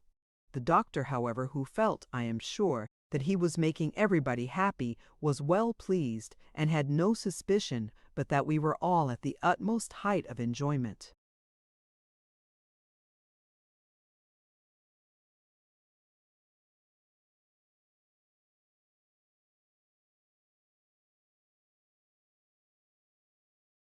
"Annie, my dear," said he, looking at his watch and filling his glass, "it is past your cousin Jack's time, and we must not detain him, since time and tide, both concerned in this case, wait for no man. Mr. Jack Maldon, you have a long voyage and a strange country before you, but many men have had both, and many men will have both, to the end of time. The winds you are going to tempt have wafted thousands upon thousands to fortune, and brought thousands upon thousands happily back." "It's an affecting thing," said Mrs. Markleham. "However it's viewed, it's affecting to see a fine young man one has known from an infant going away to the other end of the world, leaving all he knows behind, and not knowing what's before him. A young man really well deserves constant support and patronage. Looking at the doctor, who makes such sacrifices. Time will go fast with you, Mr. Jack Maldon," pursued the doctor, "and fast.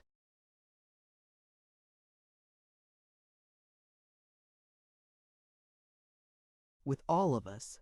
Some of us can hardly expect, perhaps, in the natural course of things, to greet you on your return. The next best thing is to hope to do it, and that's my case. I shall not weary you with good advice. You have long had a good model before you, in your cousin Annie. Imitate her virtues as nearly as you can." Mrs. Markleham fanned herself and shook her head. "Farewell, Mr. Jack," said the doctor, standing up, on which we all stood up. A prosperous voyage out, a thriving career abroad, and a happy return home.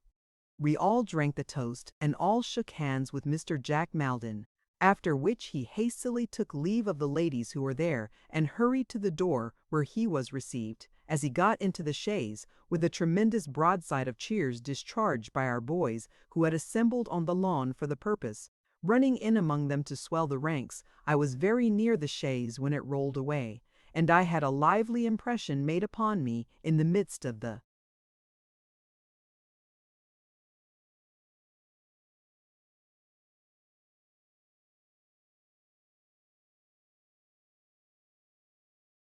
noise and dust of having seen Mr. Jack Maldon rattle past with an agitated face, and something cherry-colored in his hand. After another broadside for the doctor, and another for the doctor's wife, the boys dispersed, and I went back into the house, where I found the guests all standing in a group about the doctor, discussing how Mr. Jack Maldon had gone away, and how he had borne it, and how he had felt it, and all the rest of it. In the midst of these remarks, Mrs. Markleham cried, "Where's Annie?" No Annie was there, and when they called to her, no Annie replied. But all pressing out of the room, in a crowd, to see what was the matter, we found her lying on the hall floor. There was great alarm at first, until it was found that she was in a swoon, and that the swoon was yielding to the usual means of recovery, when the doctor, who had lifted her head upon his knee, put her curls aside with his hand, and said, looking around,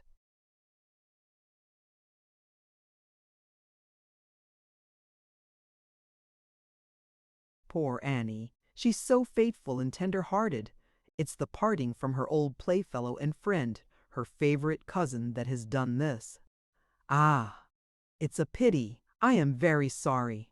When she opened her eyes and saw where she was, and that we were all standing about her, she arose with assistance, turning her head as she did so, to lay it on the doctor's shoulder or to hide it, I don't know which.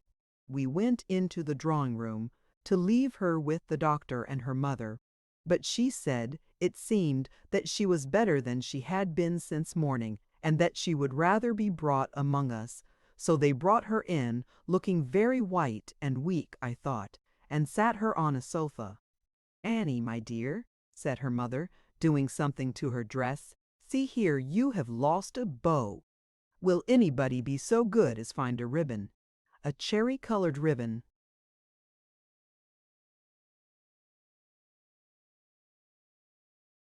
It was the one she had worn at her bosom. We all looked for it. I myself looked everywhere, I am certain, but nobody could find it. "Do you recollect where you had it last, Annie?" said her mother. I wondered how I could have thought she looked white, or anything but burning red, when she answered that she had had it safe. A little while ago, she thought, but it was not worth looking for. Nevertheless, it was looked for again, and still not found. She entreated that there might be no more searching, but it was still sought for in a desultory way until she was quite well, and the company took their departure. We walked very slowly home, Mr. Wickfield, Agnes and I admiring the moonlight, and Mr. Wickfield scarcely raising his eyes from the ground. When we, at last, reached our own door, Agnes discovered that she had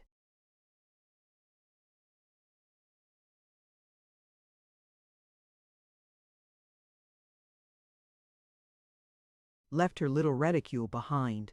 Delighted to be of any service to her, I ran back to fetch it. I went into the supper-room where it had been left, which was deserted and dark, but a door of communication between that and the doctor's study, where there was a light, being open, I passed on there to say what I wanted and to get a candle. The doctor was sitting in his easy-chair by the fireside, and his young wife was on a stool at his feet. The doctor, with a complacent smile, was reading aloud some manuscript explanation or statement of a theory out of that interminable dictionary, and she was looking up at him, but with such a face as I never saw.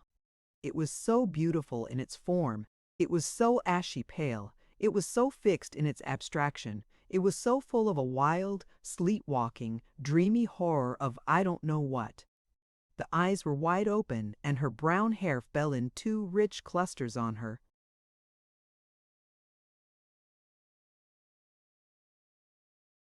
shoulders, and on her white dress, disordered by the want of the lost ribbon. Distinctly as I recollect her look, I cannot say of what it was expressive, I cannot even say of what it is expressive to me now, rising again before my older judgment. Penitence, humiliation, shame, pride, love, and trustfulness, I see them all, and in them all, I see that horror of I don't know what. My entrance, and my saying what I wanted, roused her.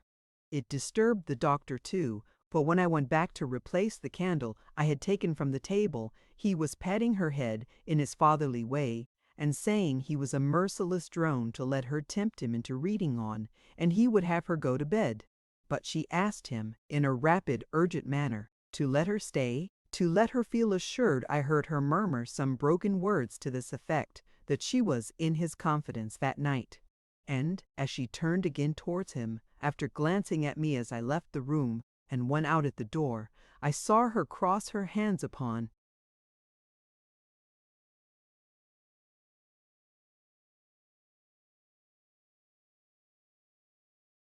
his knee and look up at him with the same face, something quieted as he resumed his reading.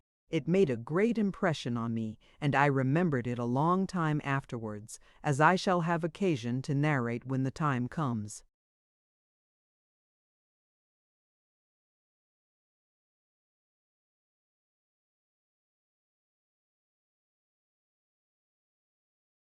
Chapter 17. Somebody Turn Us Up. It has not occurred to me to mention Peggotty since I ran away, but of course I wrote her a letter almost as soon as I was housed at Dover, and another, and a longer letter, containing all particulars fully related, when my aunt took me formally under her protection. On my being settled at Dr. Strong's, I wrote to her again, detailing my happy condition and prospects. I never could have derived anything like the pleasure from spending the money Mr. Dick had given me that I felt in sending a gold half-guinea to Peggotty, per post, enclosed in this last letter, to discharge the sum I had borrowed of her, in which epistle, not before, I mentioned about the young man with the donkey-cart. To these communications, Peggotty replied as promptly, if not as concisely, as a merchant's clerk.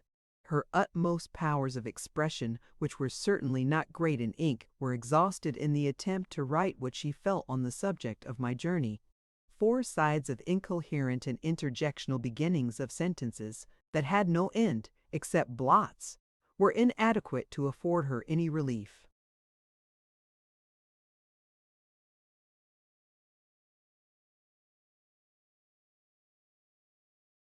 But the blots were more expressive to me than the best composition, for they showed me that Peggotty had been crying all over the paper, and what could I have desired more?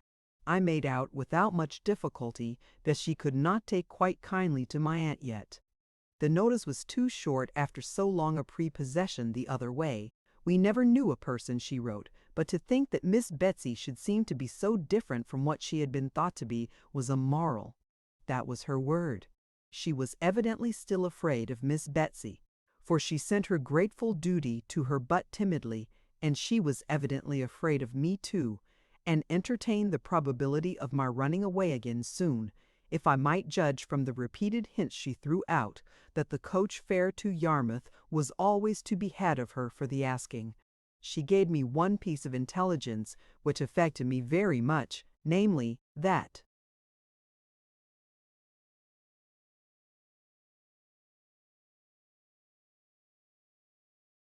there had been a sale of the furniture at her old home, and that Mr. and Miss Murdstone were gone away, and the house was shut up, to be let or sold. God knows I had no part in it while they remained there, but it pained me to think of the dear old place as altogether abandoned, of the weeds growing tall in the garden, and the fallen leaves lying thick and wet upon the paths. I imagined how the winds of winter would howl round it, how the cold rain would beat upon the window glass, how the moon would make ghosts on the walls of the empty rooms, watching their solitude all night. I thought afresh of the grave in the churchyard, underneath the tree, and it seemed as if the house were dead too now, and all connected with my father and mother were faded away. There was no other news in Peggotty's letters. Mr. Barkis was an excellent husband, she said, though still a little near, but we all had our faults, and she had plenty, though I am sure I don't know what they were, and he sent his duty, and my little bedroom was always ready for me. Mr. Peggotty was well, and Ham was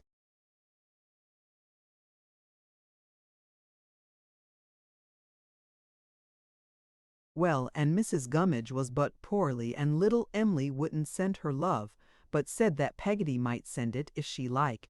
All this intelligence I dutifully imparted to my aunt, only reserving to myself the mention of little Em'ly, to whom I instinctively felt that she would not very tenderly incline.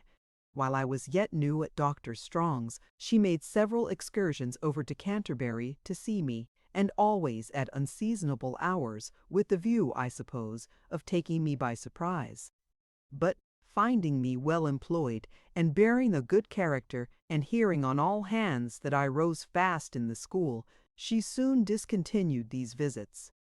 I saw her on a Saturday every third or fourth week when I went over to Dover for a treat, and I saw Mr. Dick every alternate Wednesday when he arrived by stagecoach at noon, to stay until next morning. On these occasions, Mr. Dick never traveled without a leathern writing desk containing a supply of stationery and the memorial, in relation to which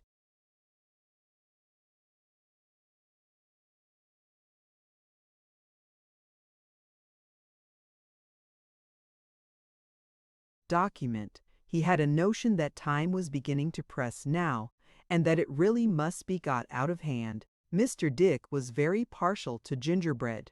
To render his visits the more agreeable, my aunt had instructed me to open a credit for him at a cake shop, which was hampered with the stipulation that he should not be served with more than 1 shilling's worth in the course of any one day. This, and the reference of all his little bills at the county inn where he slept, to my aunt, before they were paid, induced me to suspect that he was only allowed to rattle his money and not to spend it. I found on further investigation that this was so, or at least there was an agreement between him and my aunt that he should account to her for all his disbursements. As he had no idea of deceiving her and always desired to please her, he was thus made chary of launching into expense. On this point, as well as on all other possible points, Mr. Dick was convinced that my aunt was the wisest and most wonderful of women, as he repeatedly told me with infinite secrecy,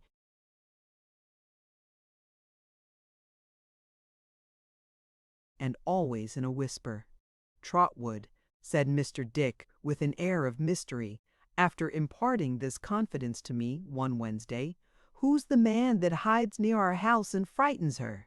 "Frightens my aunt, sir?" Mr. Dick nodded. "I thought nothing would have frightened her," he said, "for she's here." He whispered softly, "Don't mention it, the wisest and most wonderful of women." Having said which, he drew back, to observe the effect which this description of her made upon me. "The first time he came," said Mr. Dick, "was, let me see, 1649 was the date of King Charles's execution. I think you said 1649.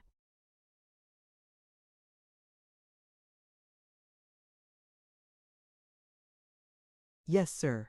I don't know how it can be," said Mr. Dick, sorely puzzled and shaking his head.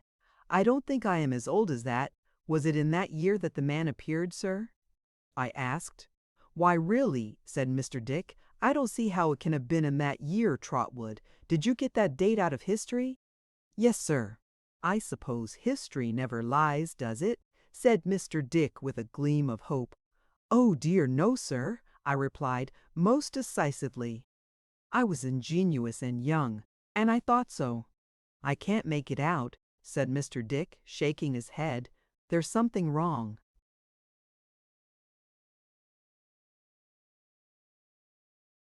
Somewhere, however, it was very soon after the mistake was made of putting some of the trouble out of King Charles's head into my head that the man first came. I was walking out with Miss Trotwood after tea, just at dark, and there he was, close to our house. "Walking about?" I inquired. "Walking about," repeated Mr. Dick. "Let me see, I must recollect a bit. And no, he was not walking about." I asked, as the shortest way to get at it, what he was doing. "Well, he wasn't there at all," said Mr. Dick, "until he came up behind her and whispered." Then she turned round and fainted, and I stood still and looked at him, and he walked away. But that he should have been hiding ever since in the ground or somewhere is the most extraordinary thing.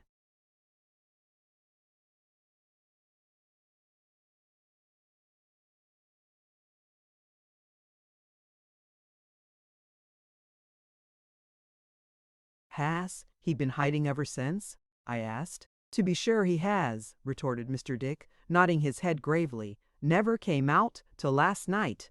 We were walking last night, and he came up behind her again, and I knew him again. And did he frighten my aunt again? All of a shiver, said Mr. Dick, counterfeiting that affection and making his teeth chatter. Held by the palings. Cried, but Trotwood, come here, getting me close to him, that he might whisper very softly, why did she give him money, boy, in the moonlight? He was a beggar, perhaps. Mr. Dick shook his head, as utterly renouncing the suggestion, and having replied a great many times, and with great confidence, no beggar, no beggar, no. Beggar, sir. Went on to say that from his window he had afterwards, and late at night, seen my aunt give this person money outside the garden rails in the moonlight, who then slunk away into the ground again, as he thought probable, and was seen no more, while my aunt came hurriedly and secretly back into the house, and had, even that morning, been quite different from her usual self, which preyed on Mr. Dick's mind. I had not the least belief in the outset of the story that the unknown was anything but a delusion of Mr. Dick's, and one of the line of that ill-fated prince who occasioned him so much difficulty, but after some reflection I began to entertain the question whether an attempt, or threat of an attempt, might have been twice made to take poor Mr. Dick himself from under my aunt's protection, and whether my aunt, the strength of whose kind feeling towards him I knew from herself, might have been induced to pay a price for his peace and quiet. As I was already much attached to Mr. Dick, and very solicitous for his welfare, my fears favored this supposition, and for a long time his Wednesday hardly ever came round, without my entertaining a misgiving that he would not be on the coach-box as usual. There he always appeared, however, grey-headed, laughing, and happy, and he never had anything more to tell of the man who could frighten my aunt. These Wednesdays were the happiest days of Mr. Dick's life. They were far from being the least happy of mine. He soon became known to every boy in the school, and though he never took an active part in any game but kite-flying, was as deeply interested in all our sports as anyone among us. How often have I seen him, intent upon a match at marbles or peg-top, looking on with a face of unutterable interest, and hardly breathing at the critical times.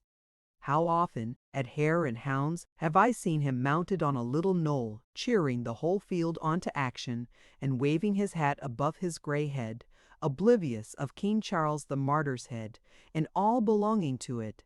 How many a summer hour,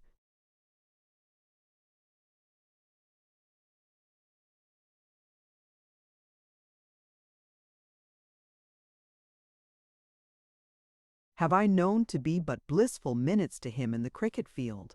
How many winter days have I seen him, standing blue-nosed in the snow and east wind, looking at the boys going down the long slide, and clapping his worsted gloves in rapture. He was an universal favorite, and his ingenuity in little things was transcendent. He could cut oranges into such devices as none of us had an idea of. He could make a boat out of anything, from a skewer upwards. He could turn cramp bones into chessmen, fashion Roman chariots from old court cards, make spoked wheels out of cotton reels, and bird cages of old wire. But he was greatest of all, perhaps, in the articles of string and straw, with which we were all persuaded he could do anything that could be done by hands. Mr. Dick's renown was not long confined to us.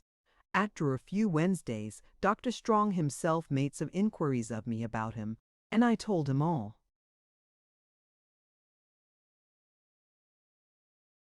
My aunt had told me, which interested the doctor so much that he requested, on the occasion of his next visit, to be presented to him. This ceremony I performed, and the doctor begging Mr. Dick whensoever he should not find me at the coach office, to come on there and rest himself until our morning's work was over. It soon passed into a custom for Mr. Dick to come on as a matter of course, and, if we were a little late, as often happened on a Wednesday, to walk about the courtyard waiting for me. Here he made the acquaintance of the doctor's beautiful young wife, paler than formerly, all this time, more rarely seen by me or anyone, I think, and not so gay but not less beautiful, and so became more and more familiar by degrees, until at last he would come into the school and wait. He always sat in a particular corner, on a particular stool, which was called Dick, after him. Here he would sit, with his gray head bent forward, attentively listening to whatever might be going on, with a profound veneration for the learning he had never been able to acquire.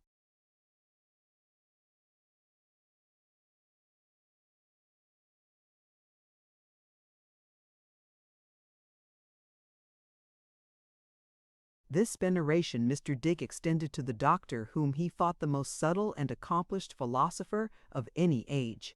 It was long before Mr. Dick ever spoke to him otherwise than bareheaded, and even when he and the doctor had struck up quite a friendship, and would walk together by the hour on that side of the courtyard which was known among us as the doctor's walk, Mr. Dick would pull off his hat at intervals to show his respect for wisdom and knowledge. How it ever came about that the doctor began to read out scraps of the famous dictionary in these walks, I never knew. Perhaps he felt it all the same. At first, at is. However, it passed into a custom too, and Mr. Dick, listening with a face shining with pride and pleasure, in his heart of hearts believed the dictionary to be the most delightful book in the world. As I think of them going up and down before those schoolroom windows, the doctor reading with his complacent smile, an occasional flourish of the manuscript, or grave motion of his head, and Mr. Dick listening and chained by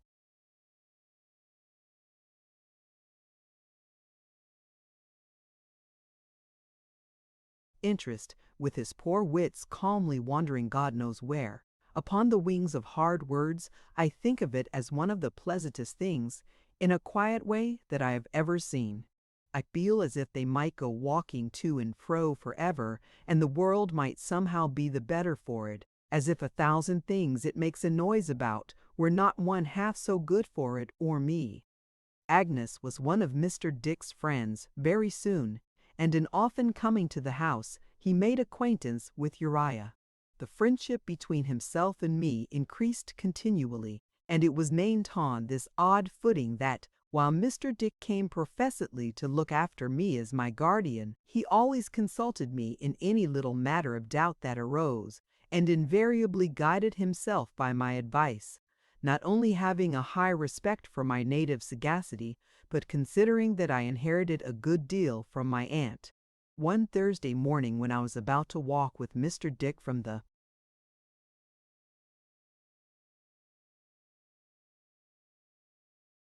hotel to the coach office before going back to school, for we had an hour's school before breakfast, I met Uriah in the street, who reminded me of the promise I had made to take tea with himself and his mother, adding, with a writhe, "But I didn't expect you to keep it, Master Copperfield.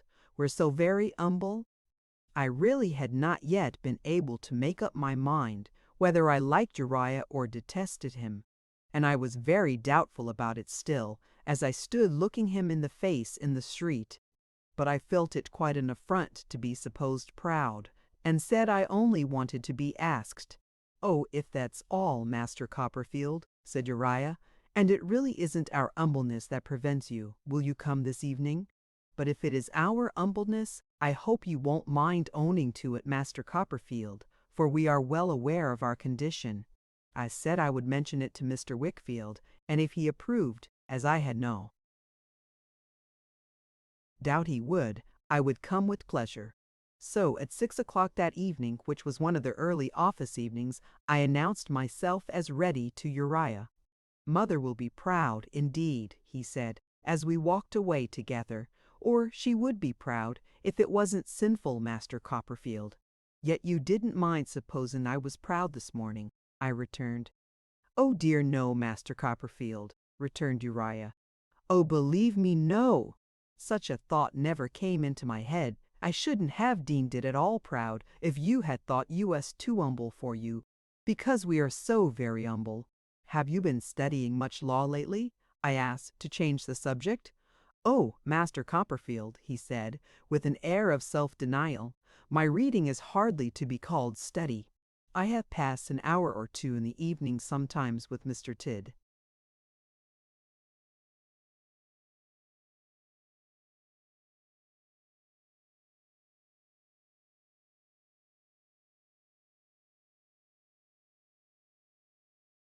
Rather hard, I suppose, said I. He is hard to me sometimes, returned Uriah, but I don't know what he might be to a gifted person. After beating a little tune on his chin as he walked on, with the 2 forefingers of his skeleton right hand, he added, "There are expressions, you see, Master Copperfield, Latin words and terms in Mr. Tidd that are trying to a reader of my humble attainments." "Would you like to be taught Latin?" I said briskly. "I will teach it you with pleasure as I learn it." "Oh, thank you, Master Copperfield," he answered, shaking his head. "I am sure it's very kind of you to make the offer, but I am much too humble to accept it." "What nonsense, Uriah!"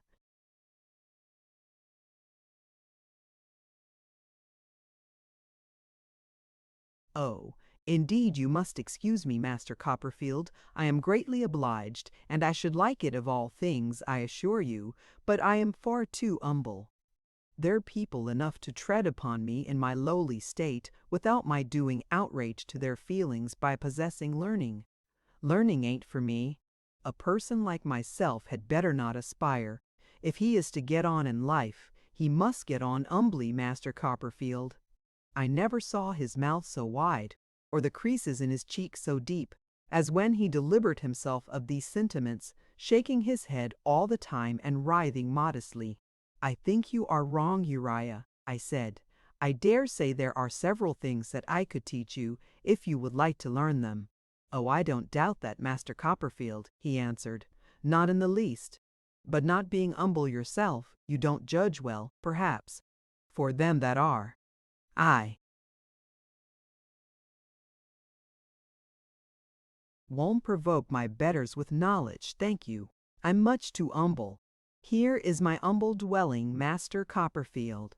We entered a low, old-fashioned room, walked straight into from the street, and found there Mrs. Heep, who was the dead image of Uriah, only short. She received me with the utmost humility, and apologized to me for giving her son a kiss, observing that, lowly as they were, they had their natural affections, which they hoped would give no offense to anyone. It was a perfectly decent room, half parlor and half kitchen, but not at all a snug room. The tea things were set upon the table, and the kettle was boiling on the hob. There was a chest of drawers with an escritoire top for Uriah to read or write out of an evening. There was Uriah's blue bag lying down and vomiting papers. There was a company of Uriah's books commanded by Mr. Tidd. There was a corner cupboard, and there were the usual articles of furniture. I don't remember that any individual object had a bare, pinched, spare look, but I do remember that the whole place had.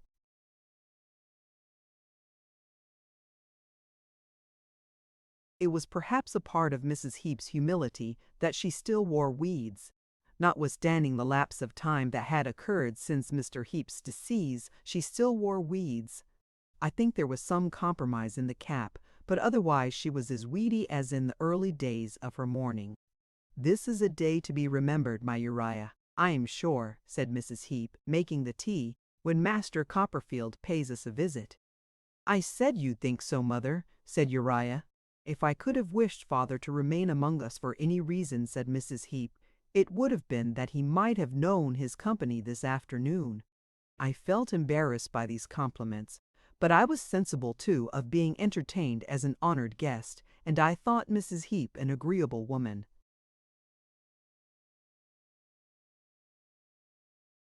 "My Uriah," said Mrs. Heep, "has looked forward to this, sir, a long while. He had his fears that our humbleness stood in the way, and I joined in them myself. Humble we are, humble we have been, humble we shall ever be," said Mrs. Heep. I am sure you have no occasion to be so, ma'am, I said, unless you like. Thank you, sir, retorted Mrs. Heep. We know our station and are thankful in it. I found that Mrs. Heep gradually got nearer to me, and that Uriah gradually got opposite to me, and that they respectfully plied me with the choicest of the eatables on the table. There was nothing particularly choice there, to be sure, but I took the will for the deed, and felt that they were very attentive. Presently they began to talk about aunts, and then I told them about mine, and about fathers and mothers, and then I told them about mine, and then Mrs. Heep began to talk about fathers-in-law, and then I began to tell her about mine, but stopped.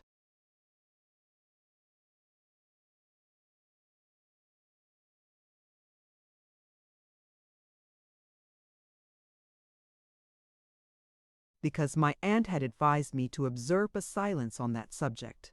A tender young cork, however, would have had no more chance against a pair of corkscrews, or a tender young tooth against a pair of dentists, or a little shuttlecock against two battledores, than I had against Uriah and Mrs. Heep. They did just what they liked with me, and wormed things out of me that I had no desire to tell, with a certainty I blush to think of, the more especially, as in my juvenile frankness I took some credit to myself for being so confidential, and felt that I was quite the patron of Métis. They were very fond of one another, that was certain. I take it, that had its effect upon me, as a touch of nature, but the skill with which the one followed up whatever the other said, was a touch of art which I was still less proof against. When there was nothing more to be got out of me about myself, for on the Murdstone and Grinby life, and on my journey, I was dumb. They began about Mr. Wickfield and Agnes. Uriah threw the ball to Mrs. Heep. Mrs. Heep caught.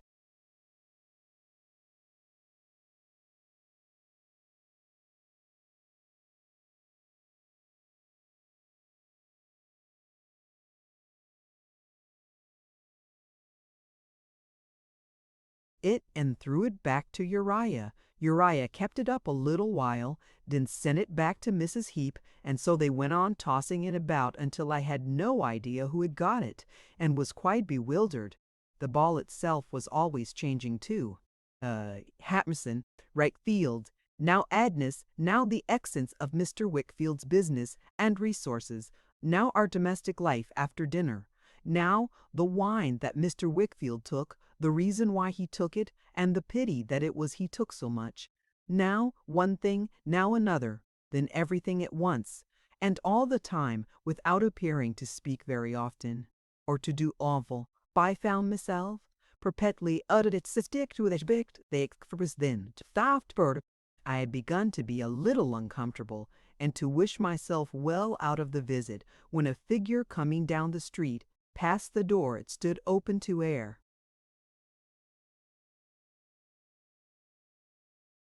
The room, which was warm, the weather being close for the time of year, came back again, looked in, and walked in, exclaiming loudly, "Copperfield, is it possible?" It was Mr. Micawber. It was Mr. Micawber, with his eyeglass, and his walking stick, and his shirt collar, and his genteel air, and the condescending roll in his voice, all complete. "My dear Copperfield," said Mr. Micawber, putting out his hand, "this is indeed a meeting which is calculated to impress the mind with a sense of the instability and uncertainty of all human. In short, it is a most extraordinary meeting. Walking along the street, reflecting upon the probability of something turning up, of which I am at present rather sanguine, I find a young but valued friend turn up, who is connected with the most eventful period of my life. I may say, with the turning point of it. Copperfield, my dear fellow, how do you? Do? I cannot say, I really cannot say that I was glad to see Mr. Micawber there, but I was glad to see him too, and shook hands with him, heartily, inquiring how Mrs. Micawber was. "Thank you," said Mr. Micawber, waving his hand as of old, and settling his chin in his shirt collar. "She is tolerably convalescent. The twins no longer derive their sustenance from nature's fountain short," said Mr. Micawber, in one of his bursts of confidence. "They are weaned, and Mrs. Micawber is, at present, my travelling companion." She will be rejoiced, Copperfield, to renew her acquaintance with one who has proved himself in all respects a worthy minister at the sacred altar of friendship. I said I should be delighted to see her.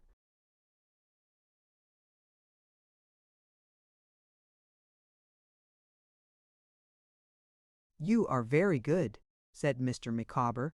Mr. Micawber then smiled, settled his chin again, and looked about him. I have discovered my friend Copperfield, said Mr. Micawber gentilly, and without addressing himself particularly to anyone, not in solitude, but partaking of a social meal in company with a widow lady, and one who was apparently her offspring. In short, said Mr. Micawber in another of his bursts of confidence, her son? I shall esteem it an honor to be presented.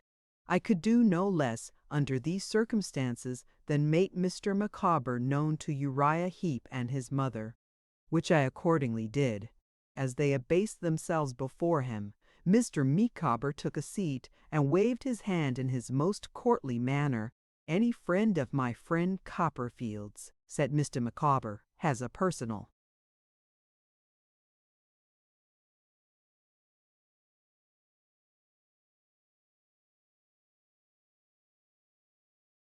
claim upon myself. We are too humble, sir, said Mrs. Heep, my son and me, to be the friends of Master Copperfield. He has been so good as take his tea with us, and we are thankful to him for his company, also to you, sir, for your notice. Ma'am, returned Mr. Micawber with a bow, you are very obliging. And what are you doing, Copperfield? Still in the wine trade? I was excessively anxious to get Mr. Micawber away, and replied with my hat in my hand and a very red face, I have no doubt that I was a pupil at Dr. Strong's. A pupil, said Mr. Micawber, raising his eyebrows. I am extremely happy to hear it. Although a mind like my friend Copperfield's to Uriah and Mrs. Heep does not require that cultivation which, without his knowledge of men,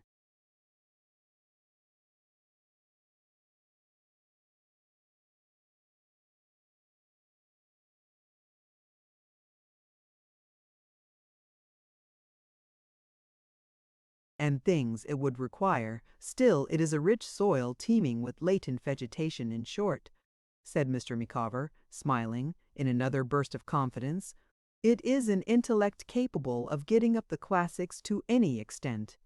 Uriah, with his long hands slowly twining over one another, made a ghastly writhe from the waist upwards to express his concurrence in this estimation of me. Shall we go and see Mrs. Micawber, sir? I said, to get Mr. Micawber away. If you will do her that favor, Copperfield, replied Mr. Micawber, rising.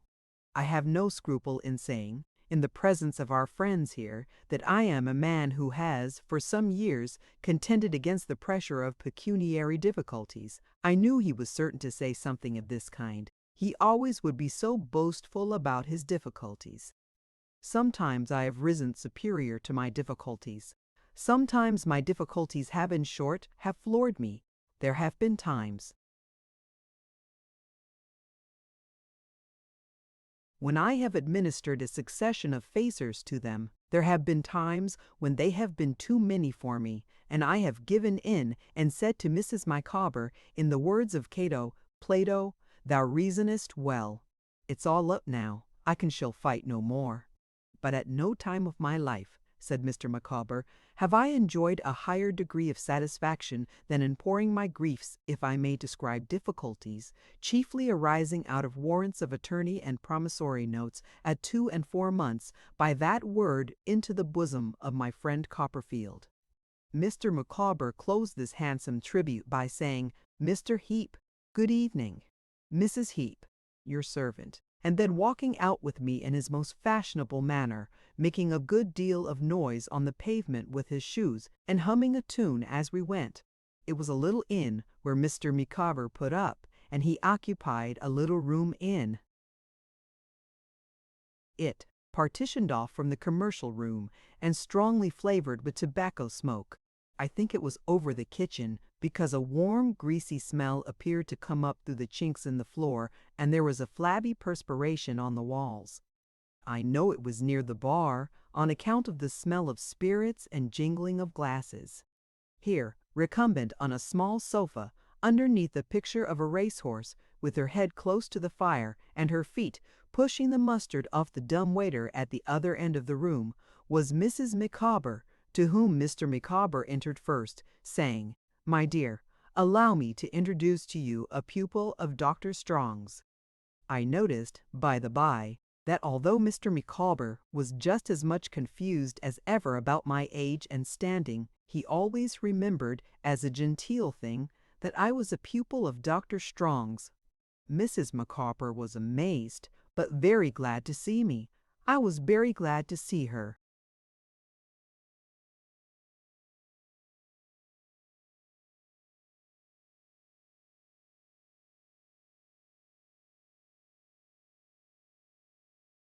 Too, and, after an affectionate greeting on both sides, sat down on the small sofa near her. "My dear," said Mr. Micawber, "if you will mention to Copperfield what our present position is, which I have no doubt he will like to know, I will go and look at the paper the while, and see whether anything turns up among the advertisements." "I thought you were at Plymouth, ma'am," I said to Mrs. Micawber, as he went out. "My dear Master Copperfield," she replied, "we went to Plymouth. To be on the spot, I hinted." "Just so," said Mrs. Micawber, "to be on the spot. But the truth is, talent is not wanted in the custom house. The local influence of my family was quite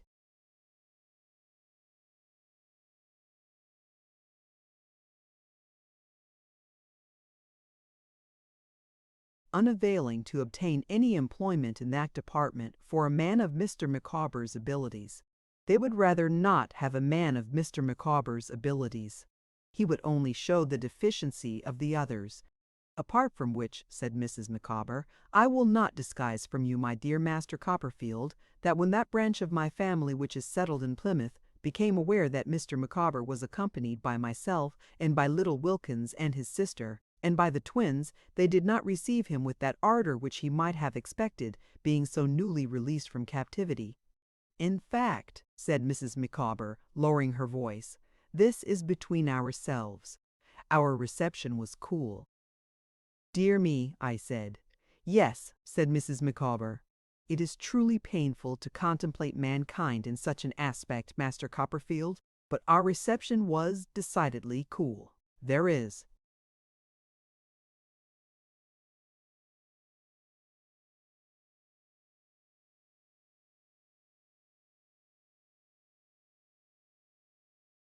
No doubt about it. In fact, that branch of my family which is settled in Plymouth became quite personal to Mr. Micawber before we had been there a week.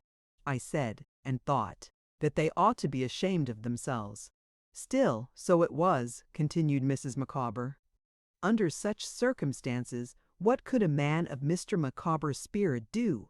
But one obvious course was left: to borrow of that branch of my family the money to return to London, and to return at any sacrifice."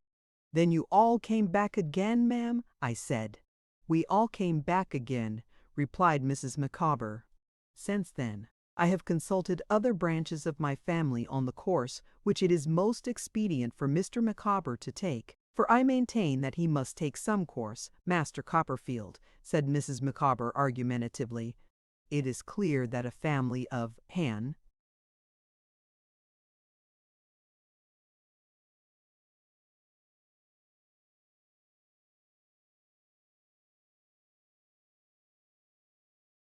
six, not including a domestic, cannot live upon air." "Certainly, ma'am," said I. "The opinion of those other branches of my family," pursued Mrs. Micawber, "is that Mr. Micawber should immediately turn his attention to coals." "To what, ma'am?" "To coals," said Mrs. Micawber, "to the coal trade. Mr. Micawber was induced to think on enquiry that there might be an opening for a man of his talent in the Medway coal trade. Then, as Mr. Micawber very properly said, the first step to be taken clearly was, to come and see the Medway, which we came and saw. I say we, Master Copperfield, for I never will," said Mrs. Micawber with emotion. I never will desert Mr. Micawber. I murmured my admiration and approbation.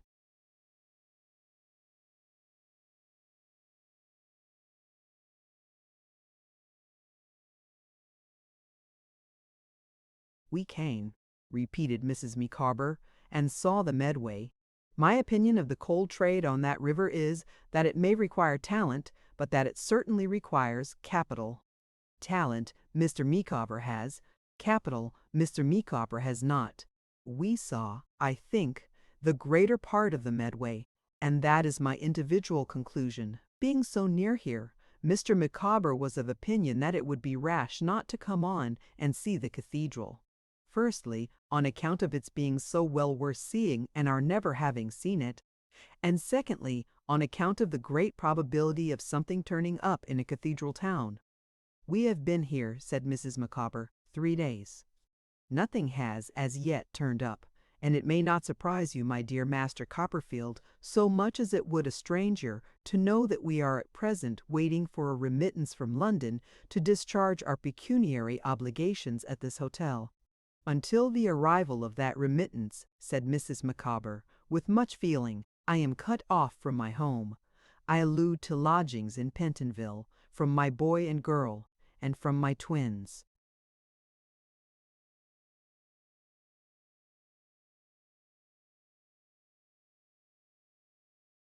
I felt the utmost sympathy for Mr. and Mrs. Micawber in this anxious extremity, and said as much to Mr. Micawber, who now returned, adding that I only wished I had money enough to lend them the amount they needed. Mr. Micawber's answer expressed the disturbance of his mind. He said, shaking hands with me, "Copperfield, you are a true friend. But when the worst comes to the worst, no man is without a friend who is possessed of shaving materials." At this dreadful hint, Mrs. Micawber threw her arms round Mr. Micawber's neck and entreated him to be calm. He wept, but so far recovered almost immediately as to ring the bell for the waiter and bespeak a hot kidney pudding and a plate of shrimps for breakfast in the morning. When I took my leave of them, they both pressed me so much to come and dine before they went away, that I could not refuse. But, as I knew I could not come next day, when I should have a good deal to prepare in the evening, Mr. Micawber arranged that he would call at Dr. Strong's in the course of the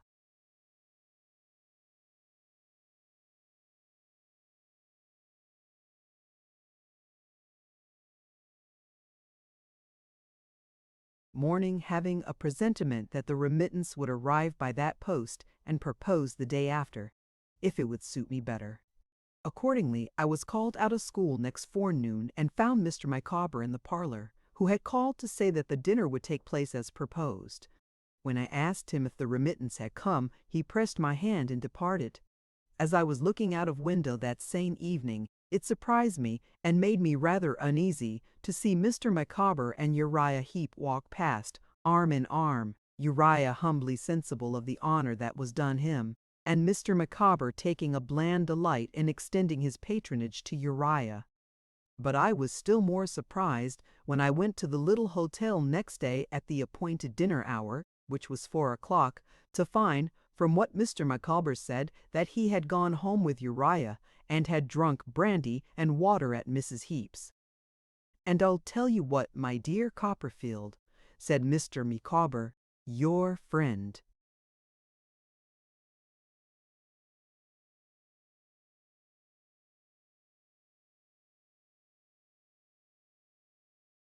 Heep is a young fellow who might be Attorney General. If I had known that young man at the period when my difficulties came to a crisis, all I can say is that I believe my creditors would have been a great deal better managed than they were. I hardly understood how this could have been, seeing that Mr. Micawber had paid them nothing at all as it was, but I did not like to ask. Neither did I like to say that I hoped he had not been too communicative to Uriah, or to inquire if they had talked much about me. I was afraid of hurting Mr. Micawber's feelings, or, at all events, Mrs. Micawber's, she being very sensitive, but I was uncomfortable about it too, and often thought about it afterwards. We had a beautiful little dinner, quite an elegant dish of fish, the kidney end of a loin of veal, roasted, fried sausage meat, a partridge, and a pudding. There was wine, and there was strong ale, and after dinner Mrs. Micawber made us a bowl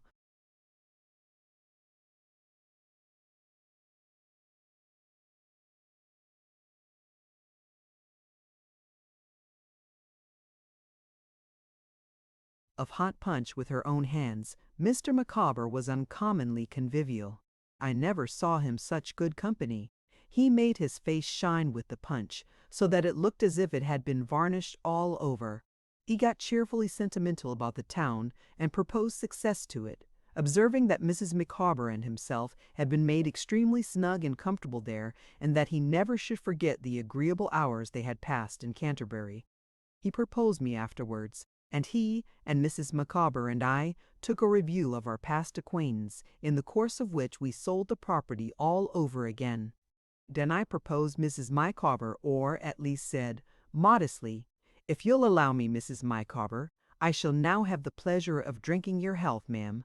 On which Mr. Micawber delivered an eulogium on Mrs. Micawber's character, and said she had ever been his guide, philosopher, and friend, and that he would recommend me, when I came to a marrying time of life, to marry such another woman, if such another woman could be found.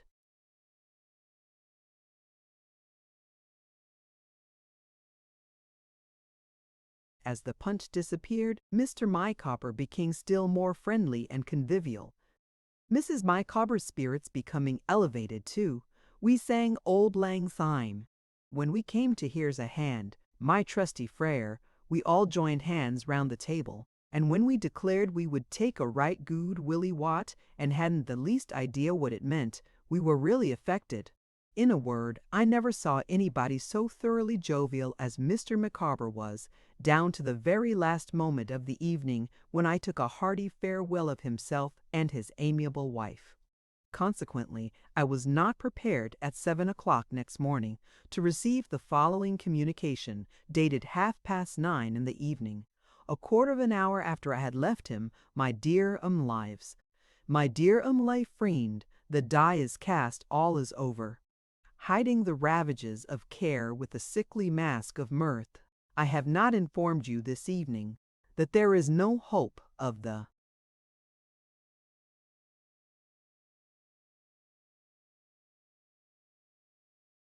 remittance.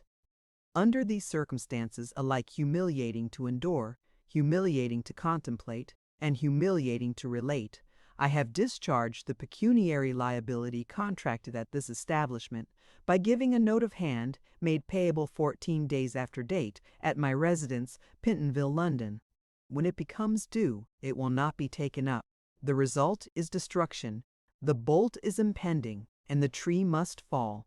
Let the wretched man who now addresses you, my dear Copperfield, be a beacon to you through life. He writes with that intention and in that hope. If he could think himself of so much use, one gleam of day might, by possibility, penetrate into the cheerless dungeon of his remaining existence, though his longevity is, at present, to say the least of it, extremely problematical. This is the last communication, my dear Copperfield, you will ever receive from the beggared outcast, Wilkins Micawber. I was so shocked by the contents of this heartrending letter that I ran off directly towards the little hotel, with the intention of taking it on my way to Dr. Strong's, and trying to soothe Mr. Micawber with a word of comfort. But halfway there, I met the London coach with Mr. and Mrs. Micawber up behind.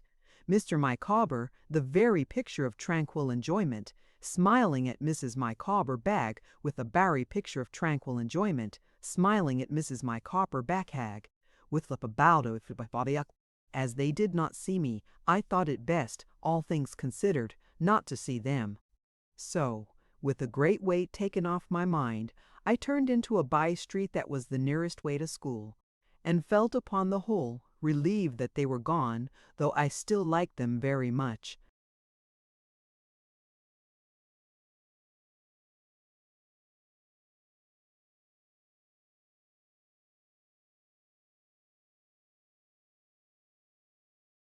Nevertheless, Chapter 18. Chapter 18. A Retrospect. My school days. The silent gliding on of my existence, the unseen, unfelt progress of my life from childhood up to youth. Let me think, as I look back upon that flowing water, now a dry channel overgrown with leaves, whether there are any marks along its course by which I can remember how it ran. A moment, and I occupy my place in the cathedral, where we all went together every Sunday morning, assembling first at school for that purpose. The earthy smell, the sunless air, the sensation of the world being shut out, the resounding of the organ through the black and white arched galleries and aisles, are wings that take me back and hold me hovering above those days in a half-sleeping and half-waking dream. I am not the last boy in the school. I have risen in a few months over several heads, but the first boy seems to me a mighty creature dwelling afar off, whose giddy height is unattainable. Agnes says no, but I say yes, and tell her that she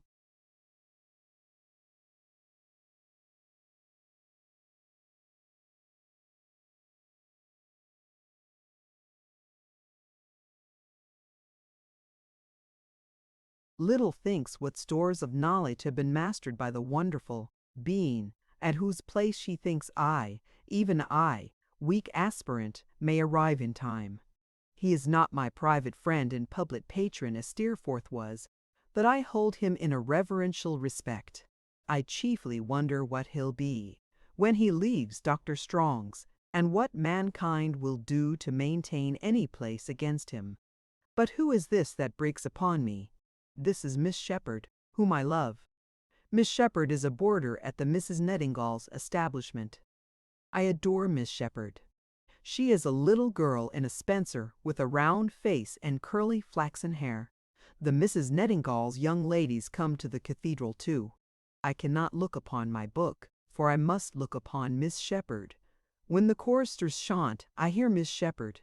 In the service, I mentally insert Miss Shepherd's name. I put her in among the royal family. At home, in my own room, I am sometimes moved to cry out, "Oh, Miss Shepherd," in a transport of love.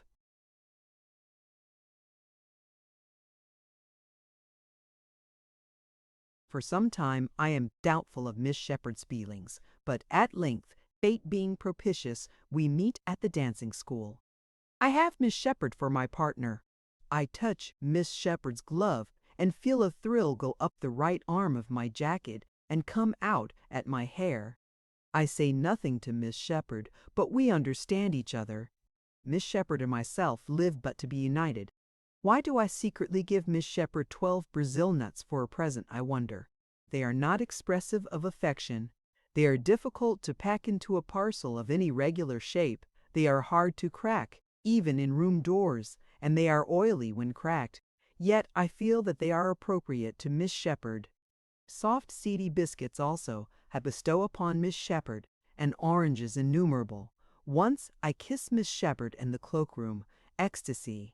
What are my agony and indignation next day when I hear a flying rumor that the Misses Nettingall have stood Miss Shepherd in the stocks for turning in her toes.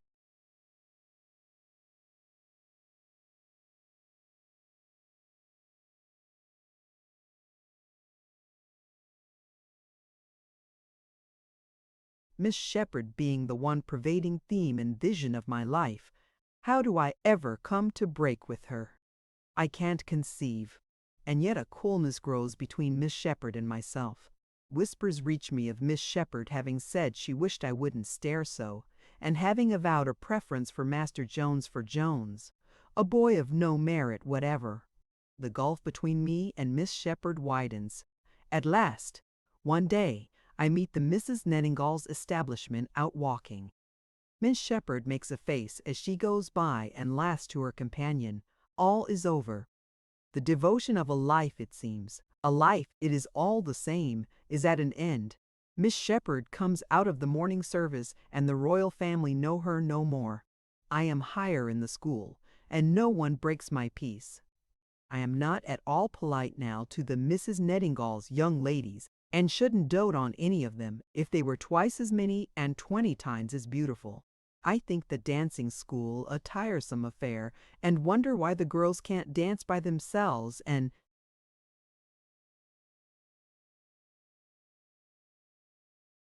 leave us alone. I am growing great in Latin verses and neglect the laces of my boots. Dr. Strong refers to me in public as a promising young scholar. Mr. Dick is wild with joy, and my aunt remits me a guinea by the next post. The shade of a young butcher rises, like the apparition of an armed head in Macbeth. Who is this young butcher? He is the terror of the youth of Canterbury. There is a vague belief abroad that the beef suet with which he anoints his hair gives him unnatural strength, and that he is a match for a man. He is a broad-faced, bull-necked young butcher with rough red cheeks, an ill-conditioned mind, and an injurious tongue.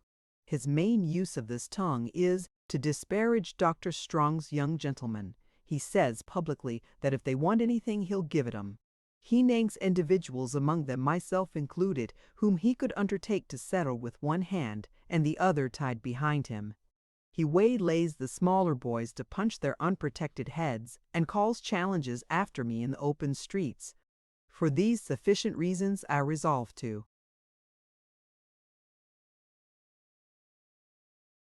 fight the butcher. It is a summer evening down in a green hollow at the corner of a wall. I meet the butcher by appointment.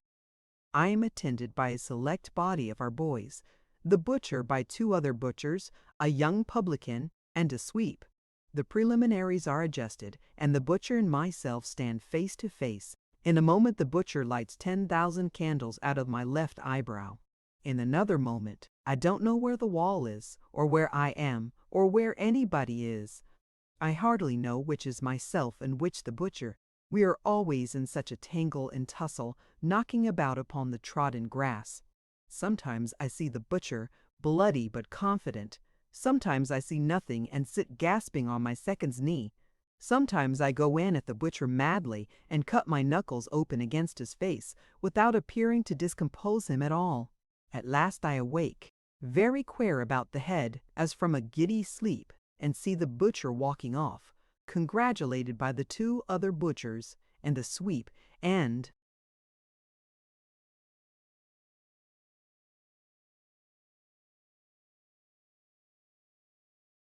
publican, and putting on his coat as he goes, from which I augur, justly, that the victory is his.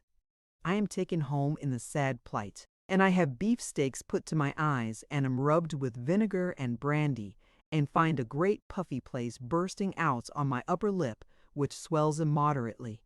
For 3 or 4 days I remain at home, a very ill-looking subject, with a green shade over my eyes, and I should be very dull, but that Agnes is a sister to me, and condoles with me, and reads to me, and makes the time light and happy. Agnes has my confidence completely, always. I tell her all about the butcher, and the wrongs he has heaped upon me. She thinks I couldn't have done otherwise than fight the butcher, while she shrinks and trembles at my having fought him. Time has stolen on unobserved, for Adams is not the head boy in the days that are come now, nor has he been this many and many a day. Adams has left the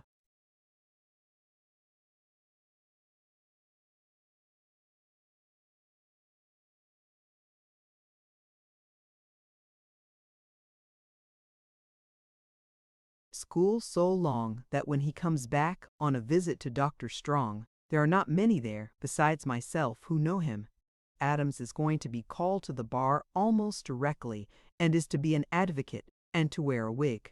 I am surprised to find him a meeker man than I had thought, and less imposing in appearance.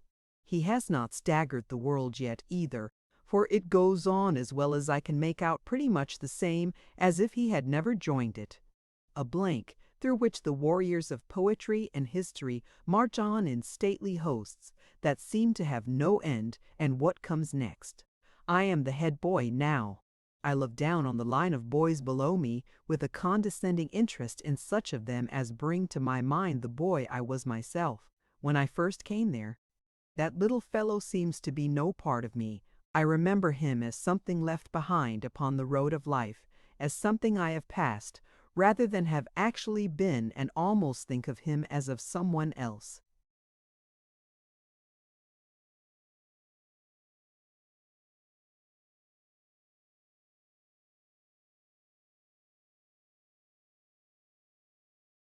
And the little girl I saw on that first day at Mr. Wickfield's, where is she? Gone also. In her stead, the perfect likeness of the picture, a child-likeness no more, moves about the house. And Agnes, my sweet sister, as I call her in my thoughts, my counselor and friend, the better angel of the lives of all who come within her calm, good, self-denying influence, is quite a woman. What other changes have come upon me, besides the changes in my growth and looks, and in the knowledge I have garnered all this while? I wear a gold watch and chain, a ring upon my little finger, and a long-tailed coat, and I use a great deal of bear's grease, which, taken in conjunction with the ring, looks bad. Am I in love again? I am. I worship the eldest Miss Larkins. The eldest Miss Larkins is not a little girl. She is a tall, dark, black-eyed, fine figure of a woman.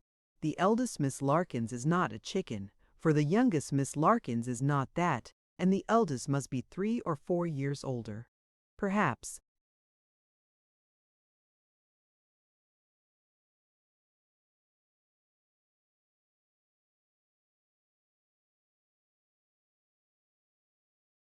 The eldest Miss Larkins may be about 30. My passion for her is beyond all bounds. The eldest Miss Larkins knows officers. It is an awful thing to bear. I see them speaking to her in the street. I see them cross the way to meet her when her bonnet, she has a bright taste in bonnets, is seen coming down the pavement, accompanied by her sister's bonnet. She laughs and talks, and seems to like it. I spend a good deal of my own spare time in walking up and down to meet her. If I can bow to her once in the day, I know her to bow to. Knowing Mr. Larkins, I am happier. I deserve a bow now and then. The raging agonies I suffer on the night of the race ball, where I know the eldest Miss Larkins will be dancing with the military, ought to have some compensation if there be even-handed justice in the world. My passion takes away my appetite and makes me wear my newest silk neckerchief continually. I have no relief but in putting on my best clothes and having my boots cleaned over and over again. I seem, then, to be worthier of the eldest Miss Larkins. Everything that belongs to her, or is connected with her, is precious to me. Mr. Larkins, a gruff old gentleman with a double chin, and one of his eyes immovable in his head, is fraught with interest to me. When I can't meet his daughter, I go where I am likely to meet him. To say, "How do you do, Mr. Larkins? Are the young ladies and all the family quite well?" seems so pointed that I blush. I think continually about my age. Say I am 17, and say that 17 is young for the eldest Miss Larkins. What of that? Besides, I shall be 21 in no time almost. I regularly take walks outside Mr. Larkins's house in the evening, though it cuts me to the heart to see the officers go in, or to hear them up in the drawing-room, where the eldest Miss Larkins plays the harp. I even walk, on 2 or 3 occasions, in a sickly spoony manner, round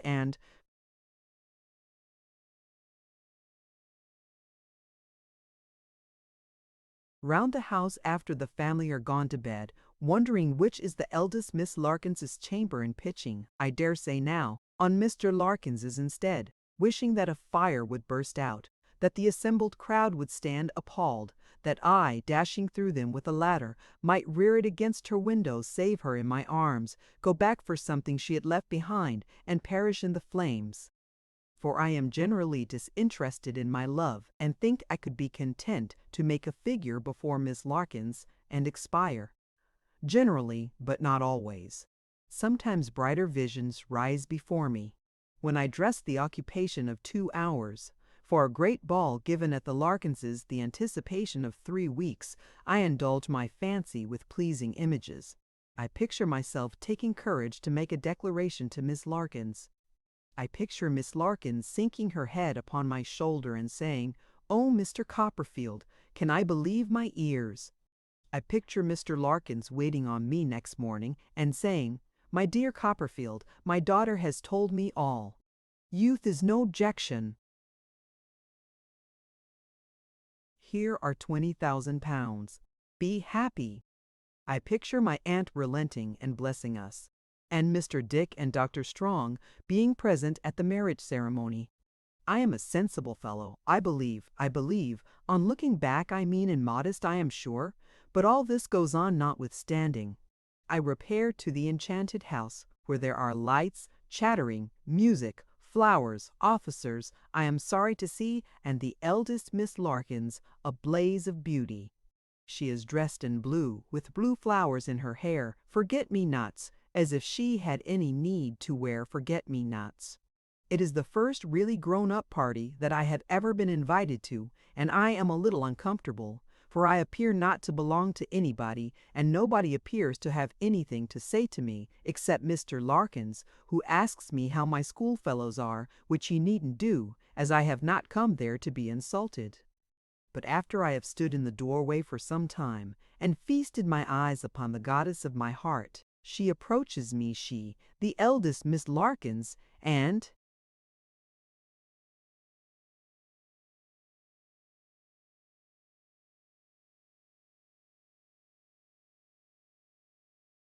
asks me pleasantly if I dance. I stammer, with a beau, with you, Miss Larkins. With no one else? Inquires Miss Larkins. I should have no pleasure in dancing with any one else. Miss Larkins laughs and blushes, or I think she blushes, and says, next time but one I shall be very glad. The time arrives. It is a waltz, I think, Miss Larkins doubtfully observes when I present myself. Do you waltz? If not, Captain Bailey, but I do waltz pretty well too, as it happens, and I take Miss Larkins out. I take her sternly from the side of Captain Bailey. He is wretched, I have no doubt, but he is nothing to me. I have been wretched too. I waltz with the eldest Miss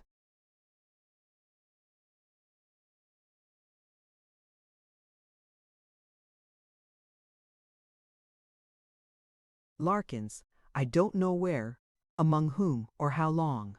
I only know that I swim about in space with a blue angel in a state of blissful delirium until I find myself alone with her in a little room resting on a sofa. She admires a flower-pink camellia japonica, price half a crown, in my buttonhole. I give it her and say, I ask an inestimable price for it, Miss Larkins. Indeed. What is that? Returns Miss Larkins. A flower of yours, that I may treasure it as a miser does gold. You're a bold boy, says Miss Larkins. There. She gives it me, not displeased, and I put it to my lips, and then into my breast. Miss Larkins, laughing, draws her hand through my arm and says, now take me back to Captain Bailey.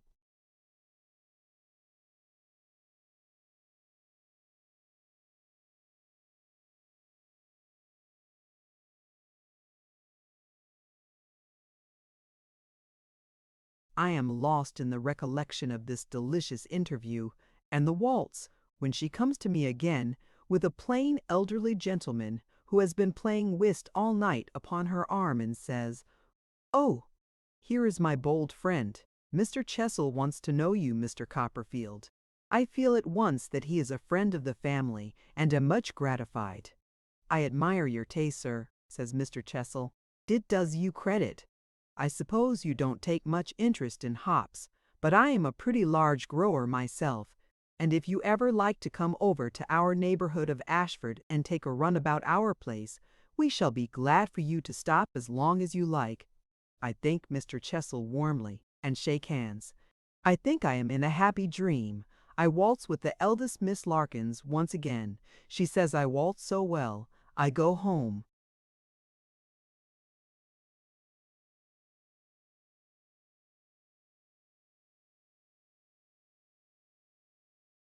In a state of unspeakable bliss, and waltz in imagination all night long with my arm round the blue waist of my dear divinity. For some days afterwards I am lost in rapturous reflections, but I neither see her in the street nor when I call. I am imperfectly consoled for this disappointment by the sacred pledge, the perished flower. Trotwood, says Agnes, one day after dinner, who do you think is going to be married tomorrow? Someone you admire. Not you, I suppose, Agnes. Not me, raising her cheerful face from the music she is copying. Do you hear him, Papa? The eldest Miss Larkins. To Captain Bailey, I have just enough power to ask. No, to no captain, to Mr. Chessel, a hop grower.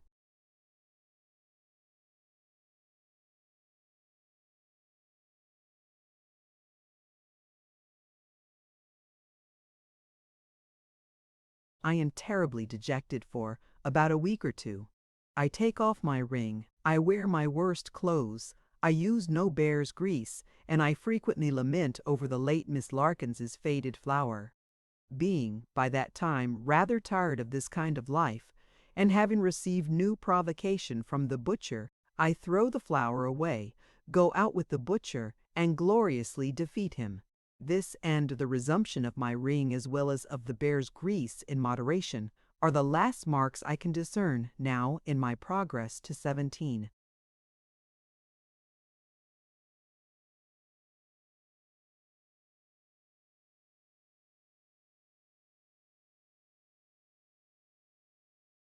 Chapter 19. I look about me and make a discovery.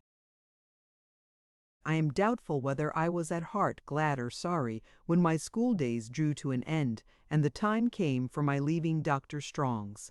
I had been very happy there. I had a great attachment for the doctor, and I was eminent and distinguished in that little world. For these reasons I was sorry to go, but for other reasons, unsubstantial enough, I was glad.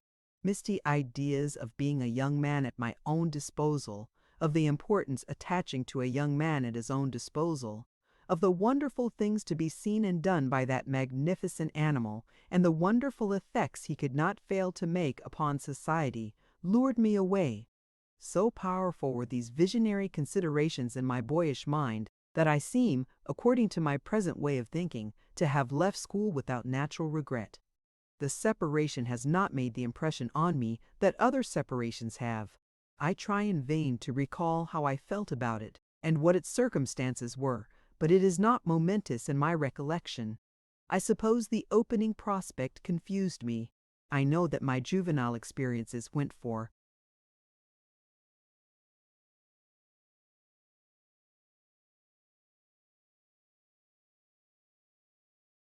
little or nothing then, and that life was more like a great fairy story, which I was just about to begin to read, than anything else.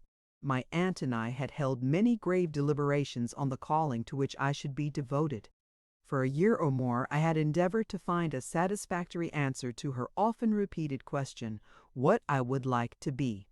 But I had no particular liking that I could discover for anything. If I could have been inspired with a knowledge of the science of navigation, taken the command of a fast sailing expedition, and gone round the world on a triumphant voyage of discovery, I think I might have considered myself completely suited. But, in the absence of any such miraculous provision, my desire was to apply myself to some pursuit that would not lie too heavily upon her purse, and to do my duty in it, whatever it might be. Mr. Dick had regularly assisted at our councils with a meditative and sage demeanor. He never made a suggestion but once, and on that occasion, I don't know what put it in his head, he suddenly proposed that I should be a brazier. My aunt received this proposal so very ungraciously that he never ventured on a second, but ever afterwards confined himself to looking watchfully at her for her suggestions and rattling his money. Trot, I tell you what, my dear, said my aunt one morning in the Christmas season when I left school, as this knotty point is still unsettled, and as we must not make a mistake in our decision if we can help it, I think we had better take a little breathing time. In the meanwhile, you must try to look at it from a new point of view, and not as a schoolboy. I will, aunt. It has occurred to me, pursued my aunt, that a little change and a glimpse of life out of doors may be useful in helping you to know your own mind and form. a cooler judgment. Suppose you were to go down into the old part of the country again, for instance, and see that out-of-the-way woman with the savagest of names," said my aunt, rubbing her nose, for she could never thoroughly forgive Peggotty for being so called. "Of all things in the world, aunt, I should like it best." "Well," said my aunt, "that's lucky, for I should like it too. But it's natural and rational that you should like it. And I am very well persuaded that whatever you do, Trot, will always be natural and rational." "I hope so, aunt. Your sister Betsy Trotwood," said my aunt, "would have been as natural and rational a girl as ever breathed. You'll be worthy of her, won't you?" "I hope I shall be worthy of you, aunt. That will be enough for me."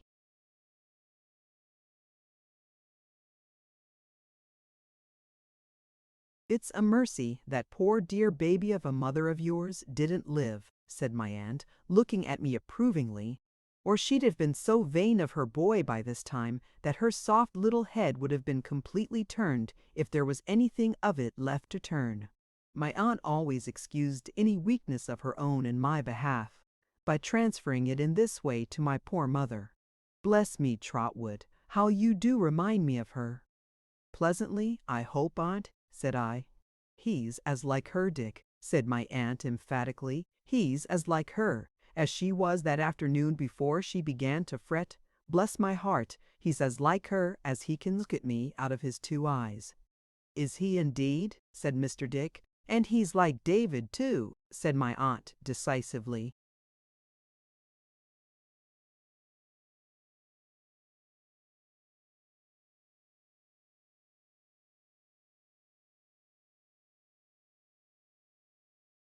"He is very like David," said Mr. Dick. "But what I want you to be, Trot," resumed my aunt, "I don't mean physically, but morally. You are very well physically is a firm fellow, a fine firm fellow with a will of your own." "With resolution," said my aunt, shaking her cap at me and clenching her hand. "With determination, with character. Trot, with strength of character that is not to be influenced, except on good reason, by anybody or by anything. That's what I want you to be. That's what your father and mother might both have been, heaven knows, and been the better for it." I intimated that I hoped I should be what she described, "that you may begin, in a small way, to have a reliance upon yourself and to act for yourself," said my aunt. "I shall send you upon your trip alone. I did think once of Mr. Dick's going with you, but on second thoughts I shall keep him to take care of me."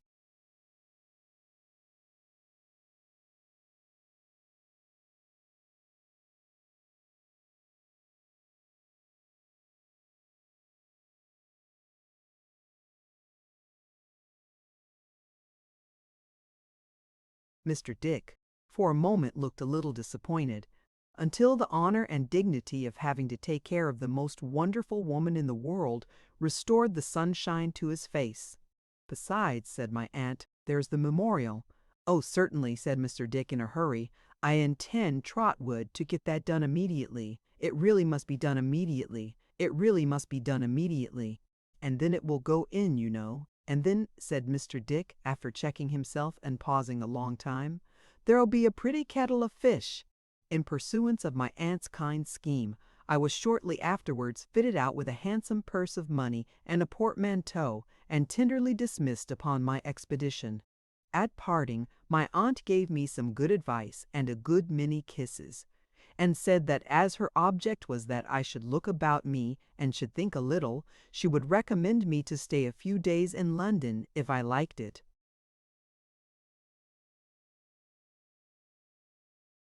Either on my way down into Suffolk or in coming back. In a word, I was at liberty to do what I would, for 3 weeks or a month, and no other conditions were imposed upon my freedom than the before-mentioned thinking and looking about me, and a pledge to write 3 times a week and faithfully report myself. I went to Canterbury first, that I might take leave of Agnes and Mr. Wickfield, my old room in whose house I had not yet relinquished, and also of the good doctor. Agnes was very glad to see me, and told me that the house had not been like itself since I had left it. I am sure I am not like myself when I am away, said I. I seem to want my right hand when I miss you, though that's not saying much, for there's no head in my right hand and no heart. Everyone who knows you consults with you and is guided by you, Agnes.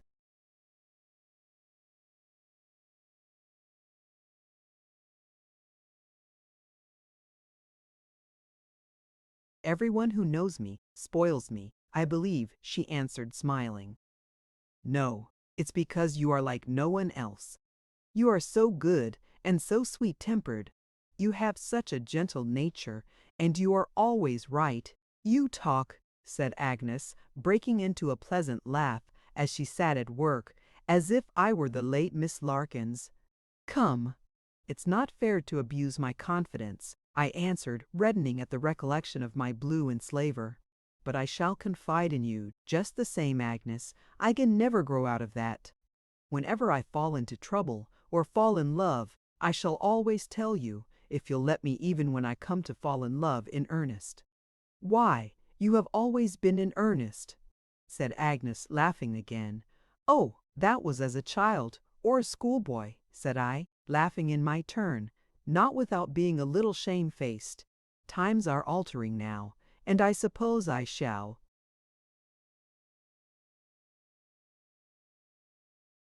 be in a terrible state of earnestness one day or other. My wonder is that you are not in earnest yourself by this time, Agnes.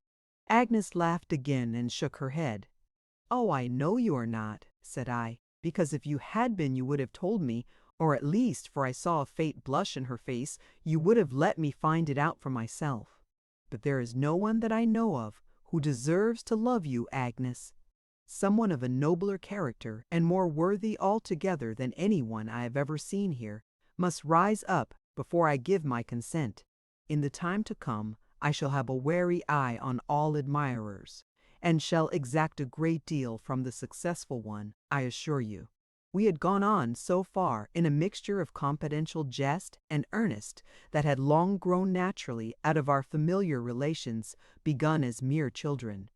But Agnes, now suddenly lifting up her eyes to mine and speaking in a different manner, said, Trotwood, there is something that I want to ask you, and that I may not have another opportunity of asking for a long time. Perhaps something I would ask, I think of no one else. Have you observed any gradual alteration in Papa? I had observed it, and had often wondered whether she had too. I must have shown as much now in my face, for her eyes were in a moment cast down, and I saw tears in them. Tell me what it is, she said in a low voice. I think shall I be quite plain, Agnes? Liking him so much? Yes, she said. I think he does himself no good by the habit that has increased upon him since.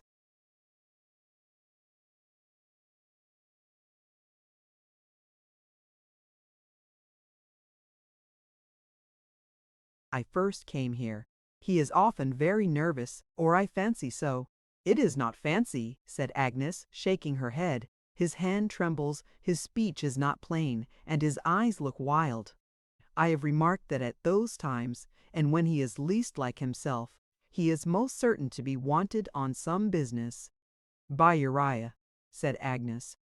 Yes, and the sense of being unfit for it, or of not having understood it, or of having shown his condition in spite of himself, seems to make him so uneasy that next day he is worse, and next day worse, and so he becomes jaded and haggard. Do not be alarmed by what I say, Agnes, but in this state I saw him only the other evening, lay down his head upon his desk, and shed tears like a child. Her hand passed softly before my lips while I was yet speaking, and in a moment she had met her father at the door of the room and was hanging on his shoulder. The expression of her face, as they both looked towards me, I felt to be very touching. There was such deep fondness for him, and gratitude to him for all his love and care in her beautiful look, and there was such a fervent appeal to me to deal tenderly by him, even in my inmost thoughts, and to let no harsh construction find any place against him.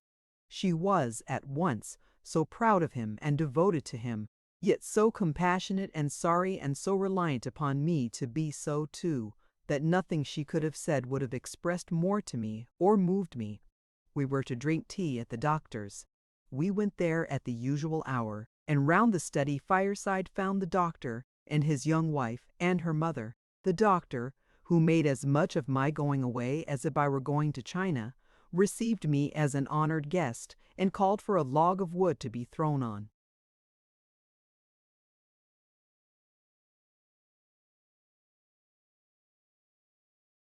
The fire, that he might see the face of his old pupil reddening in the blaze. "I shall not see many more new faces in Trotwood Stead, Wickfield," said the doctor, warming his hands. "I am getting lazy and want ease. I shall relinquish all my young people in another 6 months and lead a quieter life." "You have said so any time these 10 years, doctor," Mr. Wickfield answered. "But now I mean to do it," returned the doctor. "My first master will succeed me. I am in earnest at last, so you'll soon have to arrange our contracts and to bind us firmly to them like a couple of knaves.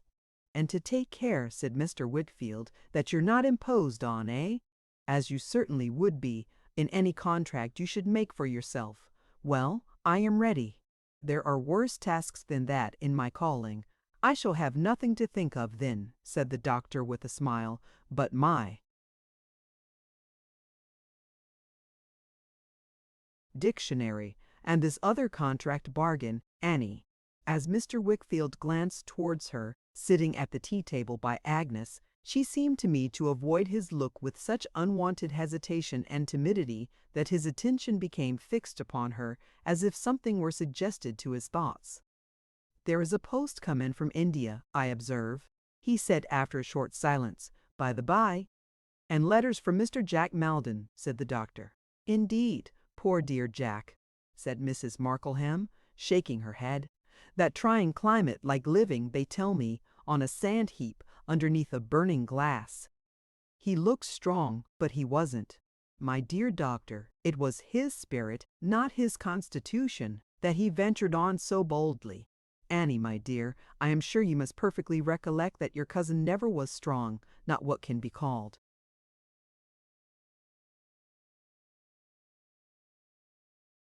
"Robust, you know," said Mrs. Markleham, with emphasis, and looking round upon us generally, "from the time when my daughter and himself were children together and walking about, arm in arm, the livelong day." Annie, thus addressed, made no reply. "Do I gather from what you say, ma'am, that Mr. Maldon is ill?" asked Mr. Wickfield. "Ill," replied the old soldier. "My dear sir, he's all sorts of things." "Except well," said Mr. Wickfield. "Except well indeed," said the old soldier. "He has had dreadful strokes of the sun, no doubt, and jungle fevers and agues, and every kind of thing you can mention. As to his liver," said the old soldier resignedly, "that of course he gave up altogether when he first went out."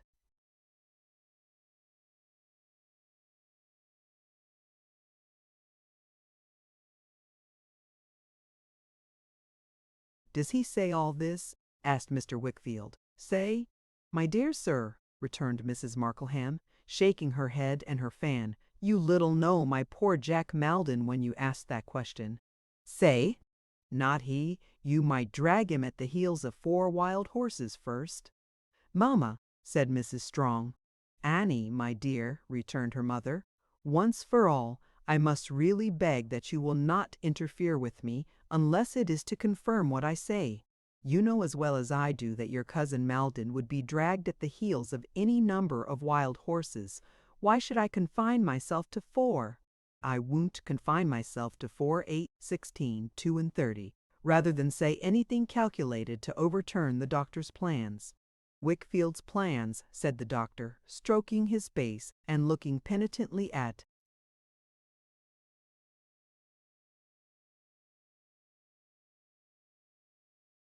his adviser, "that is to say, our joint plans for him. I said myself, abroad or at home." "And I said," added Mr. Wickfield gravely, "abroad. I was the means of sending him abroad. It's my responsibility." "Oh, responsibility," said the old soldier. everything was done for the best, my dear Mr. Wickfield. Everything was done for the kindest and best we know. But if the dear fellow can't live there, he can't live there. He can't live there. And if he can't live there, he'll die there sooner than he'll overturn the doctor's plans. I know him, said the old soldier, fanning herself in a sort of calm prophetic agony, and I know he'll die there sooner than he'll overturn the doctor's plans. Well, well, ma'am, said the doctor cheerfully, I am not bigoted to my plans, and I can overturn them myself. I can substitute some other plans. If Mr. Jack Maldon comes home on account of ill health, he must not be allowed to go back.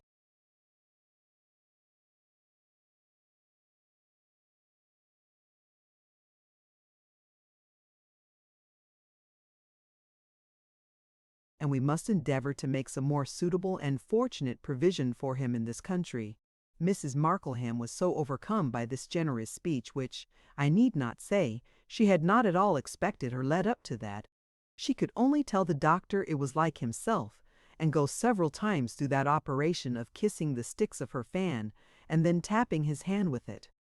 After which she gently chid her daughter Annie for not being more demonstrative when such kindnesses were showered, for her sake, on her old playfellow, and entertained us with some particulars concerning other deserving members of her family, whom it was desirable to set on their deserving legs. All this time her daughter Annie never once spoke or lifted up her eyes. All this time Mr. Wickfield had his glance upon her as she sat by his own daughter's side. It appeared to me that he never thought of being observed by anyone, but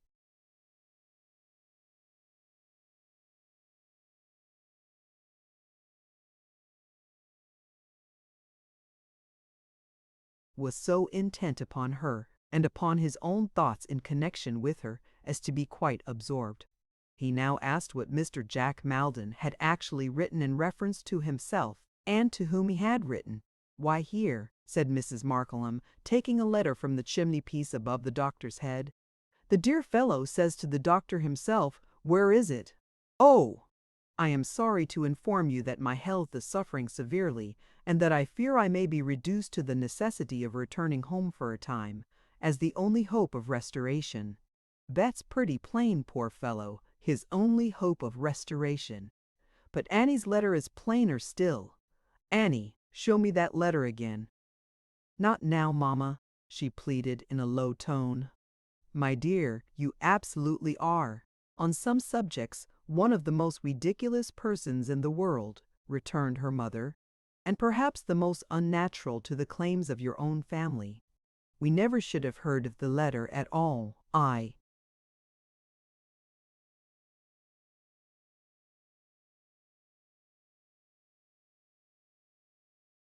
believe, unless I had asked for it myself.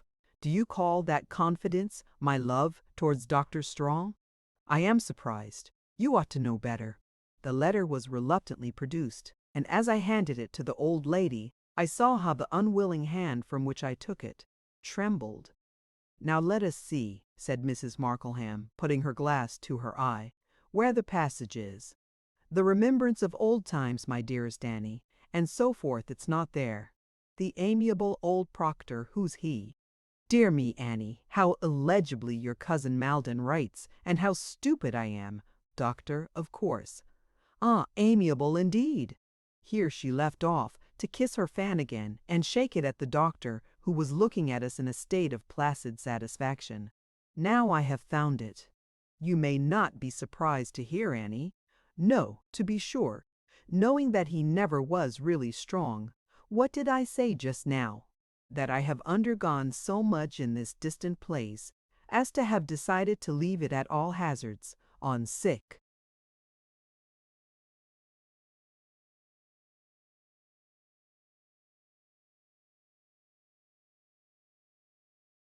Leave if I can, on total resignation if that is not to be obtained. What I have endured and do endure here is insupportable. And but for the promptitude of that best of creatures, said Mrs. Markleham, telegraphing the doctor as before, and refolding the letter, it would be insupportable to me to think of. Mr. Wickfield said not one word, though the old lady looked to him as if for his commentary on this intelligence, but sat severely silent with his eyes fixed on the ground. Long after the subject was dismissed and other topics occupied us, he remained so, seldom raising his eyes unless to rest them for a moment with a thoughtful frown upon the doctor or his wife or both. The doctor was very fond of music. Agnes sang with great sweetness and expression, and so did Mrs. Strong. They sang together and played duets together, and we had quite a little concert. But I remarked two things. First, that though Annie soon recovered her composure and was quite herself, there was a blank between her and Mr. Wickfield which separated them wholly from each other. Secondly, that Mr. Wickfield seemed to dislike the intimacy between her and Agnes and to watch it with uneasiness. And now, I must confess, the recollection of what I had seen on that night when Mr. Maldon went away first began to return upon me with a meaning it had never had, and to trouble me. The innocent beauty of her face was not as innocent to me as it had been. I mistrusted the natural grace and charm of her manner, and when I looked at Agnes by her side, and thought how good and true Agnes was, suspicions arose within me that it was an ill-assorted friendship. She was so happy in it herself, however, and the other was so happy too, that they made the evening fly away, as if it were but an hour. It closed in an incident which I well remember. They were taking leave of each other, and Agnes was going to embrace her and kiss her, when Mr. Wickfield stepped between them, as if by accident, and drew Agnes quickly away. Then I saw, as though all the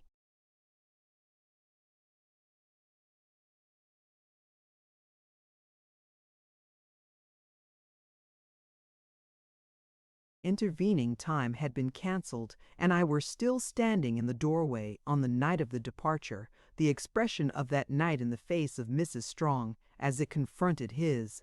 I cannot say what an impression this made upon me, or how impossible I found it, when I thought of her afterwards, to separate her from this look and remember her face in its innocent loveliness again. It haunted me when I got home. I seemed to have left the doctor's roof with a dark cloud lowering on it. The reverence that I had for his gray head was mingled with commiseration for his faith in those who were treacherous to him, and with resentment against those who injured him. The impending shadow of a great affliction and a great disgrace, that had no distinct form in it yet, fell like a stain upon the quiet place where I had worked and played as a boy, and did it a cruel wrong. I had no pleasure in thinking any more of the grave old broad-leaved aloe trees which remained shut up in themselves 100 years together, and of the trim, smooth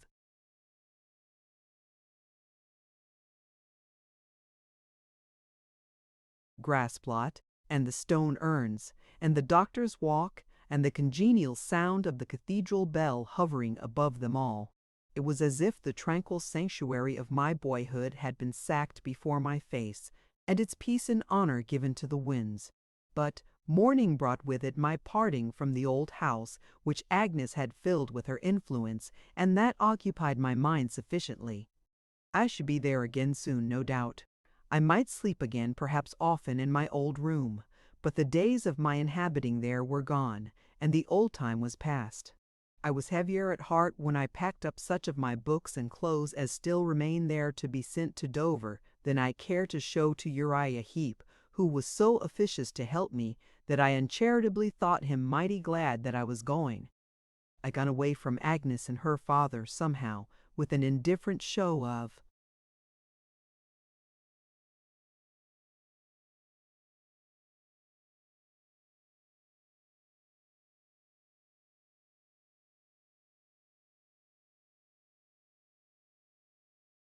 being very manly, and took my seat upon the box of the London coach. I was so softened and forgiving going through the town that I had half a mind to nod to my old enemy the butcher and throw him 5 shillings to drink.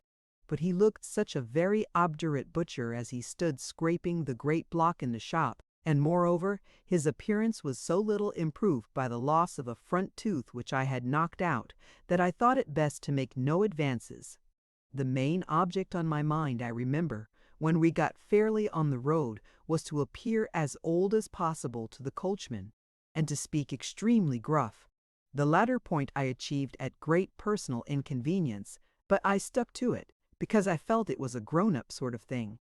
"You are going through, sir?" said the coachman. "Yes, William," I said, condescendingly. I knew him. "I'm going to London. I shall go down into Suffolk afterwards." "Shooting, sir," said the coachman. He knew as well as I did that it was just as likely, at that time of year, I was going down there whaling, but I felt complimented too. "I don't know," I said, pretending to be undecided, "whether I shall take a shot or not." "Birds is got werry shy, I'm told," said William. "So I understand," said I. "Is Suffolk your county, sir?" asked William. "Yes," I said with some importance. "Suffolk's my county. I'm told the dumplings is uncommon fine down there," said William. I was not aware of it myself, but I felt it necessary to uphold the institutions of my county and to evince a familiarity with them. So I shook my head as much as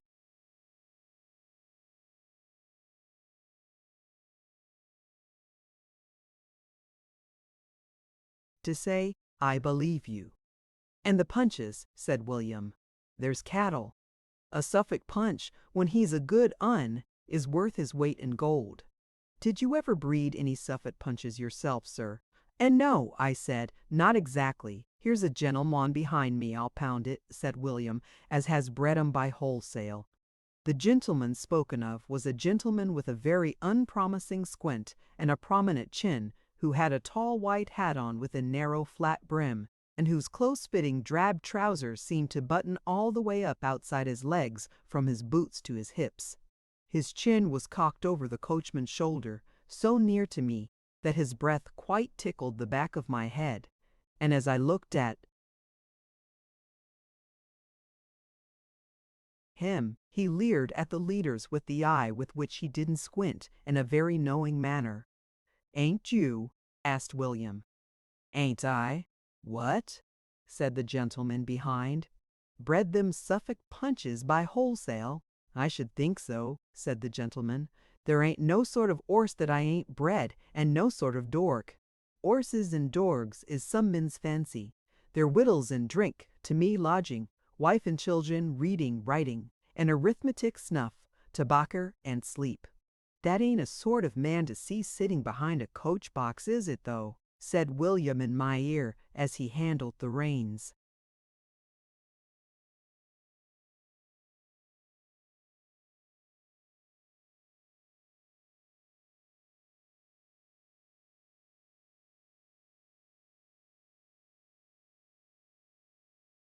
I construed this remark into an indication of a wish that he should have my place, so I blushingly offered to resign it. "Well, if you don't mind, sir," said William, "I think it would be more correct. I have always considered this as the first fall I had in life. When I booked my place at the coach office, I had had box seat written against the entry, and had given the bookkeeper half a crown. I was got up in a special greatcoat and shawl, expressly to do honor to that distinguished eminence, had glorified myself upon it a good deal, and had felt that I was a credit to the coach. And here, in the very first stage, I was supplanted by a shabby man with a squint, who had no other merit than smelling like a livery stables, and being able to walk across me more like a fly than a human being, while the horses were at a canter. A distrust of myself which has often beset me in life on small occasions, when it would have been better away, was assuredly not stopped in its growth by this.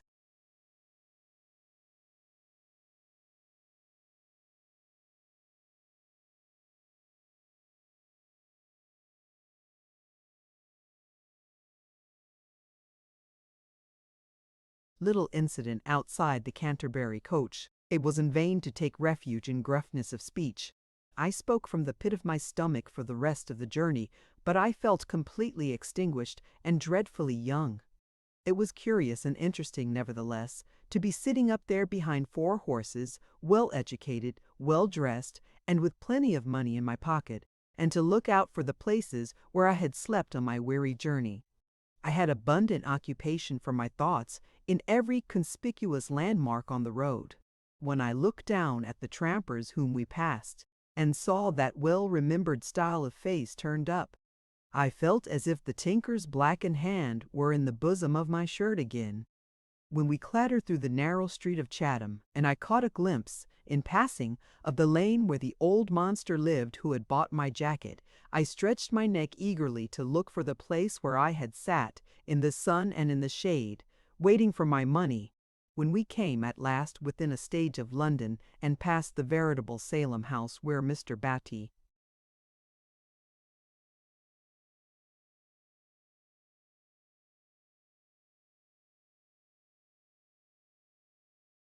Creakle had laid about him with a heavy hand, I would have given all I had for lawful permission to get down and thrash him, and let all the boys out like so many caged sparrows. We went to the Golden Cross at Charing Cross, then a mouldy sort of establishment in a close neighborhood. A waiter showed me into the coffee room, and the chambermaid introduced me to my small bedchamber, which smelt like a hackney coach and was shut up like a family vault. I was still painfully conscious of my youth, for nobody stood in any awe of me at all. The chambermaid being utterly indifferent to my opinions on any subject, and the waiter being familiar with me and offering advice to my inexperience. "Well now," said the waiter, in a tone of confidence, "what would you like for dinner? Young gentleman likes poultry in general. Have a fowl?" I told him, as majestically as I could, that I wasn't in the humor for a fowl. "Ain't you?"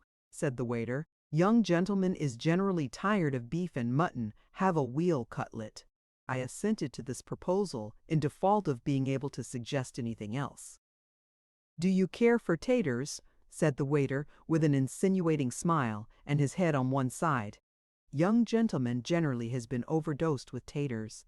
I commanded him, in my deepest voice, to order a veal cutlet and potatoes, and all things fitting, and to inquire at the bar if there were any letters for Trotwood Copperfield, Esquire, which I knew there were not and couldn't be, but thought it manly to appear to expect.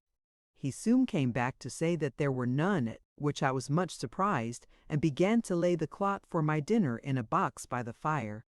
While he was so engaged, he asked me what I would take with it, and on my replying, half a pint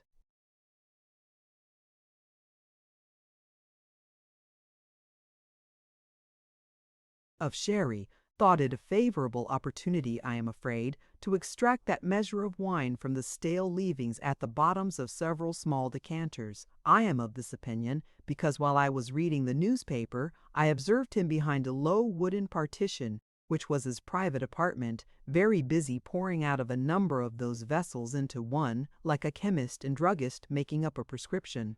When the wine came to, I thought it flat, and it certainly had more English crumbs in it than were to be expected in a foreign wine in anything like a pure state.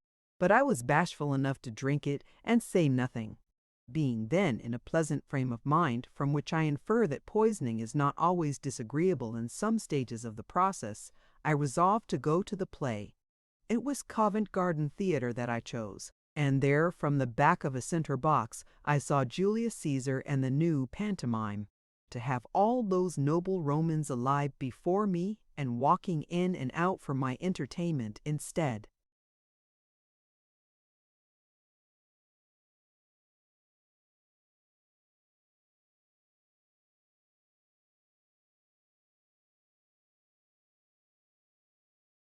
Of being the stern taskmasters they had been at school was a most novel and delightful effect. But the mingled reality and mystery of the whole show, the influence upon me of the poetry, the lights, the music, the company, the smooth, stupendous changes of glittering and brilliant scenery were so dazzling and opened up such illimitable regions of delight that when I came out into the rainy street at 12 o'clock at night, I felt as if I had come from the clouds, where I had been leading a romantic life for ages, to a bawling, splashing, linked mudrily. I had emerged by another door, and stood in the street for a little while, as if I really were a stranger upon earth. but the unceremonious pushing and hustling that I received soon recalled me to myself and put me in the road back to the hotel, whither I went revolving the glorious vision all the way, and where after some porter and oysters I sat revolving it still, after some porter and oysters I sat revolving it still, at past 1 o'clock with my Boffery.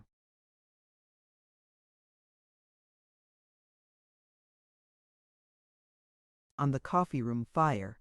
I was so filled with the play, and with the past, for it was, in a manner, like a shining transparency, through which I saw my earlier life moving along, that I don't know when the figure of a handsome well-formed young man, dressed with a tasteful easy negligence, which I have reason to remember very well, became a real presence to me.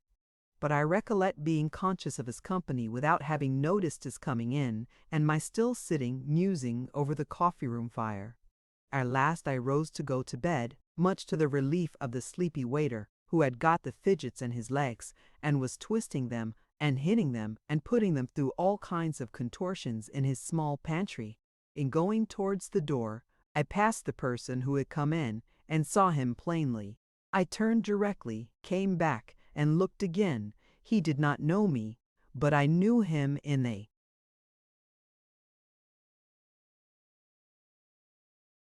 moment. At another time I might have wanted the confidence or the decision to speak to him, and might have put it off until next day, and might have lost him. But in the then condition of my mind, where the play was still running high, his former protection of me appeared so deserving of my gratitude, and my old love for him overflowed my breast so freshly and spontaneously, that I went up to him at once with a fast-beating heart and said, "Steerforth, won't you speak to me?" He looked at me just as he used to look sometimes, but I saw no recognition in his face. "You don't remember me, I am afraid," said I. "My God!" he suddenly exclaimed, "it's little Copperfield."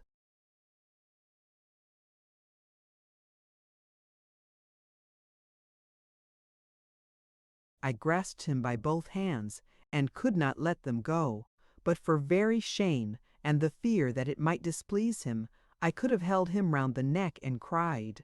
"I never, never, never was so glad. My dear Steerforth, I am so overjoyed to see you, and I am rejoiced to see you too," he said, shaking my hands heartily. "Why, Copperfield, old boy, don't be overpowered." And yet he was glad too, I thought, to see how the delight I had in meeting him affected me.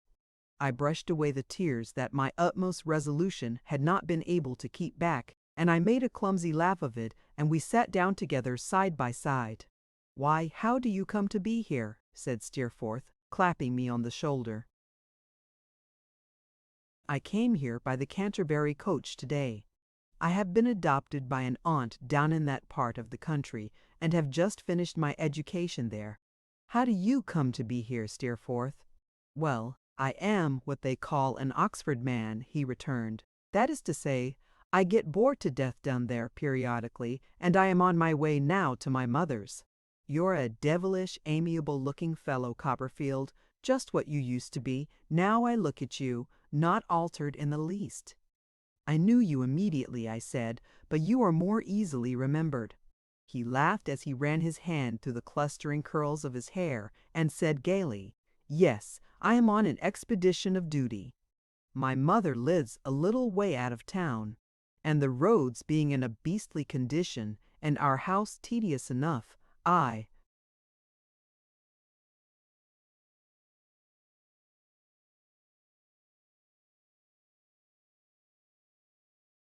remained here tonight instead of going on. I have not been in town half a dozen hours, and those I have been dozing and grumbling away at the play." "I have been at the play too," said I, "at Covent Garden. What a delightful and magnificent entertainment, Steerforth." Steerforth laughed heartily. "My dear young Davy," he said, clapping me on the shoulder again, "you are a very daisy. The daisy of the field at sunrise is not fresher than you are. I have been at Covent Garden too, and there never was a more miserable business. Halloa, you sir!" This was addressed to the waiter, who had been very attentive to our recognition at a distance and now came forward deferentially.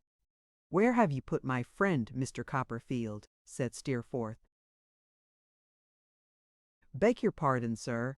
Where does he sleep? What's his number? You know what I mean," said Steerforth. "Well, sir," said the waiter with an apologetic air, "Mr. Copperfield is at present in 44, sir." "And what the devil do you mean," retorted Steerforth, "by putting Mr. Copperfield into a little loft over a stable?"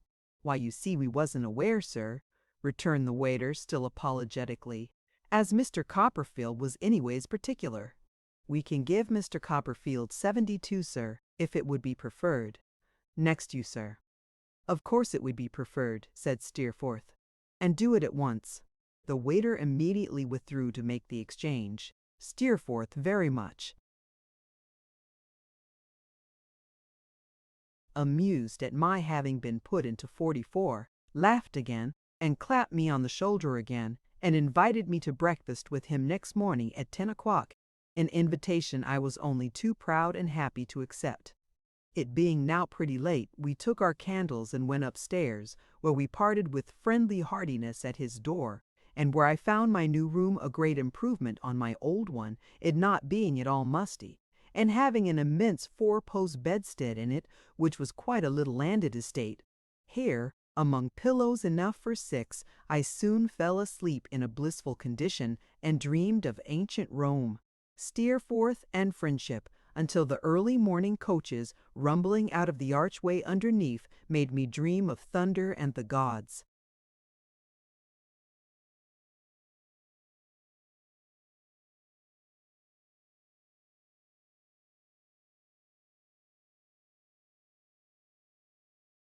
Chapter 20. Steerforth's Home. When the chambermaid tapped at my door at 8 o'clock and informed me that my shaving water was outside, I felt severely the having no occasion for it, and blushed in my bed. The suspicion that she laughed too when she said it preyed upon my mind all the time I was dressing, and gave me, I was conscious, a sneaking and guilty air when I passed her on the staircase as I was going down to breakfast. I was so sensitively aware, indeed, of being younger than I could have wished, that for some time I could not make up my mind to pass her at all, under the ignoble circumstances of the case. But, hearing her there with a broom, stood peeping out of window at King Charles on horseback, surrounded by a maze of hackney coaches, and looking anything but regal in a drizzling rain and a dark brown fog, until I was admonished by the waiter that the gentleman was waiting for me. It was not in the coffee-room that I found Steerforth expecting me, but in a snug private apartment, red-curtained and turkey-carpeted, where the fire burnt bright, and a fine hot breakfast was set forth on a table covered with a clean cloth, and a cheerful miniature of the room, the fire, the breakfast, Steerforth and all, was shining in the little round mirror over the sideboard. I was rather bashful at first, Steerforth being so self-possessed and elegant and superior to me in all respects, age included. But his easy patronage soon put that to rights, and made me quite at home. I could not enough admire the change he had wrought in the Golden Cross, or compare the dull forlorn state I had held yesterday with this morning's comfort and this morning's entertainment. As to the waiter's familiarity, it was quenched as if it had never been. He attended on us, as I may say, in sackcloth and ashes. "Now, Copperfield," said Steerforth, when we were alone, "I should like to hear what you are doing, and where you are going, and all about you. I feel as if you were my property." Glowing with pleasure to find that he had still this interest in me, I told him how my aunt had proposed the little expedition that I had before me, and whither it tended. "As you are in no hurry then," said Steerforth, "come home with me to Highgate and stay a day or two. You will be pleased with my mother. She is a little vain and prosy about me, but that you can forgive her, and she will be pleased with you." "I should like to be as sure of that as you are kind enough to say you are," I answered, smiling. "Oh!" said Steerforth, "everyone who likes me has a claim on her that is sure to be acknowledged." "Then I think I shall be a favorite," said I. Good, said Steerforth. Come and prove it. We will go and see the lions for an hour or two. It's something to have a fresh fellow like you to show them to.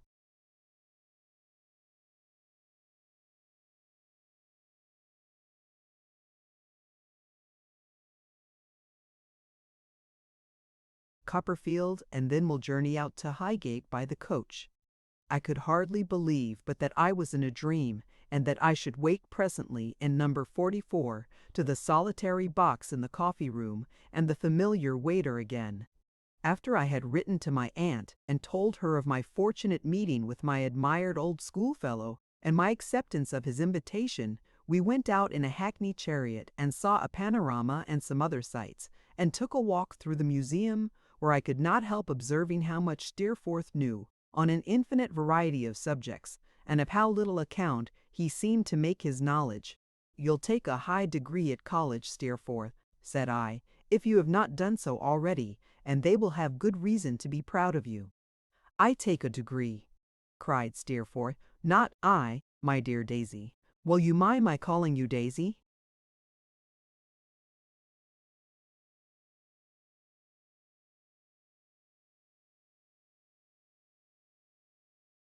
"Not at all," said I. "That's a good fellow." "My dear Daisy," said Steerforth, laughing, "I have not the least desire or intention to distinguish myself in that way. I have done quite sufficient for my purpose. I find that I am heavy company enough for myself as I am, but the fame I was beginning—" "You romantic Daisy," said Steerforth, laughing still more heartily. "Why should I trouble myself that a parcel of heavy-headed fellows may gape and hold up their hands? Let them do it at some other man. There's Spain for him, and he's welcome to it." I was abashed at having made so great a mistake, and was glad to change the subject. Fortunately, it was not difficult to do, for Steerforth could always pass.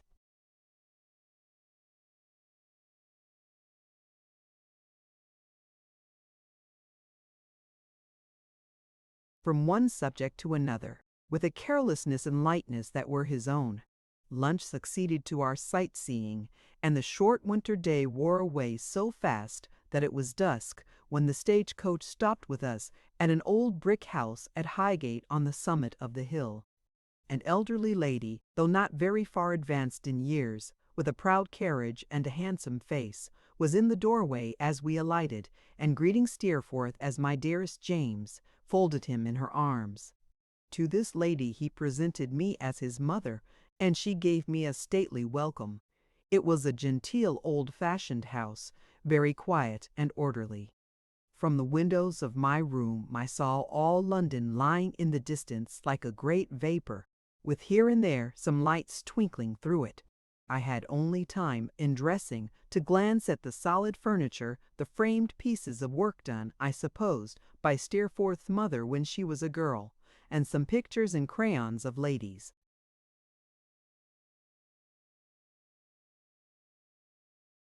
With powdered hair and bodices, coming and going on the walls as the newly kindled fire crackled and sputtered when I was called to dinner. There was a second lady in the dining-room, of a slight short figure, dark and not agreeable to look at, but with some appearance of good looks too, who attracted my attention, perhaps because I had not expected to see her, perhaps because I found myself sitting opposite to her, perhaps because of something really remarkable in her. She had black hair and eager black eyes, and was thin, and had a scar upon her lip. It was an old scar, I should rather call it seam, for it was not discolored, and had healed years ago, which had once cut through her mouth downward towards the chin, but was now barely visible across the table, except above and on her upper lip, the shape of which it had altered. I concluded in my own mind that she was about 30 years of age, and that she wished to be married.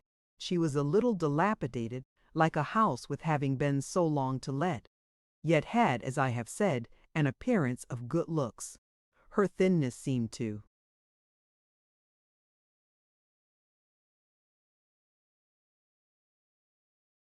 be the effect of some wasting fire within her, which found a vent in her gaunt eyes.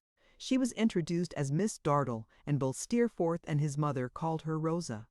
I found that she lived there, and had been for a long time Mrs. Steerforth's companion.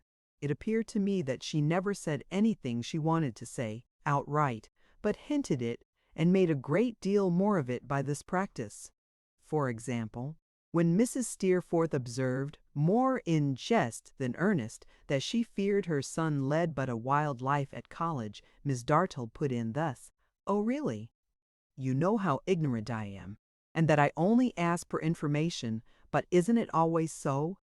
I thought that kind of life was on all hands understood to be it is education for a very grave profession, if you mean that, Rosa," Mrs. Steerforth answered with some coldness. "Oh, yes, that's very true," returned Miss Dartle. "But isn't it, though? I want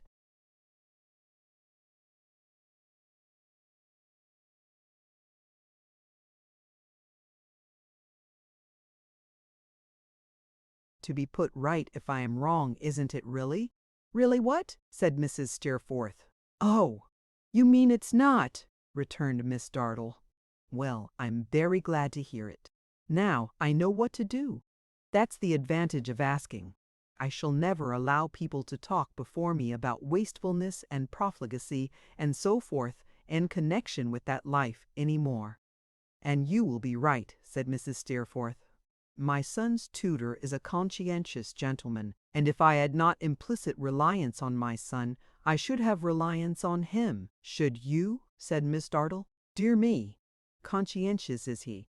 Really conscientious now?" "Yes, I am convinced of it," said Mrs. Steerforth.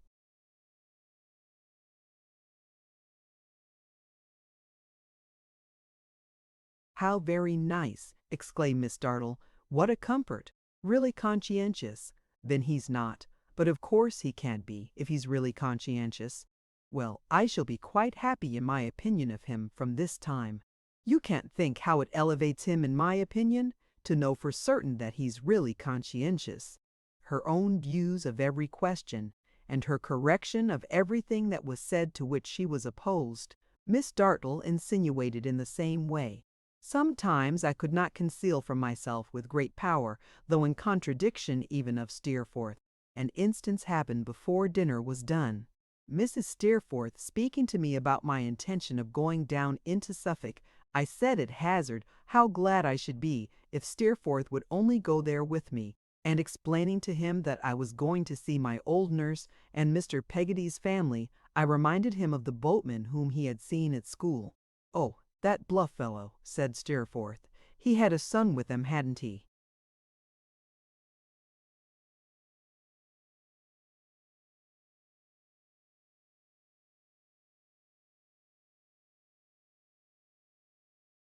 "No, that was his nephew," I replied, "whom he adopted, though, as a son. He has a very pretty little niece, too, whom he adopted as a daughter. In short, his house, or rather his boat, for he lives in one, on dry land is full of people who are objects of his generosity and kindness. You would be delighted to see that household." "Should I?" said Steerforth. "Well, I think I should. I must see what can be done. It would be worth a journey, not to mention the pleasure of a journey with you, Daisy, to see that sort of people together, and to make one of 'em."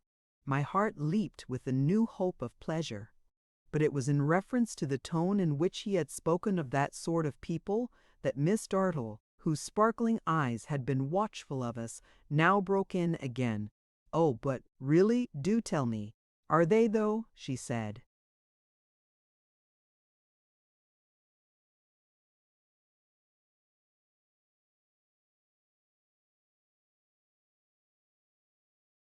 "Are they what? And are who what?" said Steerforth. "That sort of people. Are they really animals and clods, and beings of another order? I want to know so much." "Why, there's a pretty wide separation between them and us," said Steerforth, with indifference. "They are not to be expected to be as sensitive as we are. Their delicacy is not to be shocked or hurt easily. They are wonderfully virtuous. I dare say some people contend for that at least. And I am sure I don't want to contradict them, but they have not very fine natures, and they may be thankful that, like their coarse rough skins, they are not easily wounded." "Really," said Miss Dartle. "Well, I don't know now. when I have been better pleased than to hear that. It's so consoling. It's such a delight to know that, when they suffer, they don't feel.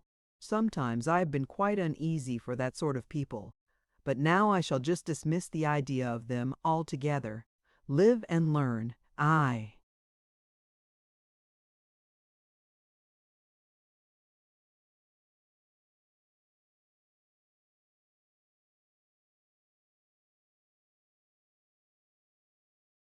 Had my doubts, I confess, but now they're cleared up.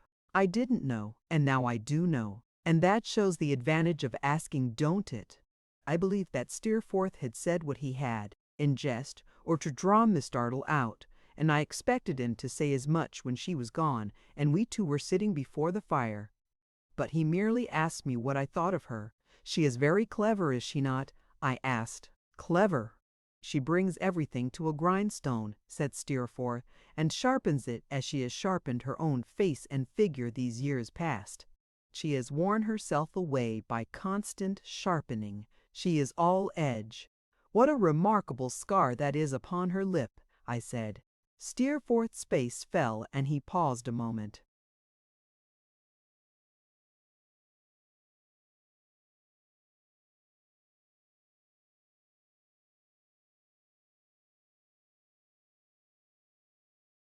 Why, the fact is, he returned, I did that, by an unfortunate accident. No. I was a young boy, and she exasperated me, and I threw a hammer at her. A promising young angel I must have been. I was deeply sorry to have touched on such a painful theme, but that was useless now. She has borne the mark ever since, as you see, said Steerforth, and she'll bear it to her grave, if she ever rests in one, though I can hardly believe she will ever rest anywhere. She was the motherless child of a sort of cousin of my father's. He died one day. My mother, who was then a widow, brought her here to be company to her. She has a couple of £1,000 of her own, and saves the interest of it every year to add to the principal. There's the history of Miss Rosa Dartle for you.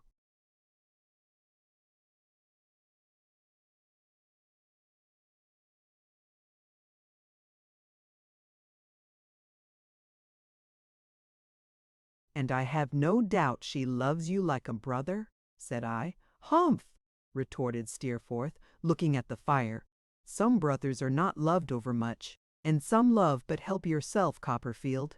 Will drink the daisies of the field in compliment to you, and the lilies of the valley that toil not, neither do they spin, in compliment to me the more shame for me.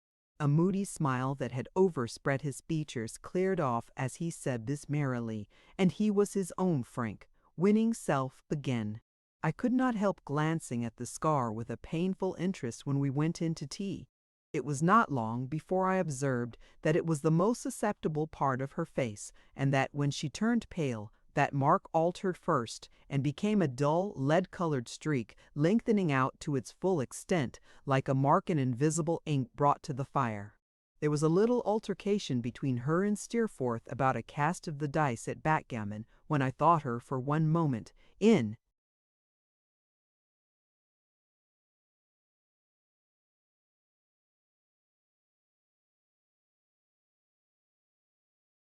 A storm of rage, and then I saw it start forth like the old writing on the wall.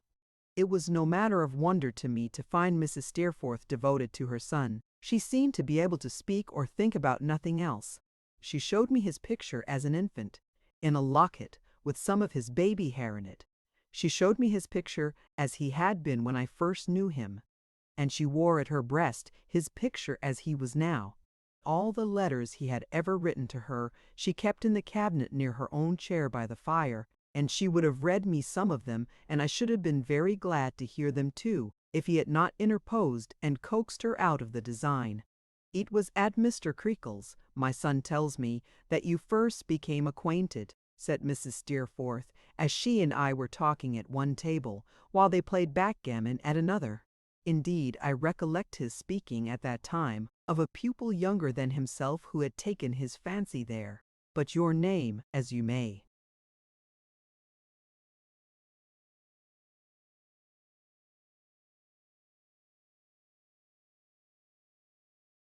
suppose, has not lived in my memory. He was very generous and noble to me in those days. I assure you, ma'am, said I, and I stood in need of such a friend.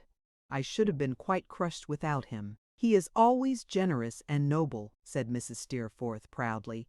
I subscribe to this with all my heart, God knows. She knew I did, for the stateliness of her manner already abated towards me, except when she spoke in praise of him, and then her air was always lofty. It was not a fit school generally for my son, said she, far from it, but there were particular circumstances to be considered at the time of more importance even than that selection. My son's high spirit made it desirable that he should be placed with some man who felt its superiority and would be content to bow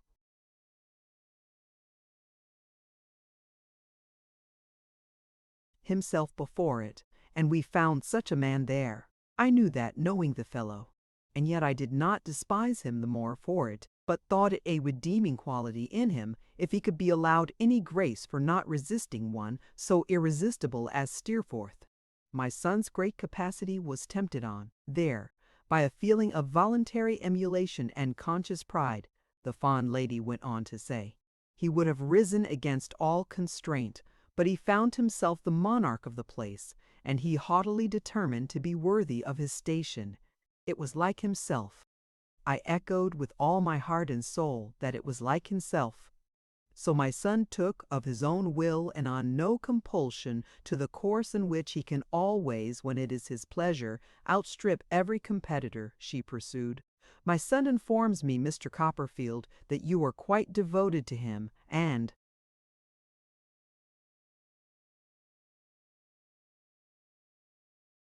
that when you met yesterday you made yourself known to him with tears of joy. I should be an affected woman if I made any pretense of being surprised by my son's inspiring such emotions. But I cannot be indifferent to anyone who is so sensible of his merit, and I am very glad to see you here, and can assure you that he feels an unusual friendship for you, and that you may rely on his protection. Miss Dartle played backgammon as eagerly as she did everything else. If I had seen her, first, at the board, I should have fancied that her figure had got thin, and her eyes had got large, over that pursuit, and no other in the world. But I am very much mistaken if she missed a word of this, or lost a look of mine as I received it with the utmost pleasure, and honoured by Mrs. Steerforth's confidence, felt older than I had done since I left Canterbury. When the evening was pretty far spent, and a tray of glasses and decanters came in, Steerforth promised, over the fire, that he would seriously think of going.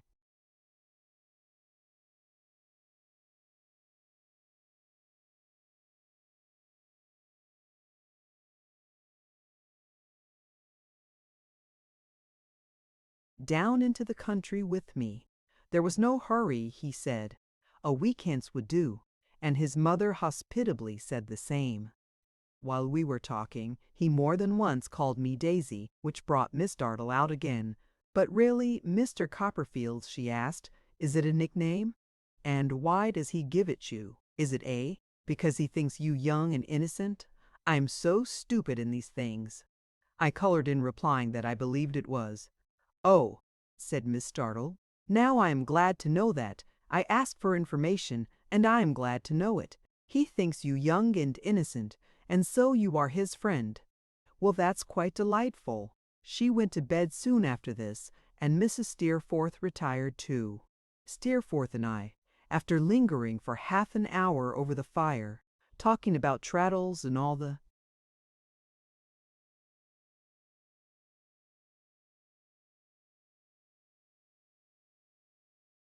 rest of them at Old Salem House, went upstairs together. Steerforth's room was next to mine, and I went in to look at it. It was a picture of comfort, full of easy chairs, cushions, and footstools, worked by his mother's hand, and with no sort of thing omitted that could help to render it complete. Finally, her handsome features looked down on her darling from a portrait on the wall, as if it were even something to her that her likeness should watch him while he slept. I found the fire burning clear enough in my room by this time, and the curtains drawn before the windows and round the bed giving it a very snug appearance. I sat down in a great chair upon the hearth to meditate on my happiness, and had enjoyed the contemplation of it for some time, when I found a likeness of Miss Dartle looking eagerly at me from above the chimney-piece.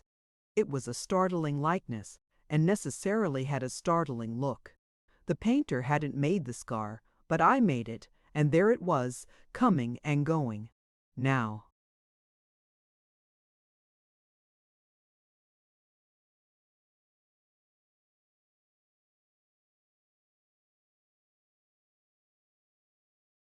confined to the upper lip as I had seen it at dinner, and now showing the whole extent of the wound inflicted by the hammer as I had seen it when she was passionate. I wondered peevishly why they couldn't put her anywhere else instead of quartering her on me. To get rid of her, I undressed quickly, extinguished my light, and went to bed. But as I fell asleep, I could not forget that she was still there looking. Is it really, though? I want to know. And when I awoke in the night, I found that I was uneasily asking all sorts of people in my dreams whether it really was or not, without knowing what I meant.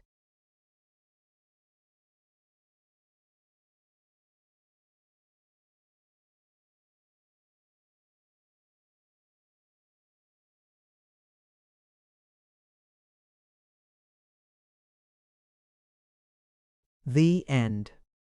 Thank you for listening to this story. I hope you enjoyed the journey, the characters, and the world they carried with them. If you enjoyed this audiobook, please subscribe to the channel and leave a comment below. Your support helps keep these stories alive and allows more timeless books to be shared with listeners around the world. Until next time, thank you for listening.